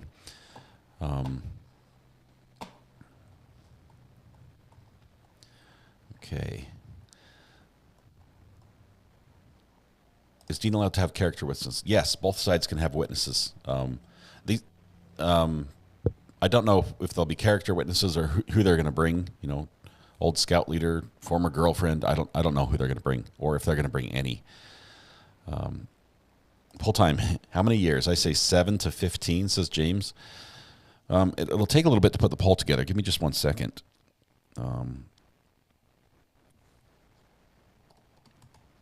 What will Aaron?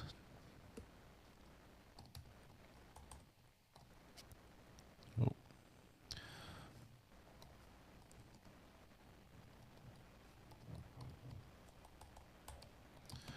Having trouble typing today. Okay, so we've got a couple options. We're going to do, I think we could do 4 options. We're going to do 2 to 5, 2 to 5 years, 7 to 10. Let's see. Sorry, I'm spelling everything wrong. We're going to get here in just a second. 7 to 10, 11 to 15, or 16 to 20. Does that work?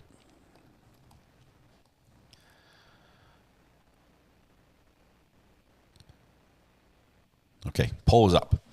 Poll is up right now. Please go ahead and vote. Let me know what you think the sentence will be. These are the options. Basically, it's somewhere between 2 and 20 years is what they have to go on. Now, it's possible that even though he gets sentenced to a specific number of years in prison, there's a possibility that probation might be part of those years, or it might, all or part of the sentence could be probation.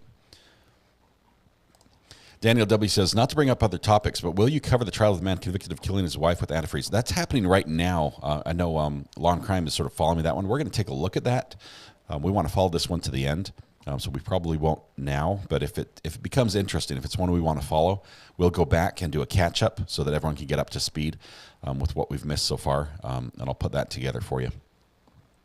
But we do tend to follow something every single day. There's usually something happening in court somewhere that's worth following. I know that that next week on the 20th, Sarah Boone, the suitcase murder suspect down in Florida, has a hearing, a status hearing, and we've been following that for a long time. We've been waiting anxiously for that case to get underway, as we've had delay after delay as she went through. She's now on her 6th defender. This is a public defender she's on right now, Mr. Bankowitz, and we'll see if this one sticks. We'll find out probably more information on the 20th, see if that date of January 30th, as it's slated right now, is going to hold for the trial to begin. We'd like it to hold there, although there's a lot that happens that starts right there. It's going to be a busy springtime as we go from January into February. Other trials start there. We've got some of the math teacher murder trials that are happening in March. There are several interesting trials that are not going to be televised that we're sort of going to keep a close eye on as well. So hopefully that answers your question a little bit.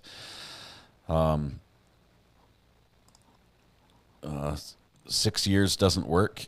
Did I do something wrong? Let's see here. I'll have to look at the poll here. In my opinion, if one gets too upset, then step away from the keyboard. I had to do that yesterday. Richard, that's always a good idea. If somebody's just getting on your nerves, turn off chat just for a little bit, step off, just watch. We're all here for the true crime, and sometimes somebody with an opinion that just rubs us the wrong way can make things miserable. Don't let it get to you. We're a good group here. We'll get past that. Be the light. Do you light up the room when you enter, or does the room light up when you leave, Scott? The room lights up when I'm live streaming. I will tell you that, because I think I have 320 bright LEDs shining at me, I believe.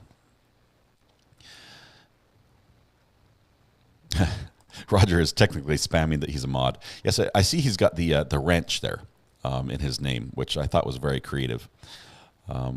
So far, everything I've seen from you, Roger, is acceptable, somewhat funny. As long as it doesn't cross any lines, I'm good with it. Let's see. Okay, I think we're caught up on questions. If you do have a question that you want me to answer, or maybe if you're needing some clarification on what's happening, go ahead and tag me in chat. You can do that by just typing my name in on the. You can start with the @ symbol. You can just type Recovery Addict, and it will highlight it in orange for me. It'll show up in like it did right here. That's how it looks on my screen, and I'll be able to pick it out from amongst all the rest of the chat, and hopefully we'll be able to answer your question for you. Matthew Harris, we'll try for 2 p.m. this afternoon and try to go live together. It sounds great, Matthew. I'll be ready to go. The only thing I need to work out is how it's going to sound for you, but I think we're going to be able to get past that. Look forward to being able to bring you live on the show. So 2 p.m. Is that 2 p.m. Eastern? Is that so that like in an hour and 15 minutes, or is that 2 p.m. Texas time? There were a couple of people I blocked. It works. Yeah, if you have to block somebody individually, you sure can do it.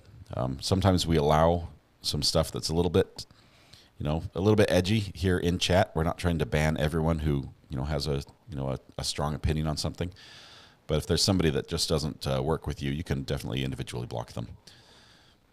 The mods will be a little more moderate in their blocking. Okay, Ann says she's voted. Went with 11 to 15 years. Is there anyone else who wants to vote? We'll give it just a couple minutes. Looks like we're fairly divided on the poll right now. Live with Scott and Matthew. It's going to happen. It's going to be a thing, Bella. It's been a long time coming. So Central Time, 2 p.m. That puts it at 3 p.m. my time. Hey Siri, remind me to go live with Matthew at 3 p.m. today.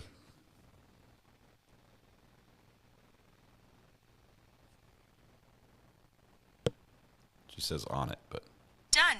Yep, she'll remind me. She had to think about it for a while, but it'll happen. Marsh 13, welcome. Thanks for being here. Says recovery addict. Is it true no matter how much time he gets, he will only serve half? Marsh, once the way that works is whatever he's sentenced to, he's eligible for parole after he serves half the time. So I believe he will serve time. I believe it won't all be probation, but he has to serve at least half to be eligible for parole, as far as my understanding of the law is. John Faison, the music doctor. That is a great name. You're a music doctor. He should not get the minimum sentence. A lot of people feel that way. A lot of people outside the courtroom would be very upset if he got the minimum sentence. Siri, wake up. Recovery addict needs you to work. Yeah, she was getting a bit of a snooze there. Apparently she thought she was getting a break as well, but that is not the case.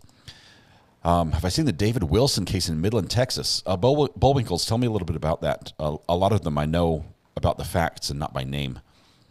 Come on, let's be better. Mac, what happened? What happened? Okay, Mac. Yeah. Let's keep the terminology a little different. Let's see if we can say it in a nicer way, Mac. Thanks, and thanks for being on it, Matthew. My bad. Apology accepted, Mac. You're good. Is this break time? Had to step away. We are taking a short break. The prosecution is finished presenting evidence. The last witness they had was the older brother of Atatiana Jefferson, who in the military. He's in the Navy out on the West Coast. And he testified basically just a great older brother had a great, strong relationship with Atatiana, and testified as to, really, it sounded a lot like a witness statement, which might have, or a victim statement, which might have been why the defense objected to it, because it wasn't like character so much as him, but it did go to her character, so maybe that's why it was allowed. Okay, I'm going to go ahead and close out the poll. Let's see, we are at a 10-minute break. Boycott says, here in the Twin Cities, there have been about a dozen murders since George Floyd, and they want to hire from white supremacy groups. Are you talking about police? Very few prosecutions and sentences are very light. I don't know how much of that is perception and how much is... because the facts, you can look at facts and numbers and sometimes twist them different ways. And I'm not saying you're doing that, Boycott. Don't get me wrong there.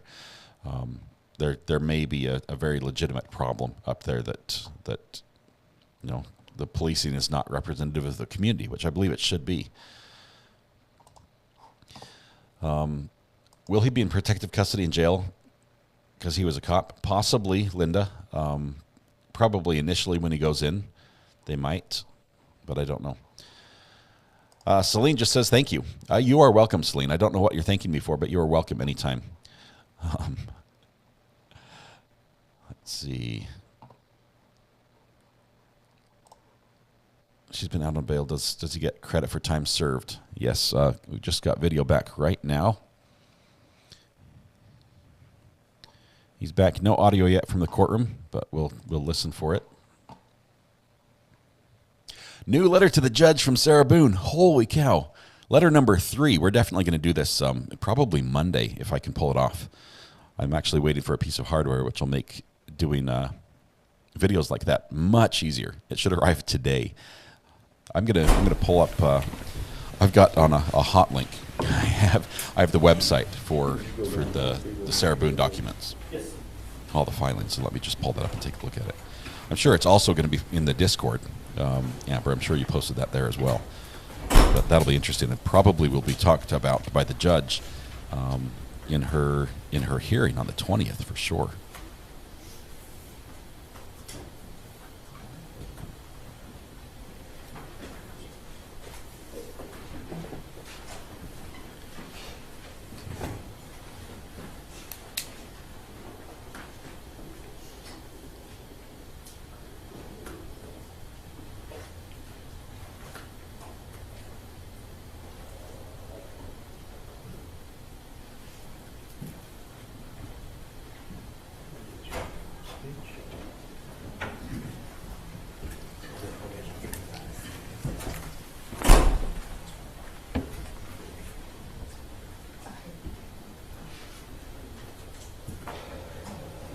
Mr. Gill, is the defense ready to proceed? We are. All right. State ready for the jury? Hello. State's ready? And defense is ready? We are. All right, let's go. Okay. That's going to be awesome. Let's see. New tech. Yes, new tech. I got a Blackmagic Design Hyperdeck HD Shuffle. I forget what it is. It's the one with the wheel.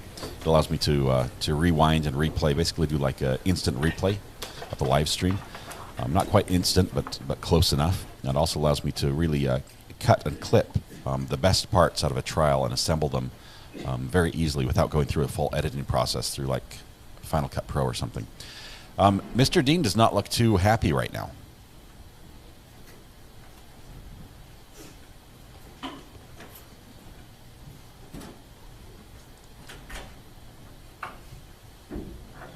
All right, everyone may be seated. Does the defense wish to present any evidence? We do, Your Honor. Okay, I've got the letter pulled up, the Sarah Boone letter. Tim Foster. As Tim Foster Come on, comes up, please. I'm reading the letter from Sarah Boone to her judge. She is the suitcase murder case. No action taken. Return to file. It says stamped on top. Summary of progress. Numbers only. It's all I have. Okay, so affirm testimony we'll given go is over cause this. The truth, the whole truth, and nothing but the truth, self the God. That's right. There's a rule of procedure in effect that you can't be in court unless you're testifying. Once you have testified, don't discuss your testimony with anybody else, okay? Okay. Mr. Gill? Thank you, Judge. 4-page letter from Sarah Can you Boone. tell us your name, We'll read that please? letter. Tim later. Foster. Tim, let's give you our attention here. What's happening? Yes. I'm going to close out this poll here right now, just so we Mr. can get the Foster, numbers. you live here in the Fort Worth area? Just outside of Fort Worth. Nice to It looks like 7 to 10 years wins with 39%. 2 to 5 gets 31. How old a man are you? 18% say 11 to 15, and 55. only 10% put it in the 16 to 20 range. So While you've been living here in fascinating. the Fort Worth area, have you come to know a person by the name of Aaron Dean? Yes. And this is Aaron over here, two people to my right at the end of the table? Yes. I How long also have you known Aaron? I'm probably 8, maybe 10 years. going to get How do you know a Aaron? live We streaming went to the same church for several years. gift for Christmas. Well, what church I is arranged that. with the missus. Redeemer Church in Fort Worth. And whereabouts in Fort Worth? is On it? the west side of Fort Worth.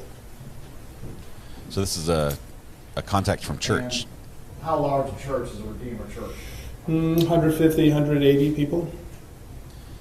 It's a smaller church And as far as Aaron churches was a go. member there? It's not the Yes. smallest, How about the but rest definitely of the his size family? where you would know people who are attending. His parents and 2, maybe 3 siblings. Do you know approximately how many siblings there are all together? There's 6 kids altogether. And several of them went to church Yes, with Aaron and his parents. correct. Did you become involved in church activities with Aaron? Yes. What kind of activities would you be involved in? We were involved with the music, so he would run the soundboard on occasion, and I would play musical instruments, So what musical instrument do you play? bass guitar.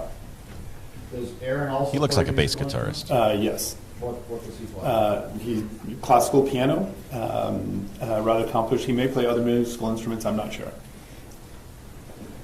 Is there a particular Judge is drinking water. That's the sound you're hearing. that you worked on with Aaron for a number of years? In addition to working regular Sunday mornings, he would put together a musical program every year, with a lot of his friends from his previous years, all the way through high school and college, if I'm not mistaken. And they would put on a recital or around the time of Christmas, a Christmas program that would involve 20-ish people of rather accomplished musicians and vocalists. And on 2 occasions, he had invited me to join with them and play. And did you find that to be a positive experience? Definitely. I was in way over my head. Okay. So in what ways was that a positive experience for you? Well, just the Advent season, the Christmas time, being able to participate in something like that, being able to rub shoulders with musicians who are far more accomplished than myself, those were all a good experience, and they were well attended. So what was Aaron's part in that Christmas program? Well, he directed the whole thing. And he may have collaborated with someone else to direct it, but he put the thing on, did all the arrangements, and planned the whole thing. Hey, Carol, welcome. Glad you found us. Oh, this is a fun place. Have you had a chance to Appreciate you being spend here. quite a bit of time around him during that and then other church activities? Yeah, a good bit of time. And what kind of person have you found Aaron to be? Dependable, upright, noble. Those would be a few adjectives that I would use to describe him. Have you seen him interact with other people? Yeah. And how does he interact with other folks? A humble servant would be a good way to describe him. If we had something to do, he would always be there on time and do his job thoroughly with a high degree of proficiency. Well, but Mommy, I'm sorry. I hope you get feeling better. Upstanding. He'd be the kind Get of some person rest. that I would want involved with anything that I would do. Was he a domineering person? No. But you did take charge of the group, right? Was he an egotistical person? That's not how I would describe him, no. Did he believe that he was superior to other people? I never saw anything like that. This is a defense witness, character witness for accomplished, for Aaron Dean. Knows him from church. He has a vast knowledge of physics, mathematics, science, astronomy, music. The man's forgotten more music theory than I've ever learned. He's also into woodworking, which is another shared interest.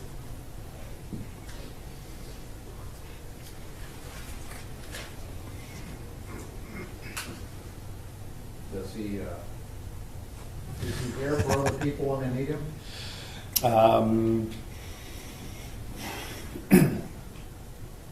I haven't necessarily seen him in those kinds of things, but I would not be surprised if someone said, hey, Aaron's doing this or that for another person. I wouldn't be surprised at all to hear that. Has he done things for you? Nope. Nothing specific comes to mind. No, I mean, just he hasn't sharing done anything for me. conversation and things like that.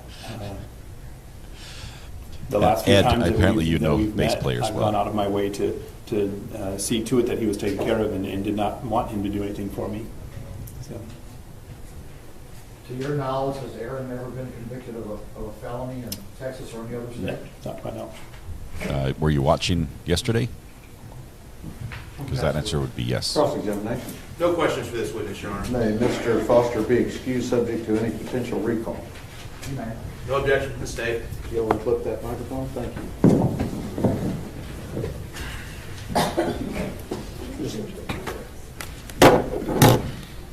You're free to go. Thanks, Matthew. We'll connect over the burner phone. Look forward to it. Who do you have next? Christina Livingston? Okay, that was a little weak. Why would they ask the question, has he ever done anything to help you out? And he's like, nope. He's not really outgoing. Don't ask the question if you know that it's not going to look good. Until yesterday, the answer was no. Now it's a resounding yes. Swear or affirm testimony given this cause with the truth, whole truth, and nothing but the truth, self you God. Yeah, we're going to go quick. This is not going to be long. We're going to be in deliberation for the sentence very quickly, and it might be very fast. And if you can make sure that your hair stays back behind you, okay? Thank you. Mr. Brissett. Thank you, Your Honor. Ma'am, can you introduce yourself to the jury? Yes, my name is Christina Livingston. Ms. Livingston, what do you do for a living? I work with Tarrant County Community Supervision and Corrections Department. Would that also be known as Tarrant County Probation to some? Yes. How long have you been with the Community Supervision Department? 22 years. Where are you currently assigned? I'm currently assigned in the 396 District Courtroom. That's right here. The last couple of weeks, we've turned your desk and your office in the courtroom sideways for the judge's smartboard. Your office is normally right over here on the docket day, is it not? It is. And you have a formal office across the street at the main probation building, is that correct? That's correct. What do you do as a senior court officer for a judge like Judge Gallagher? Basically, I'm is a mediation person between Tarrant County CSCD and the courtroom. And I forgot to ask you earlier, CSCD is the acronym for Community Supervisions and Corrections Department, right? Yes, it is. So, CSCD, how many officers you're one of how many approximately, you know? I am one of 163. This is basically, she can testify that he's been good in court. Cases either go by three ways, I guess, if they've been indicted. They're either dismissed, they're either a plea bargain's reached between the parties, or there's a trial, correct? Correct. Do you get cases that are given to you after somebody's been before a jury and a jury awards probation? Judge is Yes. chugging away on that bottle. And do you, as the bulk of your cases, since we only try 4% of our jury trials, 4% of our cases, most of your work comes from plea bargains between the state and the defense attorney about a particular client, is that correct? That's correct. When somebody is placed on probation in Judge Gallagher's court, for example, are there certain terms and conditions that are standard for all defendants that are on probation? Yes, there is. Direct your attention I got to, it. We'll show it if we have a show tomorrow. Do you recognize that two-page document? I do. And is that something I asked you to prepare here today to go over with the court? Yes. What is Defendant 52? These are standard conditions of community supervision. And that would be standard conditions that are imposed to a probationer here in Judge Gallagher's court? Yes. We'd offer Defendants 52. The witnesses so far for the defense As long as it's a standard are probation not condition relevant. that have been provided, then I don't have any objection. That's right up here. May I approach? Yes. Please For approach. the record, it's the exact same copy she gave both of us at the break. Then I don't have any objection to it, Judge. State Defendant's Exhibit 52 is admitted. Yeah, I'm sure he does. That or this trial is sponsored by Depends. Conditions of probation that a probationer can be given by a judge such as Judge Gallagher. Some of the standard conditions include not committing any new offenses, reporting to the probation office, usually it's once a month, keeping all the court dates, avoiding persons and places of disreputable or harmful character, permitting the supervision officer to visit the person at their home or elsewhere, work faithfully at suitable employment, furnish proof of employment to their officer. So he's been out on Provide probation. a valid and Is accurate that what address she's at all trying to times testify while they're to? on probation, beginning the date of probation throughout the end of probation. Does that count as incarceration time Now, there are a for number of hours. time served? Mr. Dean has been convicted by this jury of manslaughter. That's a second-degree felony. There's a tiered system for community service hours in the Texas Code of Criminal Procedure that you're aware of, correct? Correct. What is the minimum number of community service hours a defendant, if awarded probation by a jury, would have to do as part of their probation? It would be 240 hours. Does the CSC They're pushing for Department of probation. Tarrant County That's what it employ is. a Texas risk assessment test to all Gene, we're all defendants addicts on here. probation? They do. We're all addicted Can to you true explain to crime. the jury a little bit about that testing and why it's there? The assessment basically assesses the risk of the probationer if they will recidivate. Okay, while she's talking, I just want to tell you what I'm It's hearing. a series of questions and She is tests, responsible and for people out on based that probation, initial diagnostic test, and she additional thinks tests that can she be should ordered by have probation Aaron Dean if they under see her fit, correct? on Correct. probation.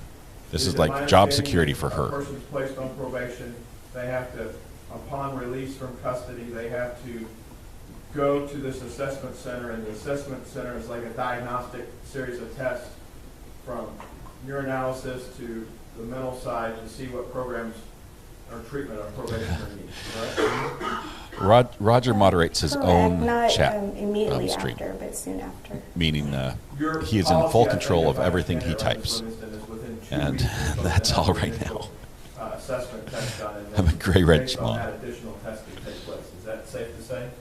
That's safe to say, yes. Hey, James, thanks for stopping by. Hope you stop by again. Judge Gallagher's Thanks for being here. court, handles felony level offenses, those that a jail sentence is greater than a year. Yes? Yes. That's awesome, Gene. On probation currently, do you have people that are committed? We're here to that support you. have committed assaultive offenses that have been placed on probation through plea agreements with the state of Texas? Yes. Do you have people on probation that have had various amounts of illegal controlled substances, drugs? Yes. Do you have people on probation that you're currently supervising through plea agreements that have committed burglary by habitation? 240 hours would be the Yes. minimum community service required Aggravated if kidnapping. I think he was sentenced. Aggravated assault, Yes. aggravated robbery, Yes. Glad you're here, Roger. intoxication manslaughter, Yes. intoxication assault. Yes. It's common that these types of crimes are awarded probation through plea agreements and accepted by the court on a regular basis in this building. Is that safe to say? That's safe to say, yes.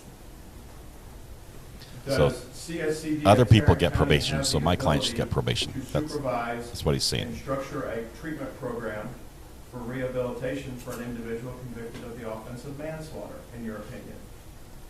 Can you repeat the question, please? Does CSCD of Tarrant County, does each individual probationer's treatment during probation or their rehabilitation is done on an individual basis, correct? Correct. You try to tailor a program to fit a particular given defendant, yes? Yes.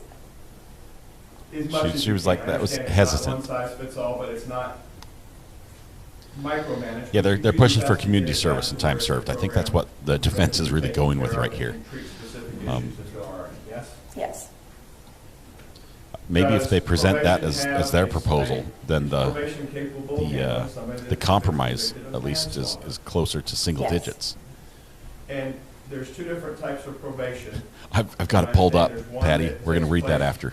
by trial is one type of probation called deferred adjudication, and that's not what a jury would be awarding probation if they were, correct? That's correct. The other type is straight probation. Can you explain what straight probation is to you? Straight probation means the person is already convicted. Do you have people on straight probation for serious felonies, which you consider serious felonies here in the state of Texas? Yes. And you and your team are able to supervise them, is that correct? That's correct. Are there also abilities to place additional conditions in addition to what's been admitted as defendants 52? You have a whole electronic monitoring that you can place on individuals, is that correct? That's correct. You have testing capabilities. You talked I think you're right, monthly Rajesh, reporting. You on the have cross. individuals that report on a weekly basis, correct? She is That's not correct. a defense witness. Probation She's a has professional individual individuals that have to testifying call about her on a job. daily basis. She is not here to try to get the Daily sentence basis to see if lowered they have to for test, Aaron Dean. correct? For drug testing. That's correct. So if I use a phrase, there's a board to fit everybody's backside, you have the way to get somebody's attention if you need to on It's probation. an honorary position, right, Roger? Generally, yes.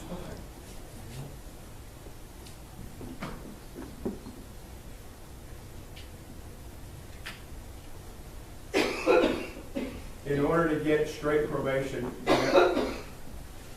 Somebody needs some in order water. to get straight probation, you Pass the have to be judge's mug. someone that's eligible, has never been convicted of a felony in this state, any other state of the United States, to your understanding, yes? Not for straight probation, but for deferred probation. For straight probation, you'd have to prove, we're at a jury trial stage, so it defers out the window. If it's proven that somebody has never been convicted of probation in this state, any other state, or the United States, That's correct. prior to the trial, they're eligible for probation. Yes. The coffer has been kicked out. Cross-examination. Thank you, Your Honor. Here we go. Defense just asked you about weekly reporting and calling in daily. That's not a part of the defense exhibit, the standard conditions. Hey, send it of over, probation, Jim. correct? I'd love to see it. Correct. It's not stated directly in there, but it's pretty much do it as directed. Sure. And you said earlier that the standard conditions include checking in generally once a month. Correct. And normally, as part of the standard conditions of probation, the probationer is recovery not addict getting coin. I'm any working kind on of it ankle for merch. monitor or GPS system, correct? Correct. Okay. So that's not something that this judge typically does in directing you with the standard conditions of probation. Yeah, this is correct? what the defense is pushing for. And you were also asked about the amount of probation or the different types of probationers that are in this court. Can you tell me generally about how many folks you've got on probation in the 396 District Court? We do the math.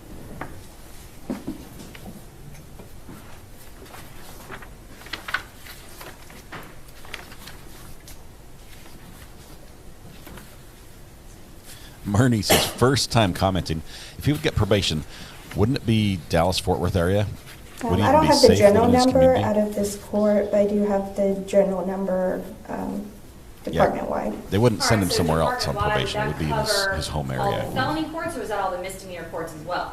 I have both numbers. And Murney, All right, let's talk about welcome. the felony Thanks for courts. being here. We Thanks got for 11 chatting. district courts that are 11 felony courts in this building, correct? Correct. All right.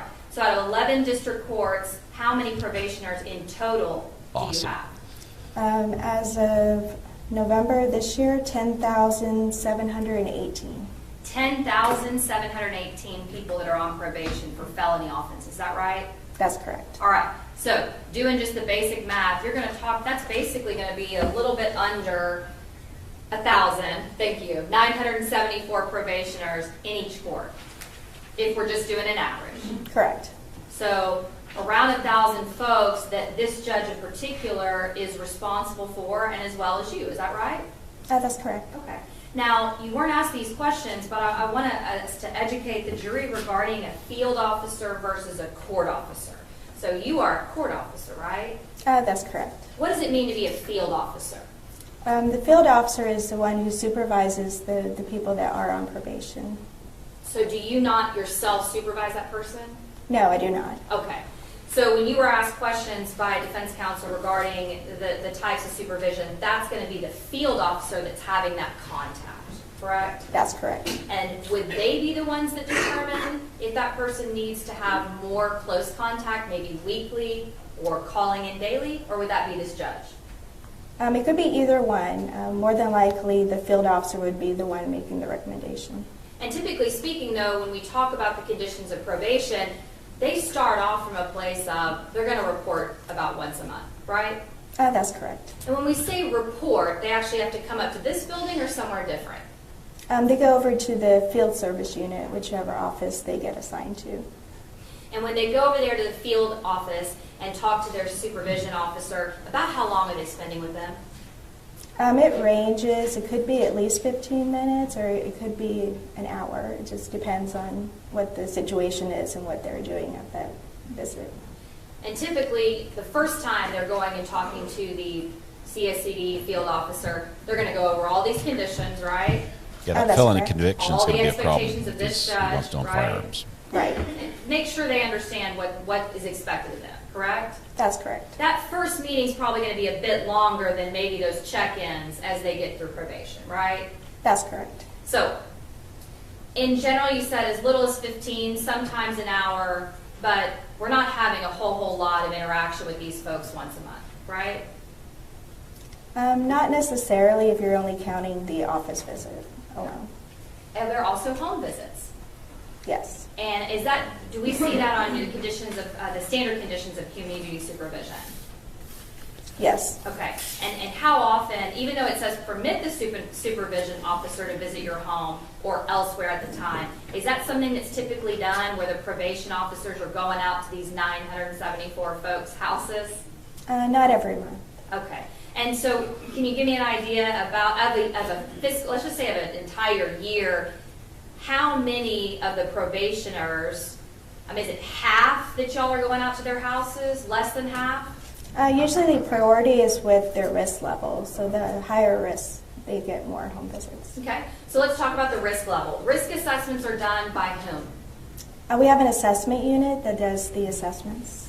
initially, and then the field officer will do it from then forward.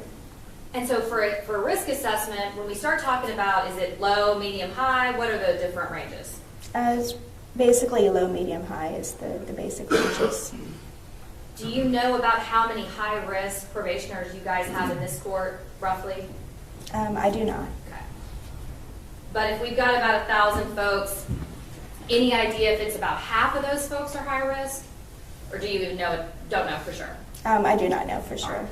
But when we talk about the risk assessment, that is based on the information in part of what the defendant, Debbie, the manslaughter is a probationer, second-degree tells, felony, correct? so yes. Correct, part of it is. And what are the other parts? We have prior criminal history, right? Correct. Okay. Any violent offenses, correct? Correct. Okay. What else is considered? For the assessment, we also go through what information that we do have and then related to it, the information the defendant says. Okay, explain that to me. What do you mean, what information you do have and as it relates to what the defendant tells you? For example, if we have a new offense, well, not a new offense, but let's say we look at the criminal history and the defendant is underreporting what is on the criminal history, we would trump it with the actual criminal history. I gotcha. But if somebody doesn't have any criminal history, then that's going to be a factor into the risk assessment, correct? Correct. Any documented criminal history, right? Correct. Okay.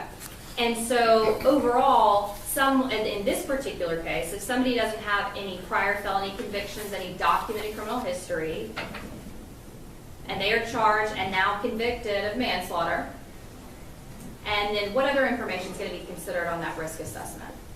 We have the education, employment, financial situation, family and social support, neighborhood, substance abuse, criminal attitudes, behavioral patterns, and peer associations. Okay. So if you have a supportive family member, that lots of family and friends that are willing to be there for you, you got a job, and you otherwise have a good attitude, do you expect that person to be on the high risk?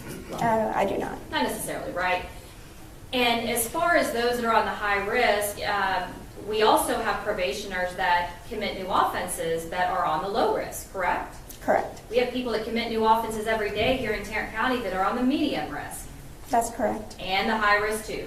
That's correct. Yes, he had a criminal history in that he had. The level of risk. We have folks every day that he's had we traffic hope history, and we pray that they won't commit a new tickets offense, and things. but they do anyway. But he had an incident early on when he was in college. It was like 20 years ago, I believe. And the testimony previously addressed that. State before? Yes, we have. Out of this court? Out of this courtroom. With this judge? Yes. And have those people committed violent offenses before? That's correct. Okay. And at that point, either the prosecutor and the defense attorney agreed to put that person on probation, or a jury just like these folks have agreed that that's a good idea, correct? That's correct. There's really no way to predict with any kind of degree of certainty that that person's not going to be a risk in the future, right?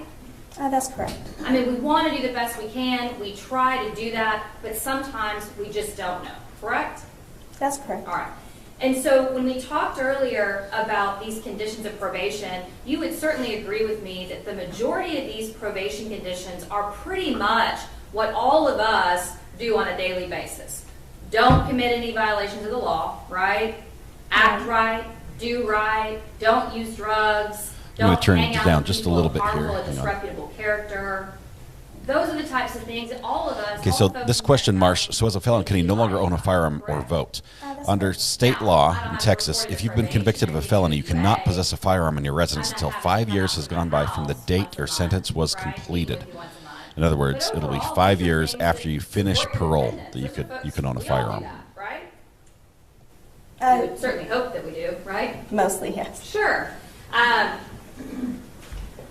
He was convicted. This is the sentencing Work phase, safely at suitable which also employment. has testimony, That's which pretty it looks like basic, trial, right? but we're That's correct. he's guilty. He's been found guilty of manslaughter. But at this point, we're just going to determine what his sentence Don't is, not we, possess but the jury will. firearms, right? That's New another subscriber, condition. excellent channel. Thank It you, is, John. yes. You're Yeah, an A's excellent and B's. subscriber. Thank you for being here. Right? Right. And that's kind of the last few all deal with paying fees. There's 21 conditions on the standard condition form, right? Yes, there is. And the last 1, 2, 3, 4, 5 deal with fees. That's correct. And in the very last one, you've got to have a valid driver's license and insurance to drive a car, correct? Correct. And as long as somebody has that, they get to drive a car, and that's the same thing that all of us do, right? That's correct. And nothing about a manslaughter conviction that would keep you from driving a car, right? Right. So those 5 conditions that all deal with fees, anyone ever get in trouble if they don't pay their fees, if they're on probation? Some do, yes. Okay, tell me the trouble that they get in. Are they put in jail by this judge? Usually it would involve restitution, but it'll at least involve being in front of the judge to address it. I believe he was found guilty of that, jury is Franco, that if because you he don't pay your fees, because you're he not was gonna ordered get in trouble to and get take a revoked class. on probation, right? Typically, you will not get revoked for not paying fees. Sure. So tell the jury what Basically, it a means little to be course to revoked say, on probation. you What know, does it mean this is to not have good a behavior. probation This is what you should do. revocation in this court? It was a light punishment. Probation revocation just means that you were on probation, you had violations, and then petitions submitted to the court, and then the person gets time. Basically, they can get, depending on what their type of case is, it could be jail time or it could be TDC time. When you say TDC time, is that the Texas Department of Corrections? Yes, So you said jail time, meaning Tarrant County jail time, that's correct. TDC time, meaning prison time. Correct. And who decides that sanction or that punishment? Usually it's discussed between the state and the defense. And ultimately, it's up to this judge if they go in front of him to make that determination, correct? That's correct. All right, so let's talk about probation revocations and how often they occur, all right? So out of, let's just So this say is a little bit 1,000 boring, folks but we basically got under the probation prosecution in here this is going to go court, on and make it look like, we hey, have a lot of probation, you guys are revocations covered. You're flooded. we do, yes. You're flooded with work. You talk to them once a I don't have an month. exact It's number, basically like but no sentence at all. It's like you're just 2016, free. about Yeah, occasionally they have a drug 23% test. Occasionally an officer might drop by the house So and just if say, hey, 30 you still being people that good. we decided are worthy of probation But basically they're saying, at least have if a you give them pending probation, revocation or it will be have been like revoked. nothing happened. That's what Those that's are what the picture they're actual, trying to paint. Revoked people. Those are the folks that have been revoked. Correct. Not even the ones that have messed up and maybe have a probation revocation, but those that have actually been revoked. That's correct. Because there's a difference, right? There is, yes. So tell us about the difference. When you have somebody that is on probation and messes up, let's talk about, for example, they submit a dirty urinalysis. That happens. Those okay? dirty urinalyses. Are they going to get revoked and sent to prison by this court? Not necessarily. That doesn't happen very often, and that's not just this judge. That's across all the district courts, correct? Judge just yawned. Typically, if there's 1 or 2 small violations, the judges are not immediately revoking these folks and sending them to prison, right? That's correct. Because in general, the basic foundation of the probation department is to try to rehabilitate, right? That could be part of the You guys sentence. work hand in hand with these folks every single day to try to give them chance after chance after chance. Would you agree with me? I agree with that. In fact, sometimes when we're in front of the court asking for this person to be revoked and sent to prison, we've been in front of the court multiple times with multiple violations, right? That's correct. You're right. In And Texas, really, one of the things he when loses the right to someone do violates as a probation, felon is the right to serve on a jury panel. So he could not be a juror. Also, there are some public offices. I don't think he's allowed to hold any public office without a full pardon, things like that. So it does vary from state to state. You guys are told about it, right? That's correct. or Bite Me unless says, it's Recovery noted Addict, in thank the you for your offense patience and soothing voice. For a You new are the offense. greatest. For the new Thank you, Bite Me. And I that's appreciate the what super y'all find chat. out about, Super, right? it's Correct. super that Meaning you that support the the channel. police are Thank you. It would involved not be and the it's same here reported to without you. you, I'm glad you're right? here. We do get notices whenever there are new arrests in Texas. Sure. But as far as, let's talk about possessing a firearm. If you guys are not going out to the person's home, how are you going to know whether they have a firearm or not? If they get picked up for a new offense with a firearm, Yeah, or you wait till they someone commit a crime. reports that they have a firearm. And if they tell you too, right? True, yes. And wouldn't you agree with me that for the most part, the basis of probation, so much of it depends on the information given to you by the person on probation? Yes. It's extremely important that they have an open mind, they have an open heart, they are willing and ready to participate in probation, right? Yes. In fact, one of the very first things they have to do is admit the offense, right? Yes. And they have got to, because that's how you tailor the probation, right? Yes. So they have to admit the offense, and you go through the risk assessment, and they have to be willing and able to do all those things, right? That's correct. And the information that you use to tailor the probation is based off what they tell you, right? Some of it is, yes. So to a certain degree, garbage in, garbage out. So we're really hoping that they're being honest and open with you, right? Right. Prosecution's very And good I know at you've making been these doing it a long arguments. time. You have folks that are dishonest with you sometimes. That's correct. Sure. And as far as those that are currently, you said it's a third of people that have been revoked here in Tarrant County. Those that have been revoked, who makes the determination of how long they go to prison? I mean, ultimately, the judge makes the sentence. And so these folks right here that have heard all about the manslaughter that was committed in this case, they don't get to make that determination, right? That's correct. And are they even contacted? Someone says, when did you get So super if this chats? defendant Well, I goes just out got and one commits right any now, other someone new from you. offenses, they are not gonna have Thank a you. say Thanks for the at streams. They're all always in calm, what rational, and educational. he I appreciate your support. Someone, That's thank you for And being it here. actually, it may not be just this judge that makes Your that support is, determination. It could be it means a lot visiting to me. I judge that's appreciate here that. day, right? It could be. Yeah, it may be him that's heard this case, or it actually may be a different judge, right? That's correct. Okay. So the folks that are in the best position to know everything about this case, sitting in the box, they actually don't get a say in that going forward, right? That's correct. And they also don't get a say in what conditions are placed on this defendant. That's going to be the standard conditions and whatever additional conditions if they are sought by the risk assessment in this court, right? That's correct. Do you have any idea, can you tell us the percentage of as far as probationers that get more conditions than just the standard? I don't have a number, but a lot of them do get additional conditions. And when you say a lot of them, if you got 1,000 folks, are most of them on standard conditions, or is the majority on additional or high-risk conditions? Most of them, I would say, are in standard conditions, but when they do go for the assessment, that's also adding on conditions on top of that. And that could be adding on any type of like high-risk conditions or mental health conditions. It just depends, but I would say a lot of people do get added on conditions. I bet this lady never thought she'd be testifying in field court officers, y'all as a interviewed defense family members witness of the for a cases that are convicted coming in murder front or of you. Y'all ever convicted interviewed manslaughter the victims' individual. families? No. Okay. So they don't get an input as well. Is that right? They are welcome to call, and if they give input, then we'll listen to it. But normally we don't go ahead and contact them to ask for input.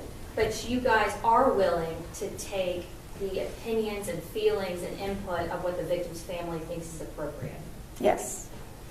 Now, somebody that is convicted of manslaughter, second-degree felony in the state of Texas, what additional conditions are typically ordered on them besides these standard conditions? The only conditions I can think of are not to have any contact with the victim's family. Okay. Anything else? No. Okay. So And they're saying that would just we be a also slap on the talked wrist earlier if they do probation. about the reoffend. Is she a parole officer or what? recidivism rate, She's sort of like the right? go-between between Yes. the court Okay. and I'm not this asking you what the rate is, the but can you tell parole, the jury what that is? probation department. I think her office normally is in the court. Just The role generally she what plays. Her recidivism desk is. is where the projector is. right now. Recidivism just means that they have messed up on their probation. Messed up, committed another Committed a new offense. offense. They end up back in jail. Had Get arrested again. violations. Now, how many, if we've got 974 probationers in this court, I'm just, throwing out that number, 1,000 folks, how many different probation officers or field officers do y'all have to supervise those 900 folks? Supervision officer-wise, we have 64 regular officers and 73 specialized officers. So what's the ratio? So per probation officer, So 130 how many people folks do they actually supervise themselves? to supervise 1,000. Usually the average is 140 for the regular probation officer. TW, So per save your dimes for probation sheep's head, officer, man. they You've are got to win big. supervising One day it 171. will happen, and I can't wait for you to come back and chat and 140 is report the that. So average. I appreciate your 140 super is the chat, average. Yes. spending So those one valuable for dimes. every 140 Good luck in your probationers. next game. For the regular officer, yes. Okay, what about for you said there's a different type of specialized, I believe is what you said, correct? Correct, yeah. And would this fall into the specialized probationers as far as somebody that has standard conditions? The standard conditions would fall under the regular officer. All right, so let's go from the 1 to 140 probationers. That So one isn't probation terribly officer is interesting responsible right for here, meeting with all those the 140 testimony. folks every week. But I think she's doing a good every job month, rather? making it Correct. seem Okay. like And then probation using is them up a here cakewalk, in this general area downtown with and the that probation office? there's a whole bunch of they people out on meet with them probation. You know, in 10,000 people in the field Dallas-Fort Worth section. area out on probation right Somewhere now. in Fort Worth. And basically all they Fort have to Worth, do is Arlington, call in and say, hey, I'm still alive Wherever and they I'm not live, we committing have any different crimes. offices that Other than that, accommodate their zip codes. you know, But that they're one good. probation officer is responsible for meeting face-to-face with that person every month, The right? prosecution is trying very That's hard to make it look like And probation so is on not average, a they're not punishment. able to spend that much And so that time. would not They be got appropriate in 140 this folks case. They got to meet with in a 30 or 31 day month period, right? I think she's a supervisor of It's just not possible. supervisors. It's not y'all's fault, but it's She's just a not mediator, possible, sort of. She right? goes between the court and that's the correct. Would you probation. agree with me that you guys are inundated and overworked? I wouldn't say we're overworked, but I do feel like we do the best we can with what we have. Absolutely. Y'all busy? We are busy, yes. Quite a bit. All right. Overall, there's really no way, She doesn't directly as much supervise as you any of might these probationers. try and want, there's really no way to guarantee that this defendant will not go out and reoffend. Is that true? That's true. And the only place that you can guarantee that that does not happen is if he is behind bars, correct? That's correct. I'm going to pass the word to Shar. Pretty direct. For the last 7 years and 50 weeks, Sharon Wilson has put people with violent felonies on probation, correct? That's correct. She has to sign it. One of her prosecutors, like these two court chiefs right here, have to agree to put people on probation. He's talking about the district That's attorney. correct. He's They attacking agree her and they directly. trust that the district judges that Tarrant County has elected can Between 2 to 20 supervise a years is what we're looking probationer at. on probation, yes? It was sort of mixed. Yes. And if there's a third recidivism rate, that means Sharon Wilson got it wrong a third of the time of her prosecutors placing them on probation, right? She's not going to answer Somebody had that. to sign from the state to get a plea deal done, yes? Yes. You have to judge the individual, and it's not just self-reporting. Upon a plea deal or upon a conviction that's placed on probation, there is an electronic system here called TextShare. You aware of that system? Yes. And I think the jury's heard a little bit about the discovery issue. So if there's 307 files in TextShare assigned to this case, the state opens up the 307 files to probation through you, and you have a system at probation now, a new statewide system, to consume all that data so you can verify what any probationer's telling you, correct? That's correct. So you have a meter, whether somebody's telling you the truth based on the facts as you know it from what the official report is from the police department, correct? Correct. Thank you. Pass the witness. Ms. Diener, Oh, he's Nothing angry. further, Your Honor. may Ms. Livingston be excused subject to any potential recall? No objection from the state. Yes, Your Honor. Thank you, Christine. Thank you. She works in this courtroom. She's like, I had no idea I would be testifying. I'm not supervised, but it's disgusting they're demonizing probation. I think probation is an important part of the corrections options available to us and to the court. Good timing. We're going to break for lunch. Good timing. Richard Davis. Let's switch here. Okay, I'm going to keep the audio just long enough.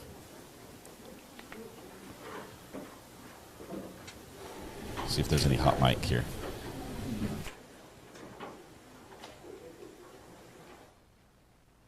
And the mic's gone. Oh, let's see. Well, might come back here just briefly. Nope, we're in recess. Judge is just going to say we're in recess here.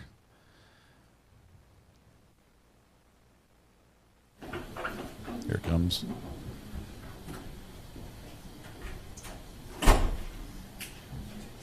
We'll resume at 1:45, everybody, 1:45. Thank you, Your Honor. Appreciate it. Your hair looks fabulous, by the way. Okay. So Richard Davis says people should chip in to get a computer to pickle cable for you. Pickled cables. I've never tried those. I have almost every cable known to man, though. I have every device and every cable to convert any audio to any other possible audio format, and the same with video. Dude's Clues trying to CNN us. Shame. Sorry. Let's see. Roxanne, give Tammy a hug for me. Hope Tammy's doing great. I heard you're at the doctor there. Weatherwatch says recovery addict would save a little time if the jury interrupted and said, "Don't worry, we aren't considering probation. Next witness, please." Yeah, can the foreman please just inform both sides of that? Default subscribers is going for a fried egg sandwich. Sounds delicious. I think we're going to open the pickles. For those who are new here, I love pickles, and every time we go to lunch, we have pickles. That's what we do. I bought a new jar of pickles last night, and the current pickle, which I am hooked on, which as soon as I tried, I basically stopped consuming dill pickles, is the spicy maple bourbon pickle, which is incredible. It should be in your local Walmart. I think it is a Walmart brand. Sam's Choice is the only one I've found. I haven't found another brand of pickle that makes this flavor. If I do, I will try that as well. Colvar says, recovery addict, I've been on probation as a kid, and I have friends that have been on probation as adults. It's not fun, and it's really annoying. You can go to jail really, really easy. Right, but Colvar, do you think in Aaron Dean's case, I mean, he's a police officer, okay? So he knows the law. He's not one that tends to live his life sort of on the line of getting caught or breaking the law. For him, wouldn't it be a cakewalk, other than the fact that he couldn't own a firearm and, there's a couple inconveniences? But for him, do you think it would be just a slap on the wrist? And if so, would that be appropriate in this case? Culver, we need, again, sorry, I picked another comment from you. We need to start a channel, PNN. It's genius. $1 billion idea. Pickle News Network. Yeah, it won't work. I think you're right. Other people like pickles, but not enough to support a whole news channel. Let's see. Soup and crackers from KDQ. That sounds delicious as well, especially on a cold day. Is it still below freezing out there? Or KQD? Sorry. I don't eat dill pickles. I do, Debbie. It's just I like these other ones better. And as long as I have the other ones, I'm not eating dill pickles.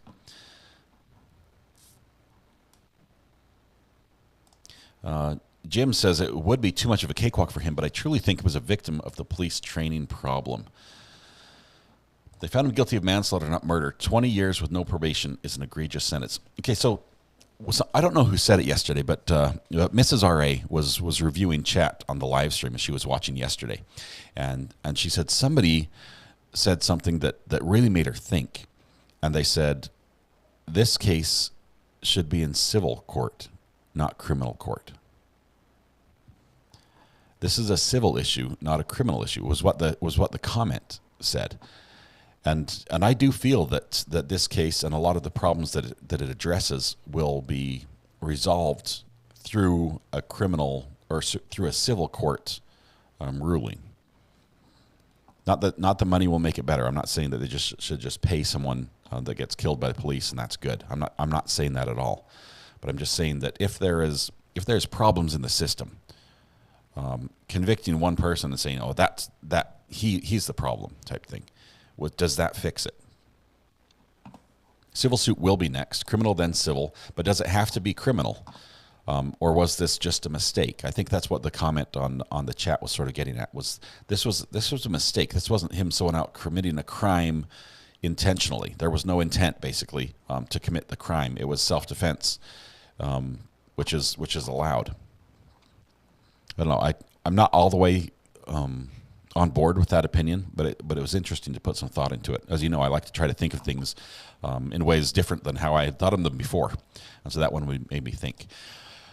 I think the general orders absolves him of some of the guilt, as they told him to break the law, says Douglas. I can't with fried pickles, just ooh. They need criminal conviction to build a civil case, but Bullish, there are instances where in a criminal case there is a not guilty, but there's still sufficient evidence for a civil case, which has a lower bar, right? So you can still have a civil liability without a criminal conviction, I believe. It might be harder. Let's see.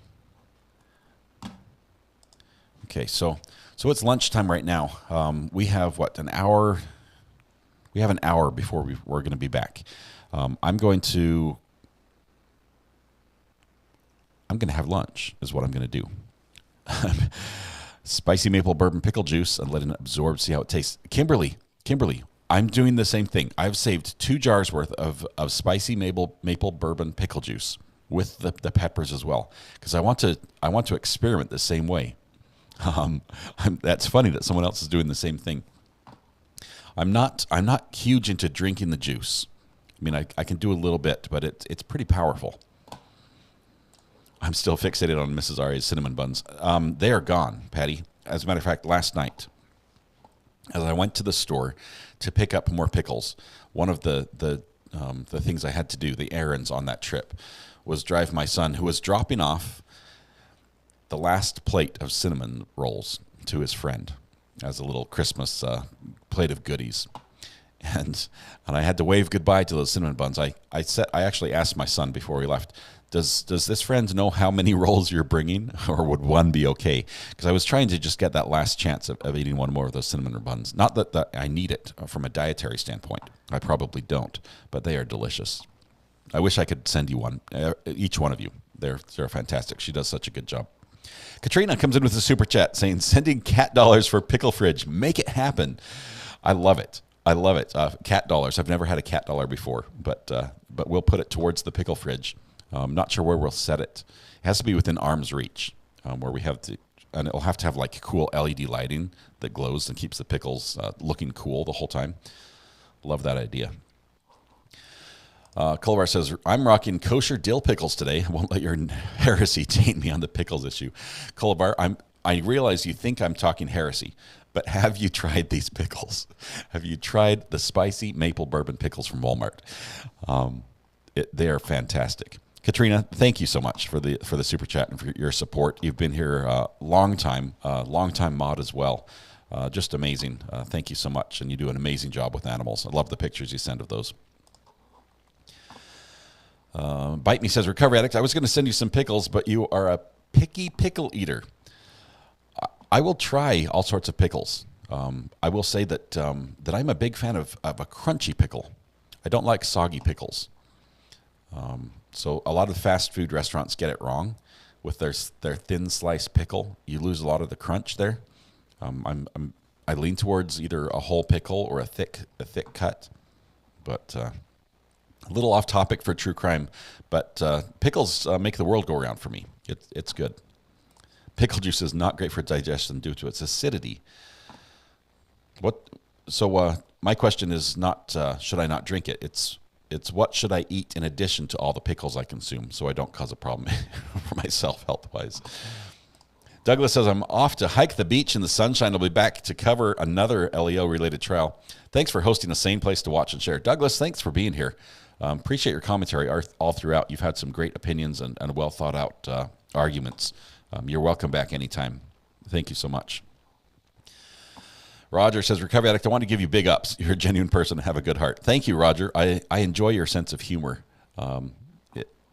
Sometimes people don't appreciate humor in all scenarios. And even though we're in a very serious setting, I do enjoy humor injected into it. No, Satan, I haven't tried your pickles. What are you saying, Colavar? Craving raspberry-filled donut. It's time for lunch. We're talking about food. The pickles have my seal of approval. Wonderful. Did you try them, KQD? That's amazing. I've had several pictures on the burner phone of people who have texted the pickle jar in their hand, or the picture on the aisle of pickles from the store. I can only imagine if Recovery Addict was named Peter Piper, who picked pickled peppers. Is that what you're getting at? Crunchy is important too. Yeah, it's not all about taste. The chewing experience is important when you're eating. Texture matters. Shane says, was Aaron Dean sentenced? Shane, thanks for being here. Shane is connecting all the way from Ireland, for those that don't know. It's great to have you here, Shane. He was convicted yesterday, and today is the sentencing. We've had prosecution provide a couple of witnesses of testimony for the sentencing phase, as well as a couple from the defense. I'm not sure if they're done. They may be done. But either way, we're taking a lunch break right now. And then the jury, who has listened to this witness testimony, will now get to go out and decide whether he gets between 2 and 20 years, and also if probation is a part of his sentence, and how big a part of his sentence it is. Alum powders used to be the crunch retaining ingredient. I'm getting more pictures. I think Tina just sent me a picture. Let me take a. Oh, it's a link. Okay. I got one from Debbie. Let's see. Maybe not the best form for this question. Do you think the jury and the judge's sentencing would be changed by the question of would there be riots given the light sentence? I don't think it should be, Debbie. Thanks for your question, by the way. I'll get back to canned laughter here in just a second. I'll keep it on the screen. But Debbie, I don't think outside opinions of people who maybe did not hear all the evidence, did not see it presented the way the jury has in a situation where they can consider it alone, like in a freestanding event. I don't think someone should be convicted or sentenced to prison just because everyone outside thinks that he's guilty. So I hope it doesn't play a huge role in this. I don't believe it would be correct for it to. Canned laughter. Alum powder is used to be crunch retaining ingredient in pickle brine, but a lot of recipes leave it out now due to health concerns. I'd rather take my chances and preserve the crunch. I'm with you. I know your sinner's pickle game leading me to temptation with eagle pickles. The heresy is real. I'm a 40K gang shrugs, LOL. I've seen 40K. I took a look at your channel, Kolovar. I realized you were true to your cause there on your channel, and thank you so much. I enjoyed talking to you the other day when you called on the burner phone. I appreciate your support. Debbie says, recovery addict, I sent a question to the burner phone. I just got that, Debbie. Hopefully I answered enough of it here for you. It's a real concern, I think. Tom R says, I'm still not sure about trying those pickles. I despise sweet pickles. Okay, so they are a sweet pickle, but just barely. It's like if there was a line between dill and sweet, it's just over the sweet side. If you get over, I know the brine looks the same. It's got some of the same elements in it that a sweet pickle has, but just realize that so much more of the flavor is different than sweet pickles. Anyway, okay, I'm gonna be talking the whole time and lose my chance to have a break and get some lunch. Roxanne, good to have you here. Made me giggle. I hope you can do a Saturday afternoon stream. I look forward to hearing from Matthew Harris today. Yeah, I've got to do that. We're going to be in an hour, right? So maybe we can have him on for the sentencing, if we can get this worked out. And Matthew, if you're here, I'm not sure if you still are. Basically, what we might have to do, if I can't get the audio fixed on my end, is have you talking to me over the burner phone, and that would be your audio. And then watching the stream on your end as well. But I don't know. We'll figure it out. We'll do a test first. We're all set up. The Zoom room is open, and I'm ready to take the Zoom feed live and bring him in. I'll do some reconfiguration so we can get him on screen. Mrs. KQD uses pickle juice to alleviate muscle cramps. She thinks the spicy maple bourbon pickle juice is a little too spicy for drinking. It is. It has a significant burn. Would you be available for hire as my personal attorney in case I get in a real legal pickle? No, Roger, I can't do that. I'm a law lover, not a law practicer. Have you tried Clausen dill pickles? No, Josh. Where would I buy those? I'm in North Carolina. Is that a regionally local available pickle? Sent a high-speed chase on horseback. We'll have to take a look at that.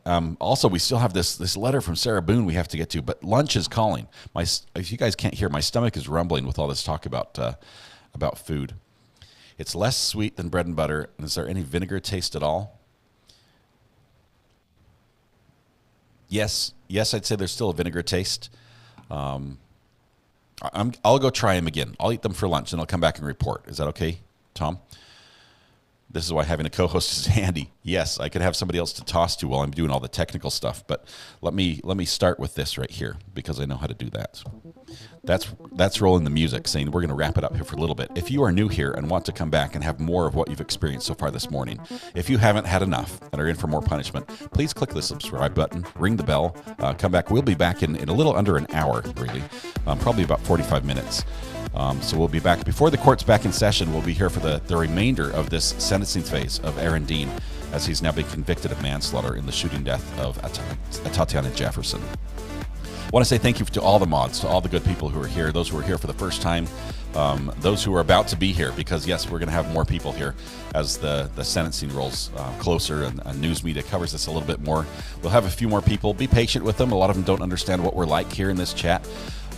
We'll welcome them. We'll teach them gently the ropes and add them to our pool of addicts. So thank you, everybody. Get some lunch, have a break, give a hug to everybody you love, smile at somebody, make their day just a little bit better, and stay safe for like 45 minutes until we go live again. We'll see you.